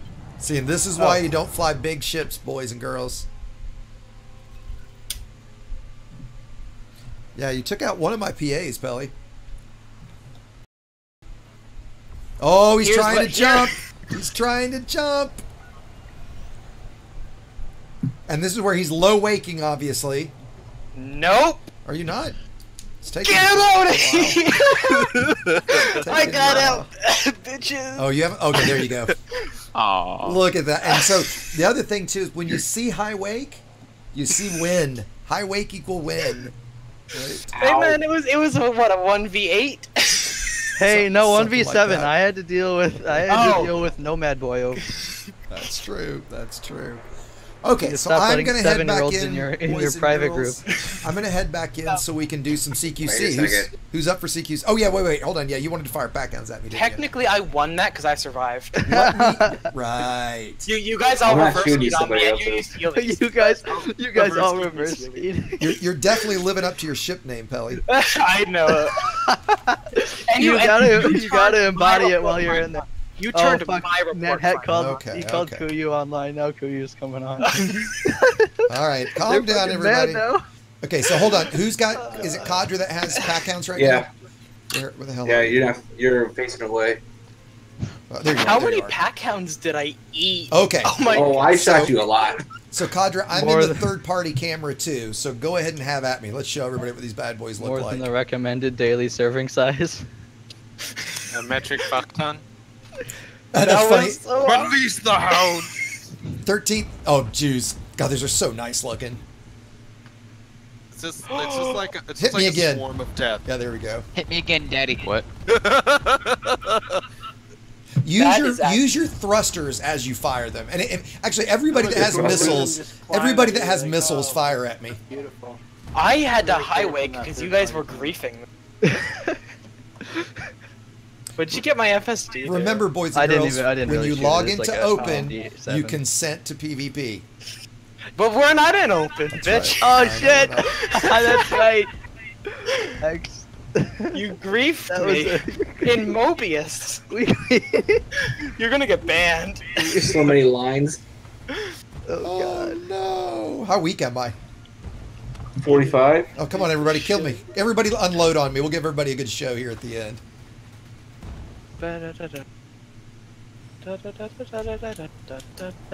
Somebody lance some Oh, don't ram me! Shoot me! Pack hounds. Sorry? Well, just Jazod's ramming. I can only buy light show while the pack hounds are there. It'd be like a size 2 for the pack hounds, right? Wait, Lego, who are you interdicting? Cops are pulling me. Ah.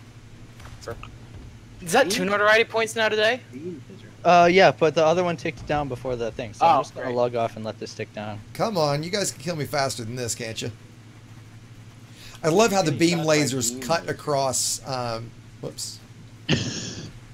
How fast are you going next? Oh, I'm in my third-party camera. Oh, my thrusters must be out because I'm spinning in circles. Can somebody look and see if my thrusters are out? Hold on, let me get back in my cockpit. 384. And, wait, let's look at my module. Yep, my thrusters are dead. One of my PAs is out. 12% hull. Don't kill. Hold on, let me get in the third-party camera. Okay, I'm in it, so you can go ahead and kill me if you want, if you can. If you can. He'll let you live, guys, if you surrender now. Oh, shit, hold on. There we go. Come on.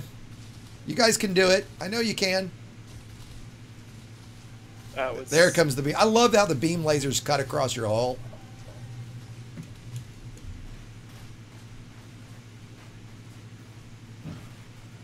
Yeah, the beam's cutting across like I look like freaking Swiss cheese.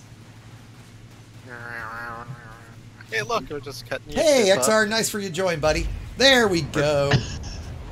And yeah, guys, if everybody noticed that, I noticed there's some questions in there. High wake and low wake. High wake is jumping to super cruise. Oh, why am I spawning to detention center? Wait, no. High wake is jumping to another system. Low wake is to super cruise. Yes, exactly. So hold on, guys. High wake is hyperspace, so jumping to a remote system.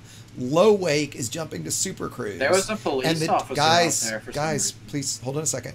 And the main difference is a high wake you won't get mass locked. A low wake you will get mass locked by other ships. So if you need to GTFO, you always want a high wake. If you're in a non-combat ship and somebody pulls you, you want to submit.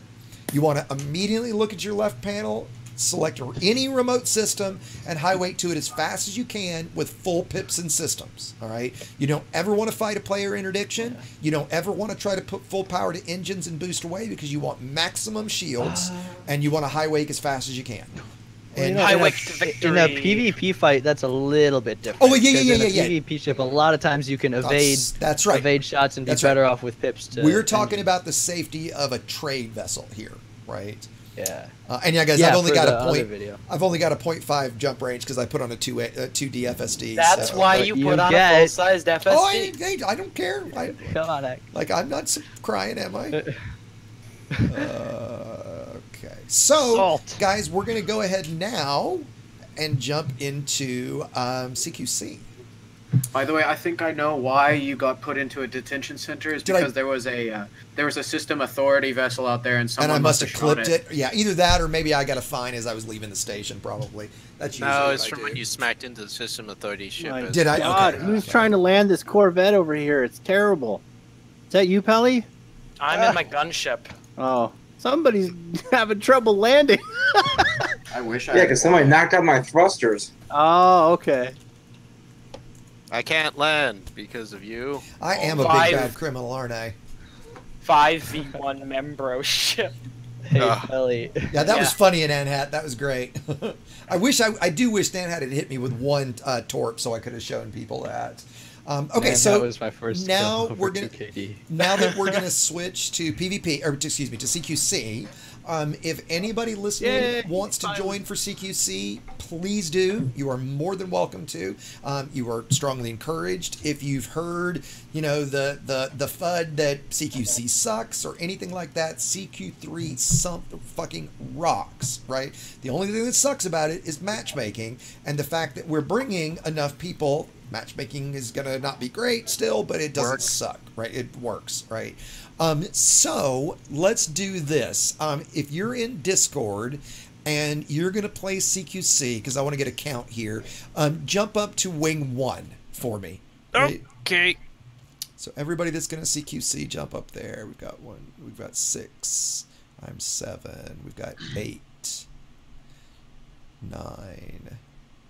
All right. Jzod, Cruddy, Lego. Well, that didn't take long, did it? Was that Nanhat? It was Nanhat, yeah. It was Nanhat. That's why I would kick all the nomads if I were you. They do this shit all the time. I'll deal with it when it happens, right? I got no problem with it. They're probably going to have run at times. I've got no problem with somebody until they create a problem. Okay, anybody else? Storm, CQC, Iraq, Lego? I will be a little later. I'll probably drop in to talk. Okay, no problem. No problem. Girlfriend just got home. Okay, so Lego, you're not going to CQC either? Not tonight. Sorry. Okay, no problem. Kelly, no CQC for you? Yeah, I'm going to be CQCing. Okay, I came out to say I was role playing as Falter for that one. That was. Okay, so we've got 12 of us, right? So we're just going to have to basically see what we get. So we'll get, we'll wind up with 3 different teams dependingly. So yeah, 13th Legion, or FBI, I guess I should call you. Yeah, I'm not going to kick a whole group. I mean, I don't have a problem with somebody until they cause a problem. Honestly, that's in all of the streams that I've done, inviting anybody that wants to join us. It's the first time anybody's ever done anything. So I'm not sweating it, right? Okay, so I'm going to jump up there. Okay, guys, I just wanted to count. We've got 12, so we're going to wind up with, obviously 3 different teams, theoretically. So why don't you guys all jump back down to the live stream channel, and Twin Leaf can pick up whatever just fell, and we'll jump in and start getting some, and then once we've got teams, we'll split into the different wing channels at that point. So come back down to live stream for now. Is that in PvP? I'm back in here, guys. Okay, so for those that don't know, CQC is close quarters combat. It's the thing at the bottom of the start menu, arena, that you never ever do. It is, think of it as like, Call of Duty deathmatch, very quick, rapid fire. You're going to die a lot. You're going to respawn quickly. You get, at first, you start in the Condor, right? The F-63 Condor, is that right, guys? Yep. Why am I in the Sidewinder? As you rank up, you do unlock different ships and different builds. Different modules you can pick. Okay, yeah, I'm in the Imperial Fighter. So if I do edit my loadout, you guys will see I do have some various choices for different things, right? In fact, I want the chaff launcher. I can go extra engines, extra systems. You can do different, different armors. So there are some light things that you can do to adjust your build. There's a couple different ships you can select. It's mostly the ship launch fighters, the Eagle, the Sidewinder are your choices. Okay, and then each of them kind of comes with a stock loadout as you unlock them. I like the Imperial Fighter for this. When we do capture the flag, I tend to be the runner, so I want fast.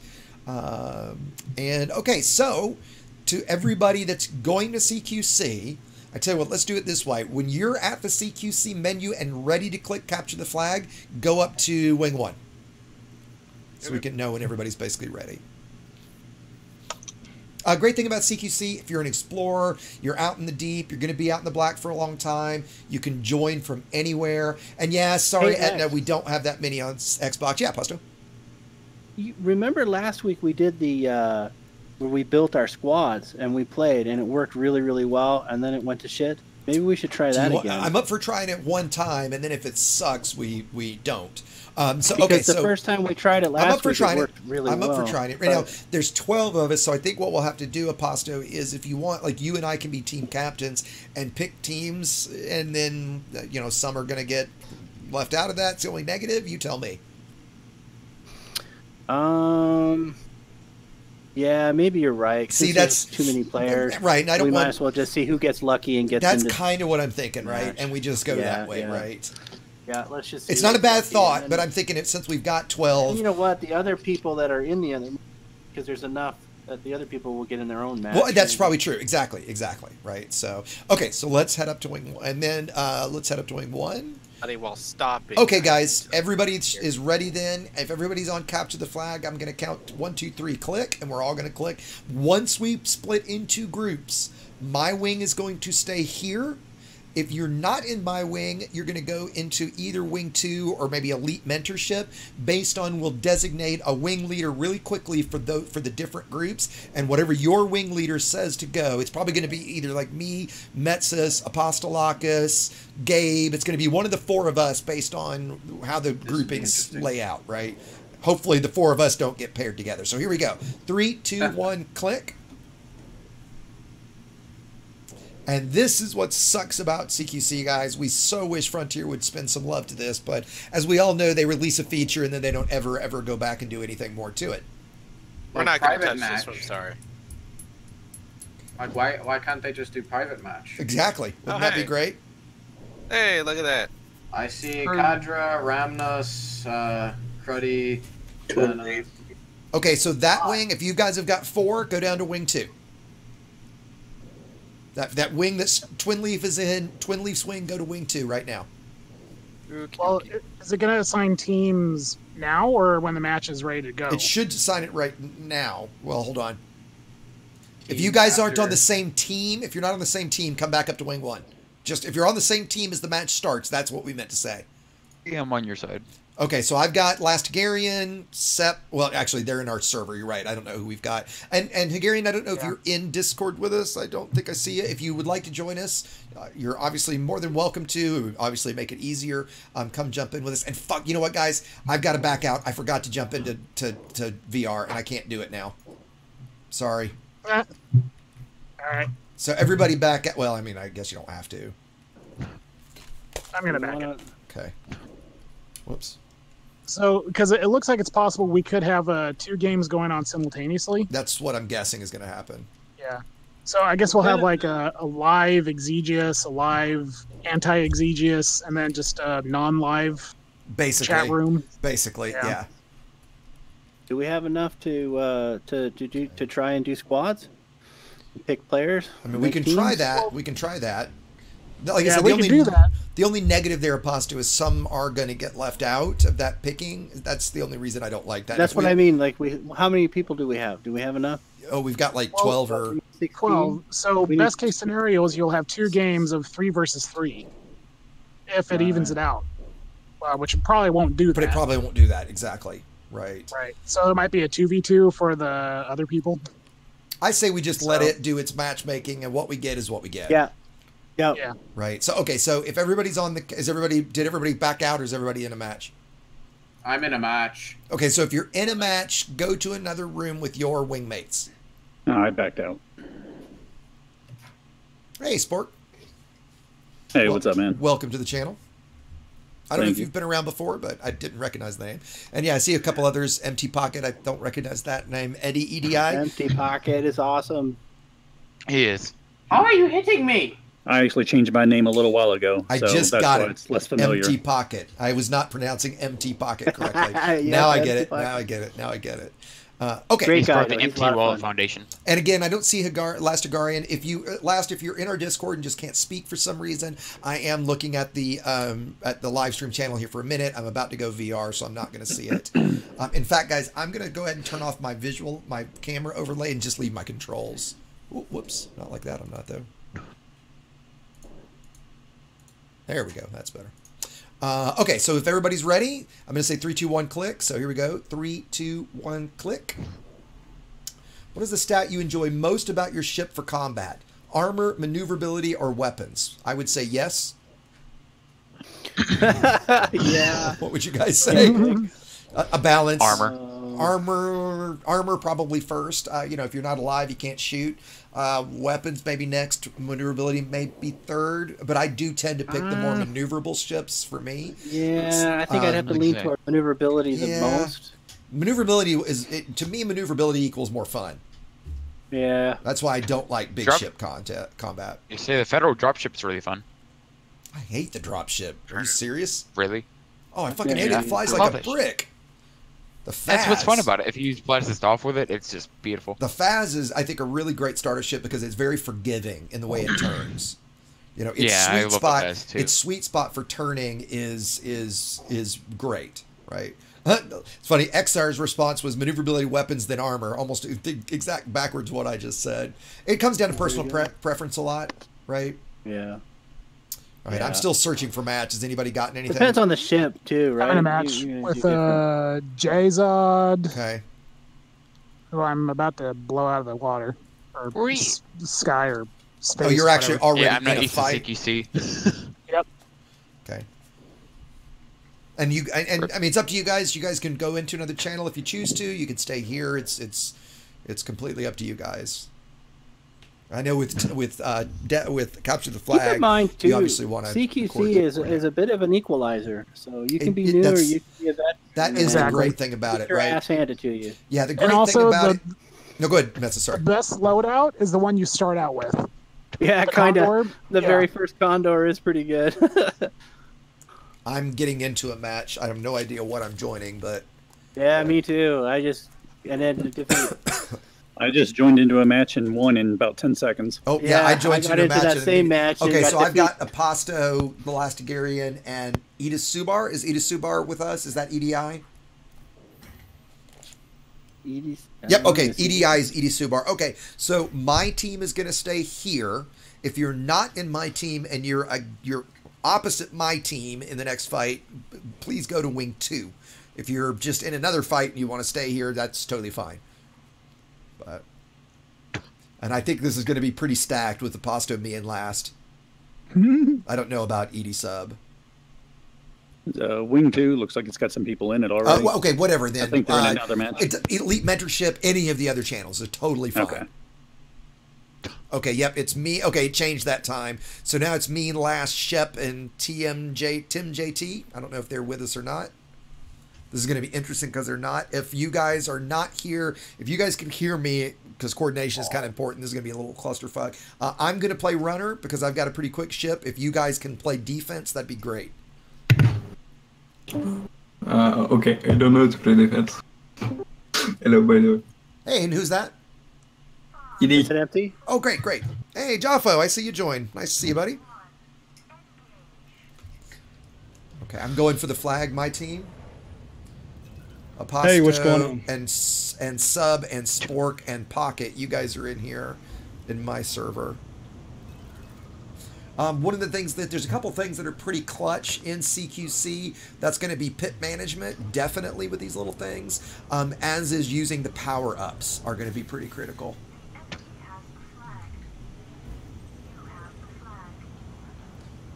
All right, Tim JT, Shep, I'm on my way back. If you guys can cover our flag or get our flag back. I'm trying to. Roger that. I've played CQC like once before. Oh, it's so much fun. Never played it. But we need our flag back. I can score if we get our flag. Same here, guys.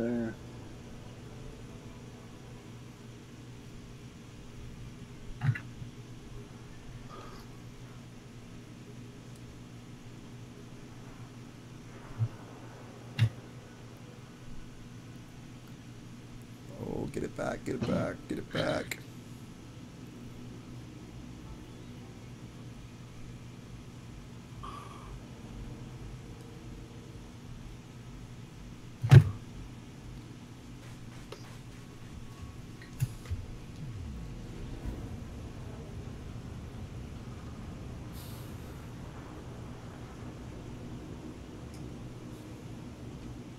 Don't worry about me, just get the flag.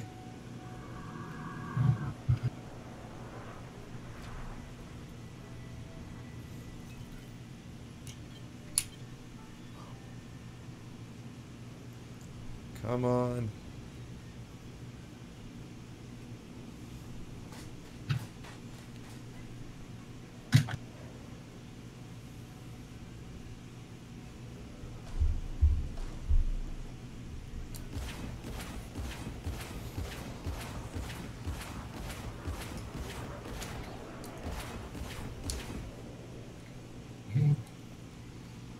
Get the flag. I don't think I've ever had it this long just sitting here. Yeah, God. There we go. Nice. I got a bunch of kills. Nice. Nicely done, guys.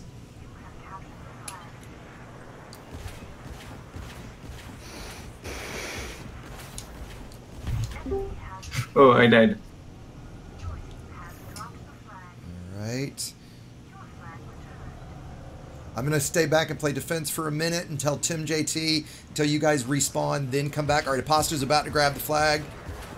Because motherfucker always kills me in this goddamn game.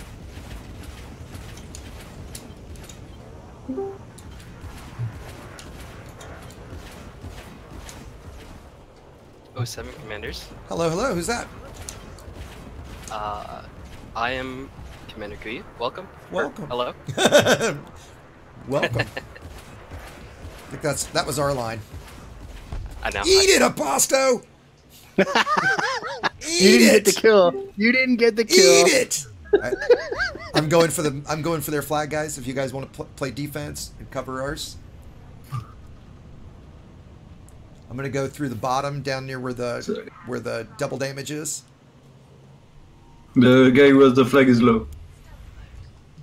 I'm killing it. A lot of muted people in here. Dead. Yep, I'm gonna pick it back up. I grabbed it. No, I didn't. Shit, missed it.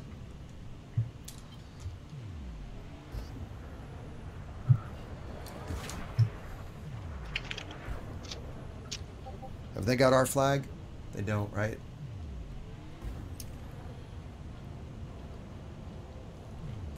Okay, I'm about to grab theirs. Cover ours, please. Don't worry about me, just cover our flag. Yeah, Tim JT, if you can hear me, get back to our flag. Going to our flag.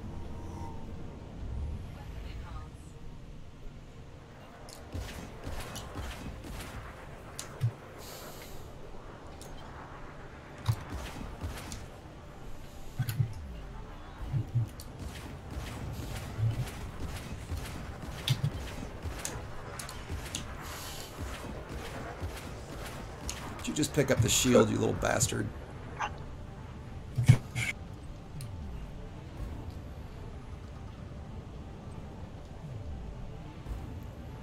I had to peel off Aposto.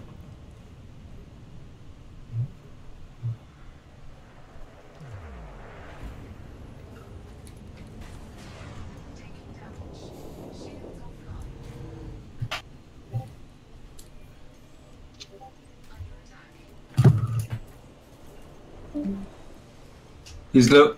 Yeah, he's coming to get me. Ah! Damn. I lost it. See if we can get theirs back. It's inside the structure. Come on. Spawn. Damn it.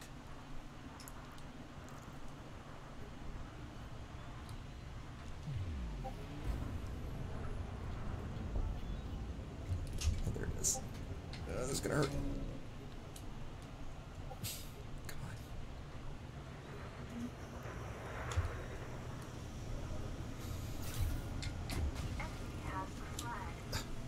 I'll be right back. I can't get it. Like you guys' flag is like stuck in the building, and it won't let me pick it up.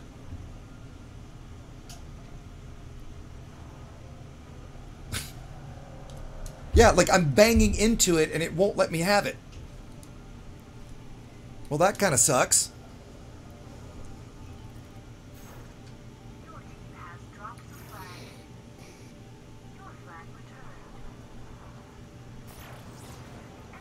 There we go.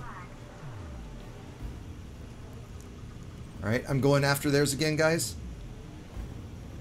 Well, this is definitely a quieter game tonight, isn't it, Aposto? Yeah, listen to these guys concentrating. You know you're having a good time when you got to be quiet like that. That's right. It's like when we're racing, we're all quiet. Yeah. Okay, keep our flag covered, guys.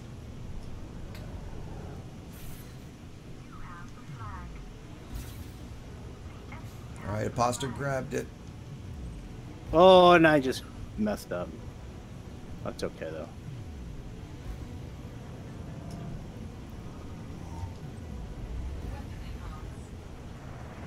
Hey, X. Bastard, come here.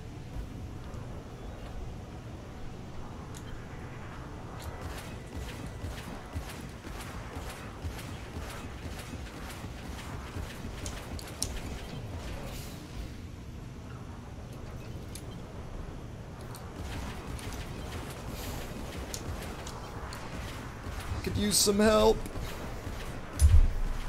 Damn you, Aposto. Yes. Where's the rest of my team?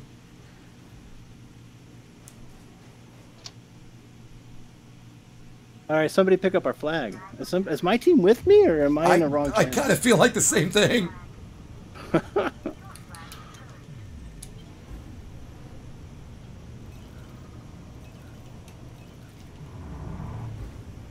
right, guys, I'm going for their flag.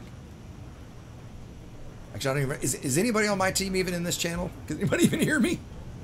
Yeah, what about me? Are we by ourselves? Is it just you and me in here? No, there's like 10 of us in here. Just nobody's talking.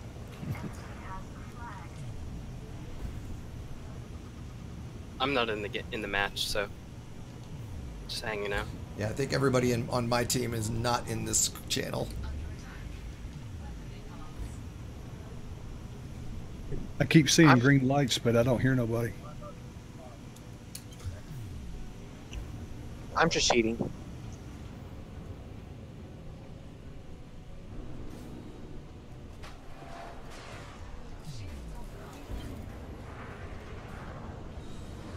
Ooh.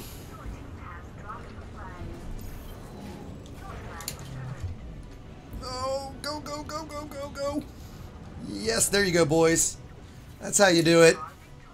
That's how you do it. There you go. Good job. I don't know. Where is everybody? I don't know. Yeah, where is everybody? I think we should back out and restart the teams. You know, Are they down in wing 2? Apostle, can you answer me a question, please? Yeah, sure. How do you capture them?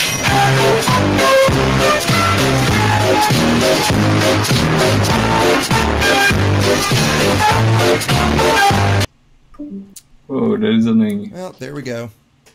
Why do people think that's funny? Sorry about that, everybody. I think that's the first time I've had to ban somebody. Why don't we back out, Aposto? Why don't we back out and start again? Oh, whoops. Well, that's what. But we are full, right? Say that again. Oh, we lost full. Aposto. We have 2 teams. Yeah, let's see who we got though. We lost Aposto out of here. Oh. Storm, are you playing or are you just watching? Just watching. We'll be playing soon. Okay, tell me when you are watching, when you're playing. I just made you staff for the moment, in case that happens again. Roger that. I'm here too. Oh, okay, Jaffo. And are you staff, Jaffo? I'm not staff. You are I'm for the not playing moment. either. You are for the moment. There you go. And just ban if that happens again. Right. All right. All right, I've got it. Nice. Okay, so Spork and Subaru's on my team. Used to chasing that eagle around. I know.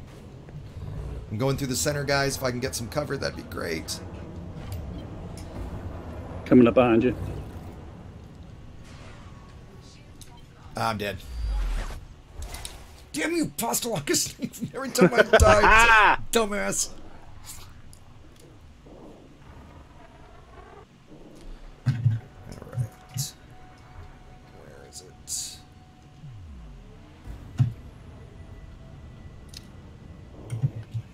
Yes. Deliver it. Deliver the flag. You got it. Get on him. I'm not going to get there in time. Yep, they got it.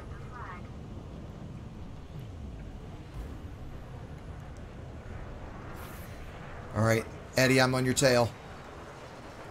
Okay, I'm dead, I think.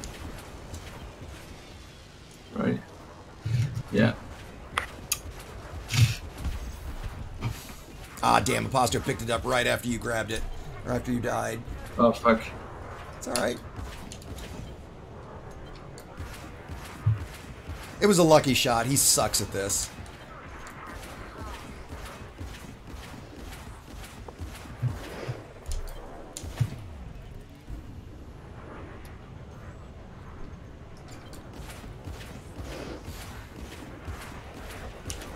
Come here, you little bastard. I'm coming with it, but they're taking ours.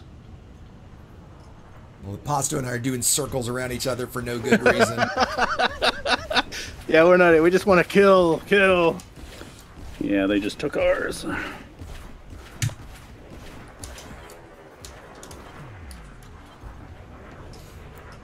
here, little bitch. You should have this one. I should. Yeah. There we go. Good job. Of course, that was a waste of fucking time. Where's the goddamn flag? Trying to win. Where's the carrier? I'm losing team members now. I can't find... there. Okay, there we go. Oh, it's sitting on top of their flag, isn't it? Yep, shit, they're coming after me now. Flag guy has no shield. I'm dead. Can't see where I'm going. Get out of here. Get out of here.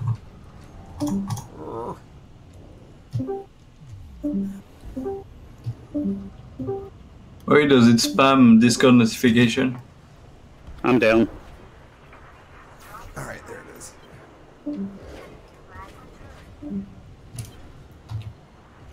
Alright, who's joining and leaving Discord over and over again? That's hitting mute or something. Okay, where's the damn flag? I don't know. I'm watching for it, though. Okay, thank you, Jaffa. Yeah, me too. He left just in time.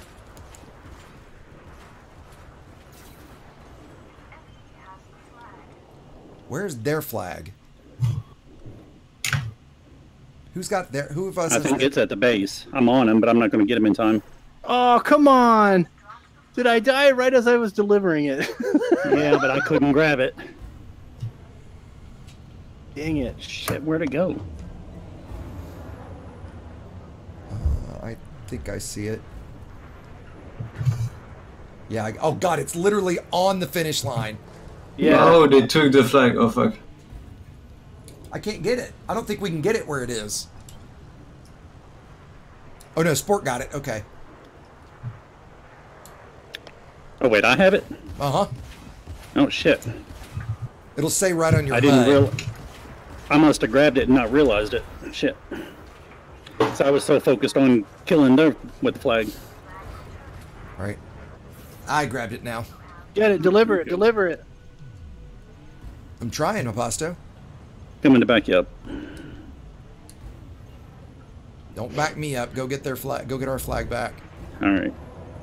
I see him. Yeah. Dang it. I'm going to go get the flag. If it's Exegius, I'm going to kill you. You made me mad. That was a score for us.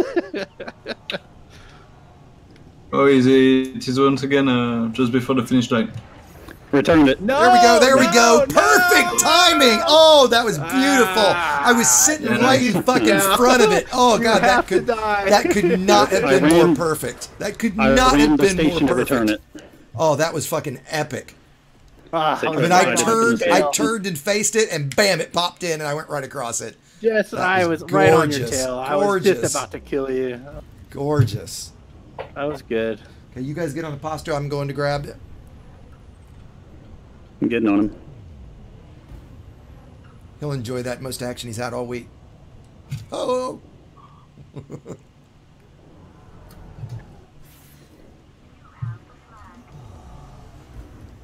I see him. He's down. How'd you like me? I got a few shots on you. Flying backwards in the tunnel. Actually, managed to get backwards in the tunnel. That's why I went ahead and just rammed you. Yeah, that was a good deal. There we go, boys. Well, that was just end zone to end zone. Okay, Shep just grabbed it. I'm on him.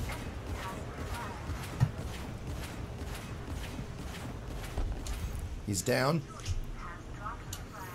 Back. Nice. Pocket, can you grab it?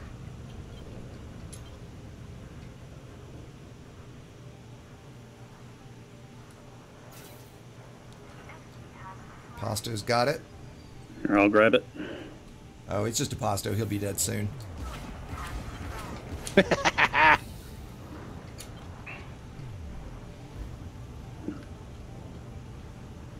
He's coming through the tunnel. Me too. Waiting for him. Oh no, I messed up. Trying to get fancy.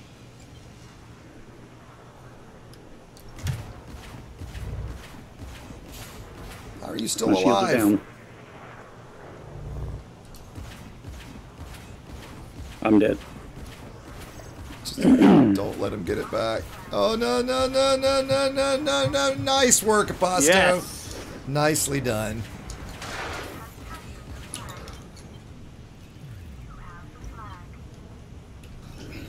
Now it's your turn.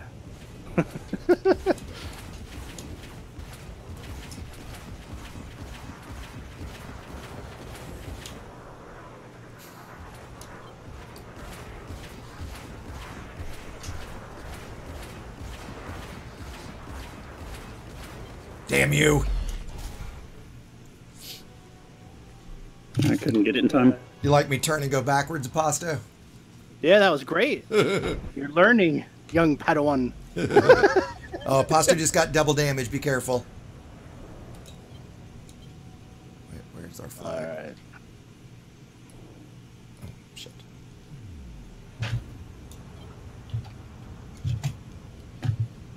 Oh, nicely done. You know what, Aposto? That is the first time I have ever lost Capture the Flag on stream. Oh, really? Yep. That's the first time I've ever lost. Yeah, and I'm in first place. So okay, so why don't we glad back that I can out hand you that loss and try to get mixed in with the yeah, nice. And try to get mixed in with the other guys. So hold on, I'm gonna go tell them. Hey, so guys, whenever you're done with that match, jump out and back out and come back with us, and let's see if we can't get re-instance with all of us. Actually, a couple of us are leaving. Okay, well then that's fine too. I'm not. Oh wait, no, just I know Metsus isn't. No, of course not. He's got a little more people than rocks. Yeah, you know, Dr. Lace, I'll just say Seth. He said the game is stupid deep. It's depressing to see how many have achieved trophies for anything outside. If you bought a ship, yeah, dude. If I see another post of a ship sitting on a pad on the Discord on the subreddit going, "Look what I just got," I'm just gonna freaking slit my throat. It's like, really? You did a grind for a few hours and you earned something that took nothing, any kind of skill. Show me you did that in a Sidewinder and I'll give you a pat on the back. Hold tight, guys. I'm going to drag you up here. Okay. I don't have any other. The Eagle's like your reverse ski laser beam. Yeah, I don't have it yet. Yeah, we It's usually... my first game. Seth, we usually lose, or XR, whoever said Seth, we usually lose a good bit of viewers when we switch to CQC, just because watching the shaky cam gets a little annoying. I turn off my camera, so I can turn that back on. And then I start talking smack. And, oh, yeah. Metz is talking smack. That'll be the day. Oh, no, he was. I showed up. Was he? Oh, good. Yeah, it was Jocelyn. I told you I got a hat trick. And let's see. New guys, welcome everybody to the Discord. Garion, nice for you to join us, my friend. Let's see who else is new. Eddie's new. Kuyu, nice to see you too. Eagle is best. And yes, that CQC is all the small class ships, so Eagles, Sidewinders, and the ship launch fighters. Shall we try one more capture? I'll admit, guys, I'm getting pretty freaking beat myself. This might be my last one. Do we want to do... kind of surprised you finished it with more combat after a bunch of combat. Well, you know, it's the tradition. It's the tradition. I don't think I've ever done one where we didn't end it in CQC. You know what we should do? We should all try and get into one deathmatch server together. I'm up for deathmatch. Everybody want to try that? Free for all. Sure. All right. So Team deathmatch or deathmatch? No, regular deathmatch. Just regular old deathmatch, yeah. All right, so if everybody's on deathmatch, I'm going to count it down, and we'll see basically who gets to what. So here we go. 3, 2, 1, click. Best lobby system ever. And then for Discord, after this match, I'm definitely going to stay around in Discord. For stream, if there's more question stuff after this match, I'll answer some more questions. Yeah, exactly. After this, but otherwise, I'm going to call it a night for the stream after this. I did want to say another quick thanks to it was Kovacs, right? That left the huge donation. I think that was the name. I'm with Gero, Marie, and I Emil. see none of you. Yeah.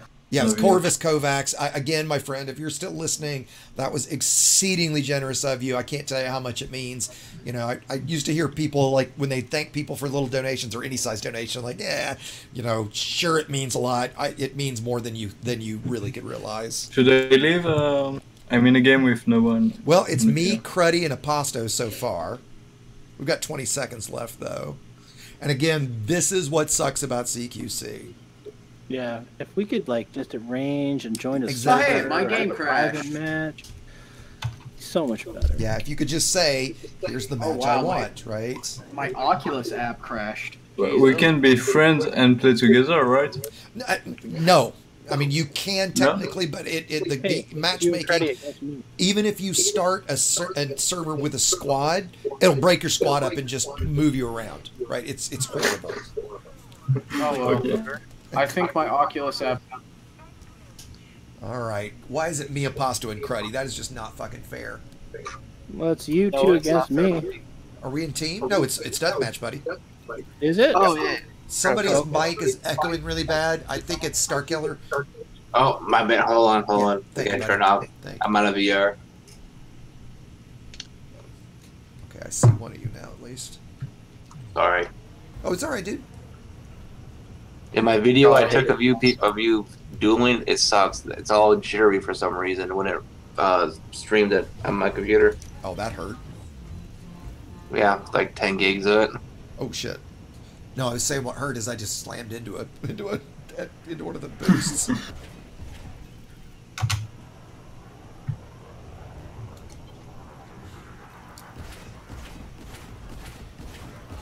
Yeah, I don't understand. I'm in a game, but I'm alone.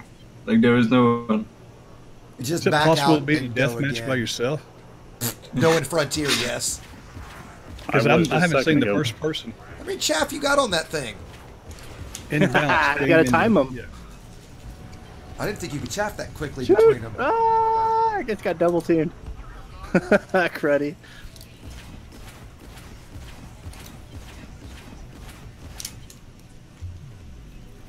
Come on, Cruddy, finish me off. 2%. If you sneeze on me, I'm gonna die. There you go.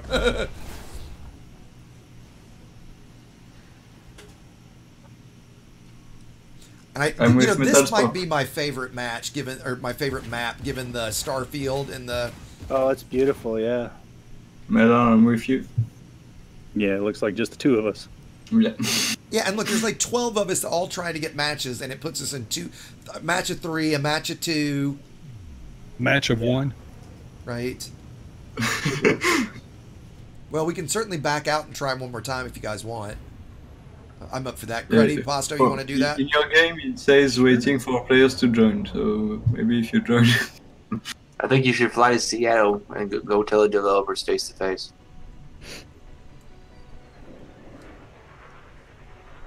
Even if you told them, they probably still wouldn't know how to fix it. Hell, I'd love to go to Seattle just because Seattle's beautiful. Yeah, I'd like to go to Seattle. Have you been before? Nice place to visit. I've been to Kalispell, Montana. It's the closest I've been to Seattle. My ex-wife wanted to move there, and we almost did. I wouldn't say I'm glad we didn't. Glad I got divorced, but that's a different story. I lived in Seattle for 2 It years. rains every day from October until March in Seattle. I don't know about rain, but it's cloudy every day. Yeah, that's what my friends in 50 days of college. They were from Seattle and they just hated it. Loved it here because of all the sunshine. Well, we were moving. We were going to I was move. stationed at McCord Air Force Base in Tacoma, Washington, for like 3 years. We were gonna move from Boulder to Seattle, and Boulder is like the third number. It's almost got. It's like only second to Phoenix and San Diego in terms of sunshine. Oh, we're starting a game of 4. Fuck you, Aposto. Fuck you, Aposto. Yeah, Cruddy's gonna get your revenge. I'm getting my ass handed to me. I haven't even gotten a kill yet.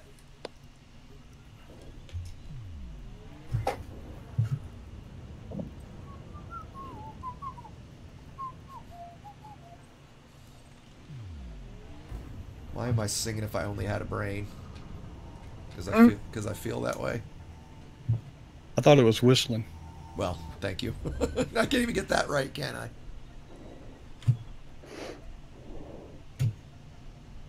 You know, and back to our combat stuff. Like, this is a good way to get good at combat, just because of how, you know, flying through the asteroids.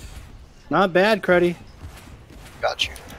That was pretty impressive. Don't you bring that condescending bullshit to us. Die, motherfucker! Die, motherfucker! Die! Oh man! I feel like that song in Office Space when they're beating up the they're beating up the printer. Die, motherfucker! Die, motherfucker! Oh wait a minute! I'm gonna offend some people if I cuss on stream. Like the 6 pages of comments in the forums.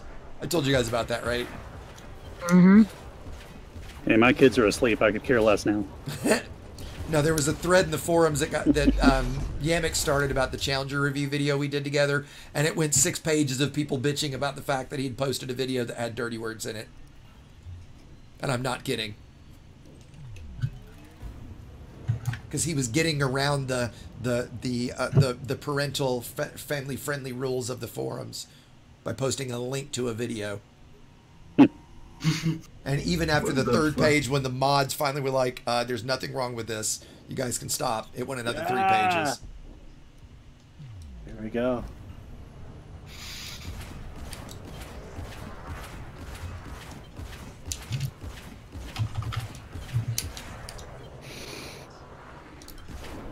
Hi, Dad. Go. Oh yeah. Are you using any pips to weapons with that rapid cannon? Not much at all. No, I'm pretty much running 240 the whole time. Yeah. Do not put any pips to weapons with that rapid cannon because it actually has 0 at all. Yeah.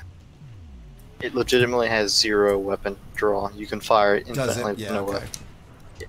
Just has to reload. Yeah, it just has to reload. Yeah. Wait, Storm, you got to go, buddy? Yeah, I just had Oh, buddy. Okay, buddy. Well, have a good night, man. I'll catch you later. All right, man. Have fun, guys. Yeah. Later. Rapid cannons are a good starter. I just love the way they sound. Yeah, same. But they you don't need any weapon draw, so you can just only do engine system pips. Yeah, so you can be really lazy with your pips and not, you know. As soon as I spawn, I put them at 240 and just leave it there. Or sometimes I'll toggle them between 240 and 420, right? Careful there, Aposto. That was my own death. I just committed suicide into a... Yeah, that you was did. funny.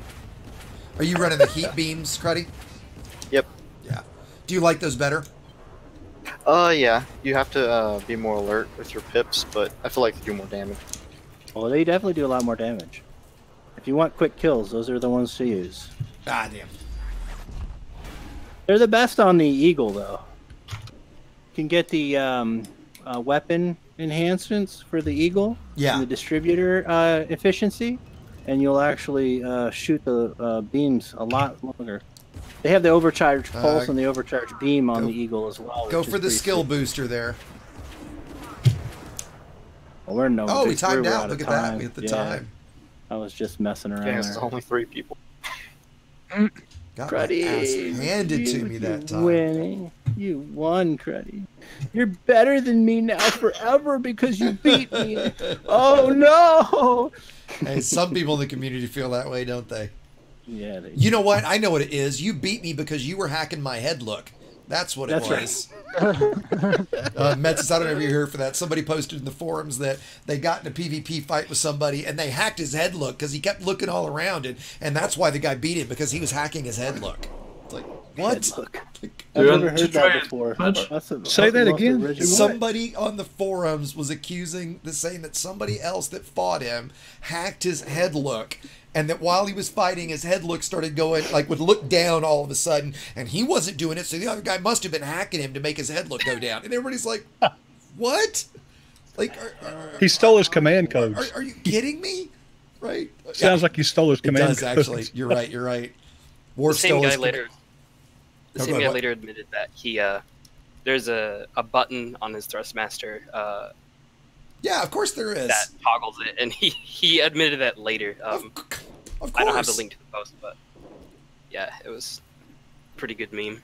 It's a Hall of absolute. Shame. Yeah, people started putting thanks for being the new meme of the day, right? Yeah. It was... So, well, guys, I'm probably going to go ahead and call the stream quits here in just a second. Let me look back and see if there's any other comments that I missed. Somebody's made a comment about tequila. XR, you accidentally deleted your save. Just as a heads up, guys, if you ever do accidentally delete your save, if you get to support quick enough, they can restore it. I've known of people that had it restored, like their little kid or something, you know, did that and accidentally did it, so you can get it back, right? You know, no, I don't think we're getting Space Legs this year. I don't think we'll get any of the premium content this year that they promised. I never want Space Legs. I don't want Space Legs either. I could care less. Or you know what? Answer the question, where's the gameplay? Give me a good answer to that question, and sure, I'm interested in Space Legs, right? But you know what?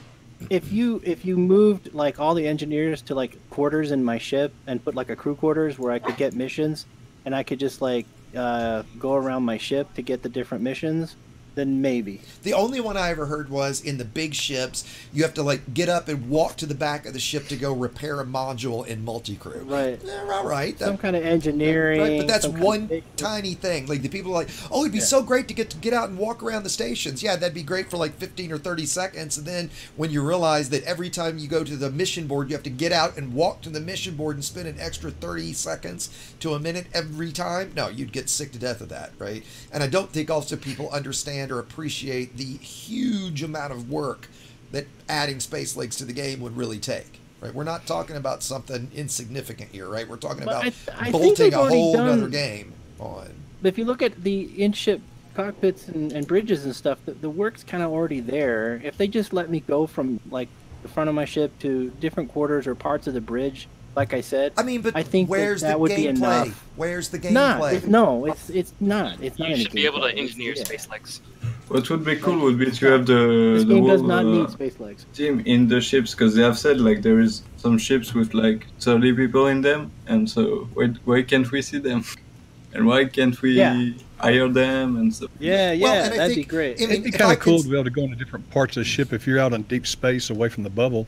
Just to have something different for the gameplay, like go back to the bunker or something. And you know, the listen. amount of Hire a hot crew member and go to the back quarters, you know. Hey, Ascorbius has a video called "Basking" that's pretty much that, right?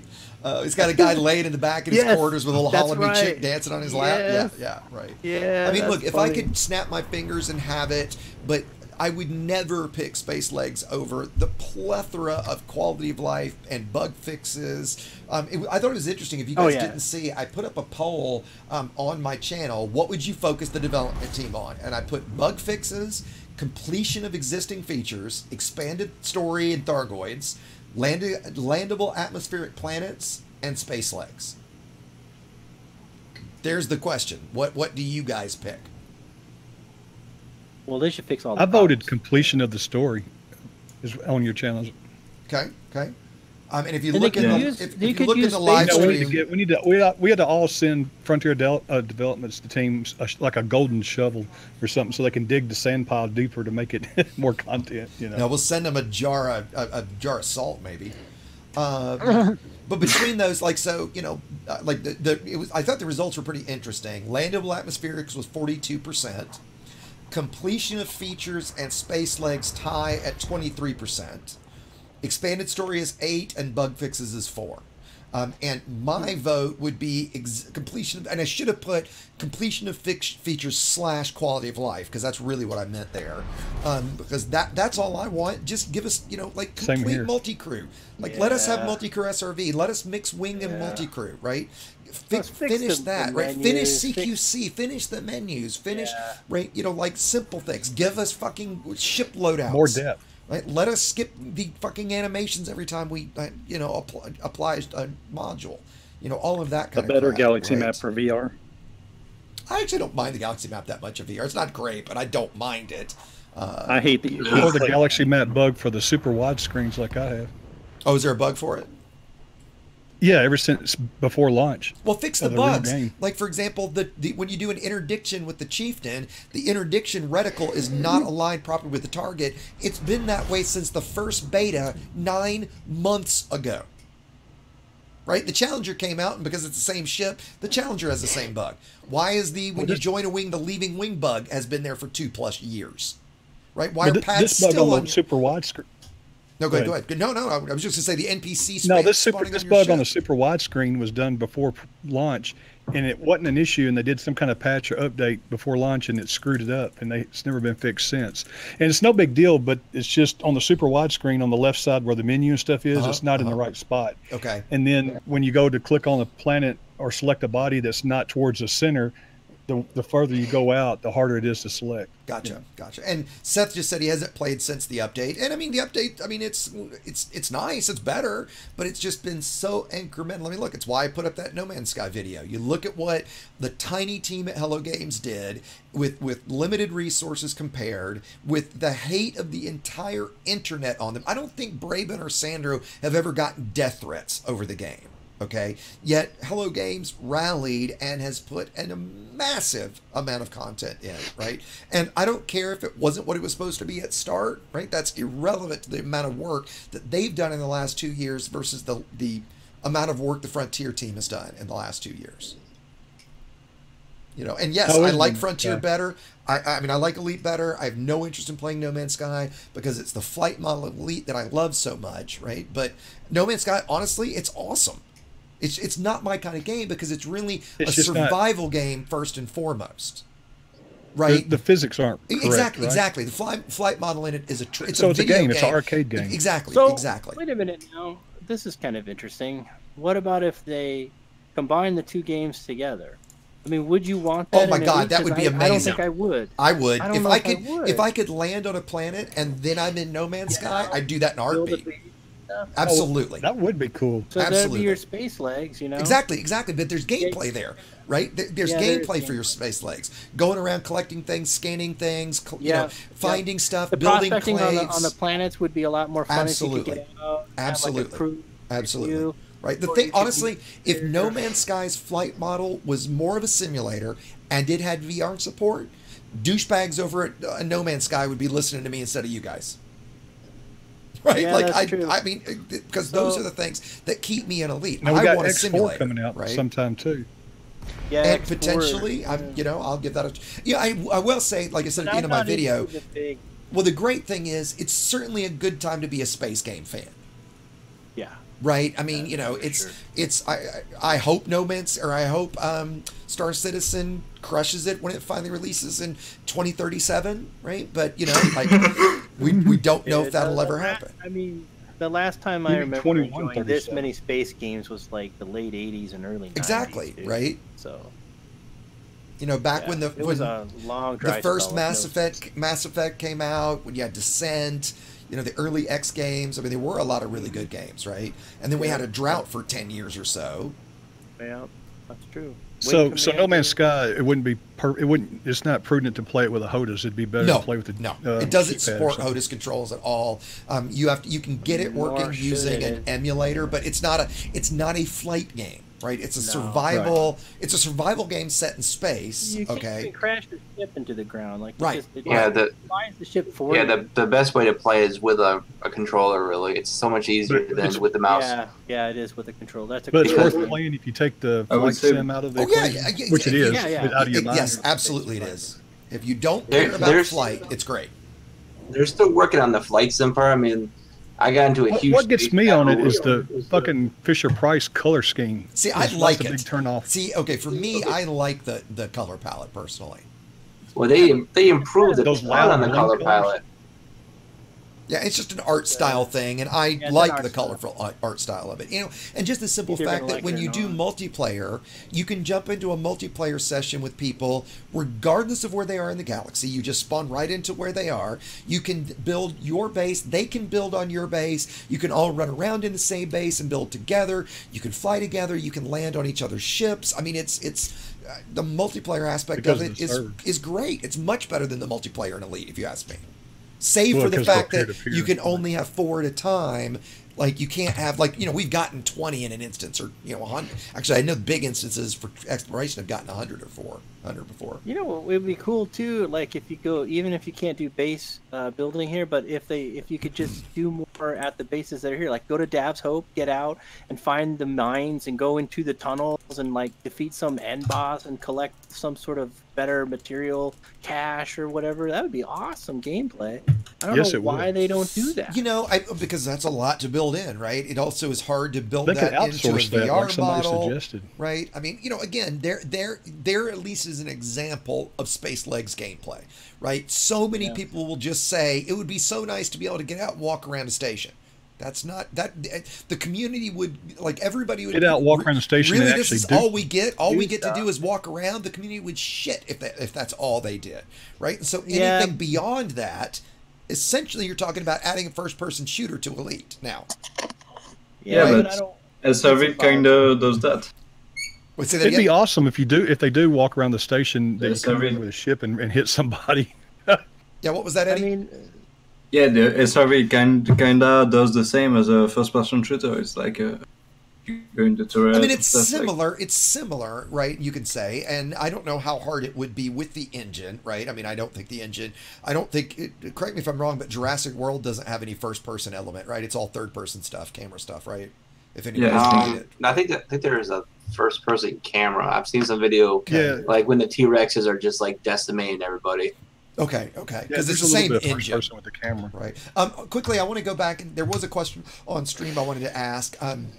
GamerX says he owns every ship in the game. Credits are no issue. How do I farm chemical processors? I think he means chemical manipulators for FSD upgrades. And what's the best combat ship? A solo combat ship. The 2 answers I would give: chemical manipulators. The 3 best ways are: number 1, go to Dav's Hope. If you don't know what Dav's Hope is, I have a quickie on it. Explains where it is, everything that's there, and the little course you'll drive. It's a little abandoned mining outpost. It'll spawn chemical manipulators and a bunch of other stuff. It's a great place to just grind engineering materials. The second place would be Type 9s in distribution centers. If you look at my wake scanning video, it'll talk about that. You would go to a famine system in Anarchy Space, look for a distribution center. They'll only show up within 1,000 light seconds. That's their point of interest. And then third would be to, if you farm some other sort of materials, if you've got something else, is using a material trader. Because chemical manipulators are a grade 4, so if you've got some grade 5 stuff you can trade down for it, it's really pretty easy to do that. But I would say if it were me and I was looking for them, I'd go to Dav's Hope, because you can get so much other stuff there. As far as the best solo combat ship, that's a harder question to answer, because that's going to come down to personal preference.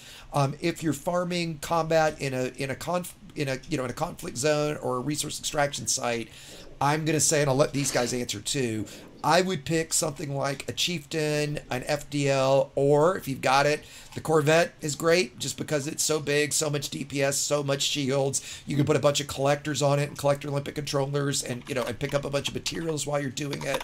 So I would probably do that. I have a Corvette that I use for that kind of farming. Guys, what would your answer be? Python. Really? Yeah, I'll probably do Python just for all around, because you've got great weapons on it. You can do a lot of damage, and against NPCs, the Python is more than enough to just decimate them. So you can do conflict zones. You can do Haz-res. Yeah, it's more polyvalent ships. Like, you can do anything with the Python, but it's not the best for. It's not the best for anything. But it's just great for everything, and it's a medium, I would do a so you can federal land. assault ship over a Python for combat. If you had, for combat, there's all kinds of choices. But I'm just saying, for all around farming, and for gameplay, the Python does everything, and it does it well enough. So. Well, yeah, that's perfect for that. But, yeah. Yeah, but if you have to buy the right ship, it's the best. That was for 2 combat? at 1. What was the best? If you have to buy one ship, like a Python, right? One at a time, guys. Eddie, what were you trying to say, Eddie? If you have to buy only one ship, maybe the Python is the best then. Ooh, not in my book. I don't like the Python at all, personally.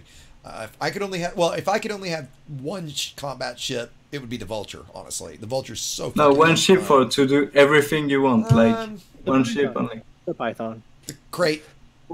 Or the crate. Yeah. I'd pick the crate because I can have a ship launch fighter. It's got almost as much room as the Python. The cockpit is so much better. It's so OP in terms of firepower, distributor, power plant. I'd probably go pick toward the crate. I'd pick the crate over the Python any day. Before the crate existed, though, the Python. The Python's good, but the crate is definitely more fun to fly. Yeah. It's a lot more. The Python is probably arguably a better multi-role than the crate, but if you're multi-role leaning toward combat, I think the crate's far better. Just because of cargo. Exactly. Cargo and my passenger. Yeah, and passenger, right. Yeah, I would say that too, right. Yeah, it'd give you a little bit more, but you'd have more fun in the crate. But you're going to make more money in the Python doing passenger and cargo missions. Right, and that being said, I do fly the crate over the Python. Yeah, I'd pick the crate. Yeah, keep forgetting about the crate. And the other thing too is I'll say a lot of my choice is based around the view in VR, and the cockpit of the Python kind of suck. It doesn't suck, but it's just like a big Cobra. Yeah, where it's not as cool. The cockpit of the crate is awesome.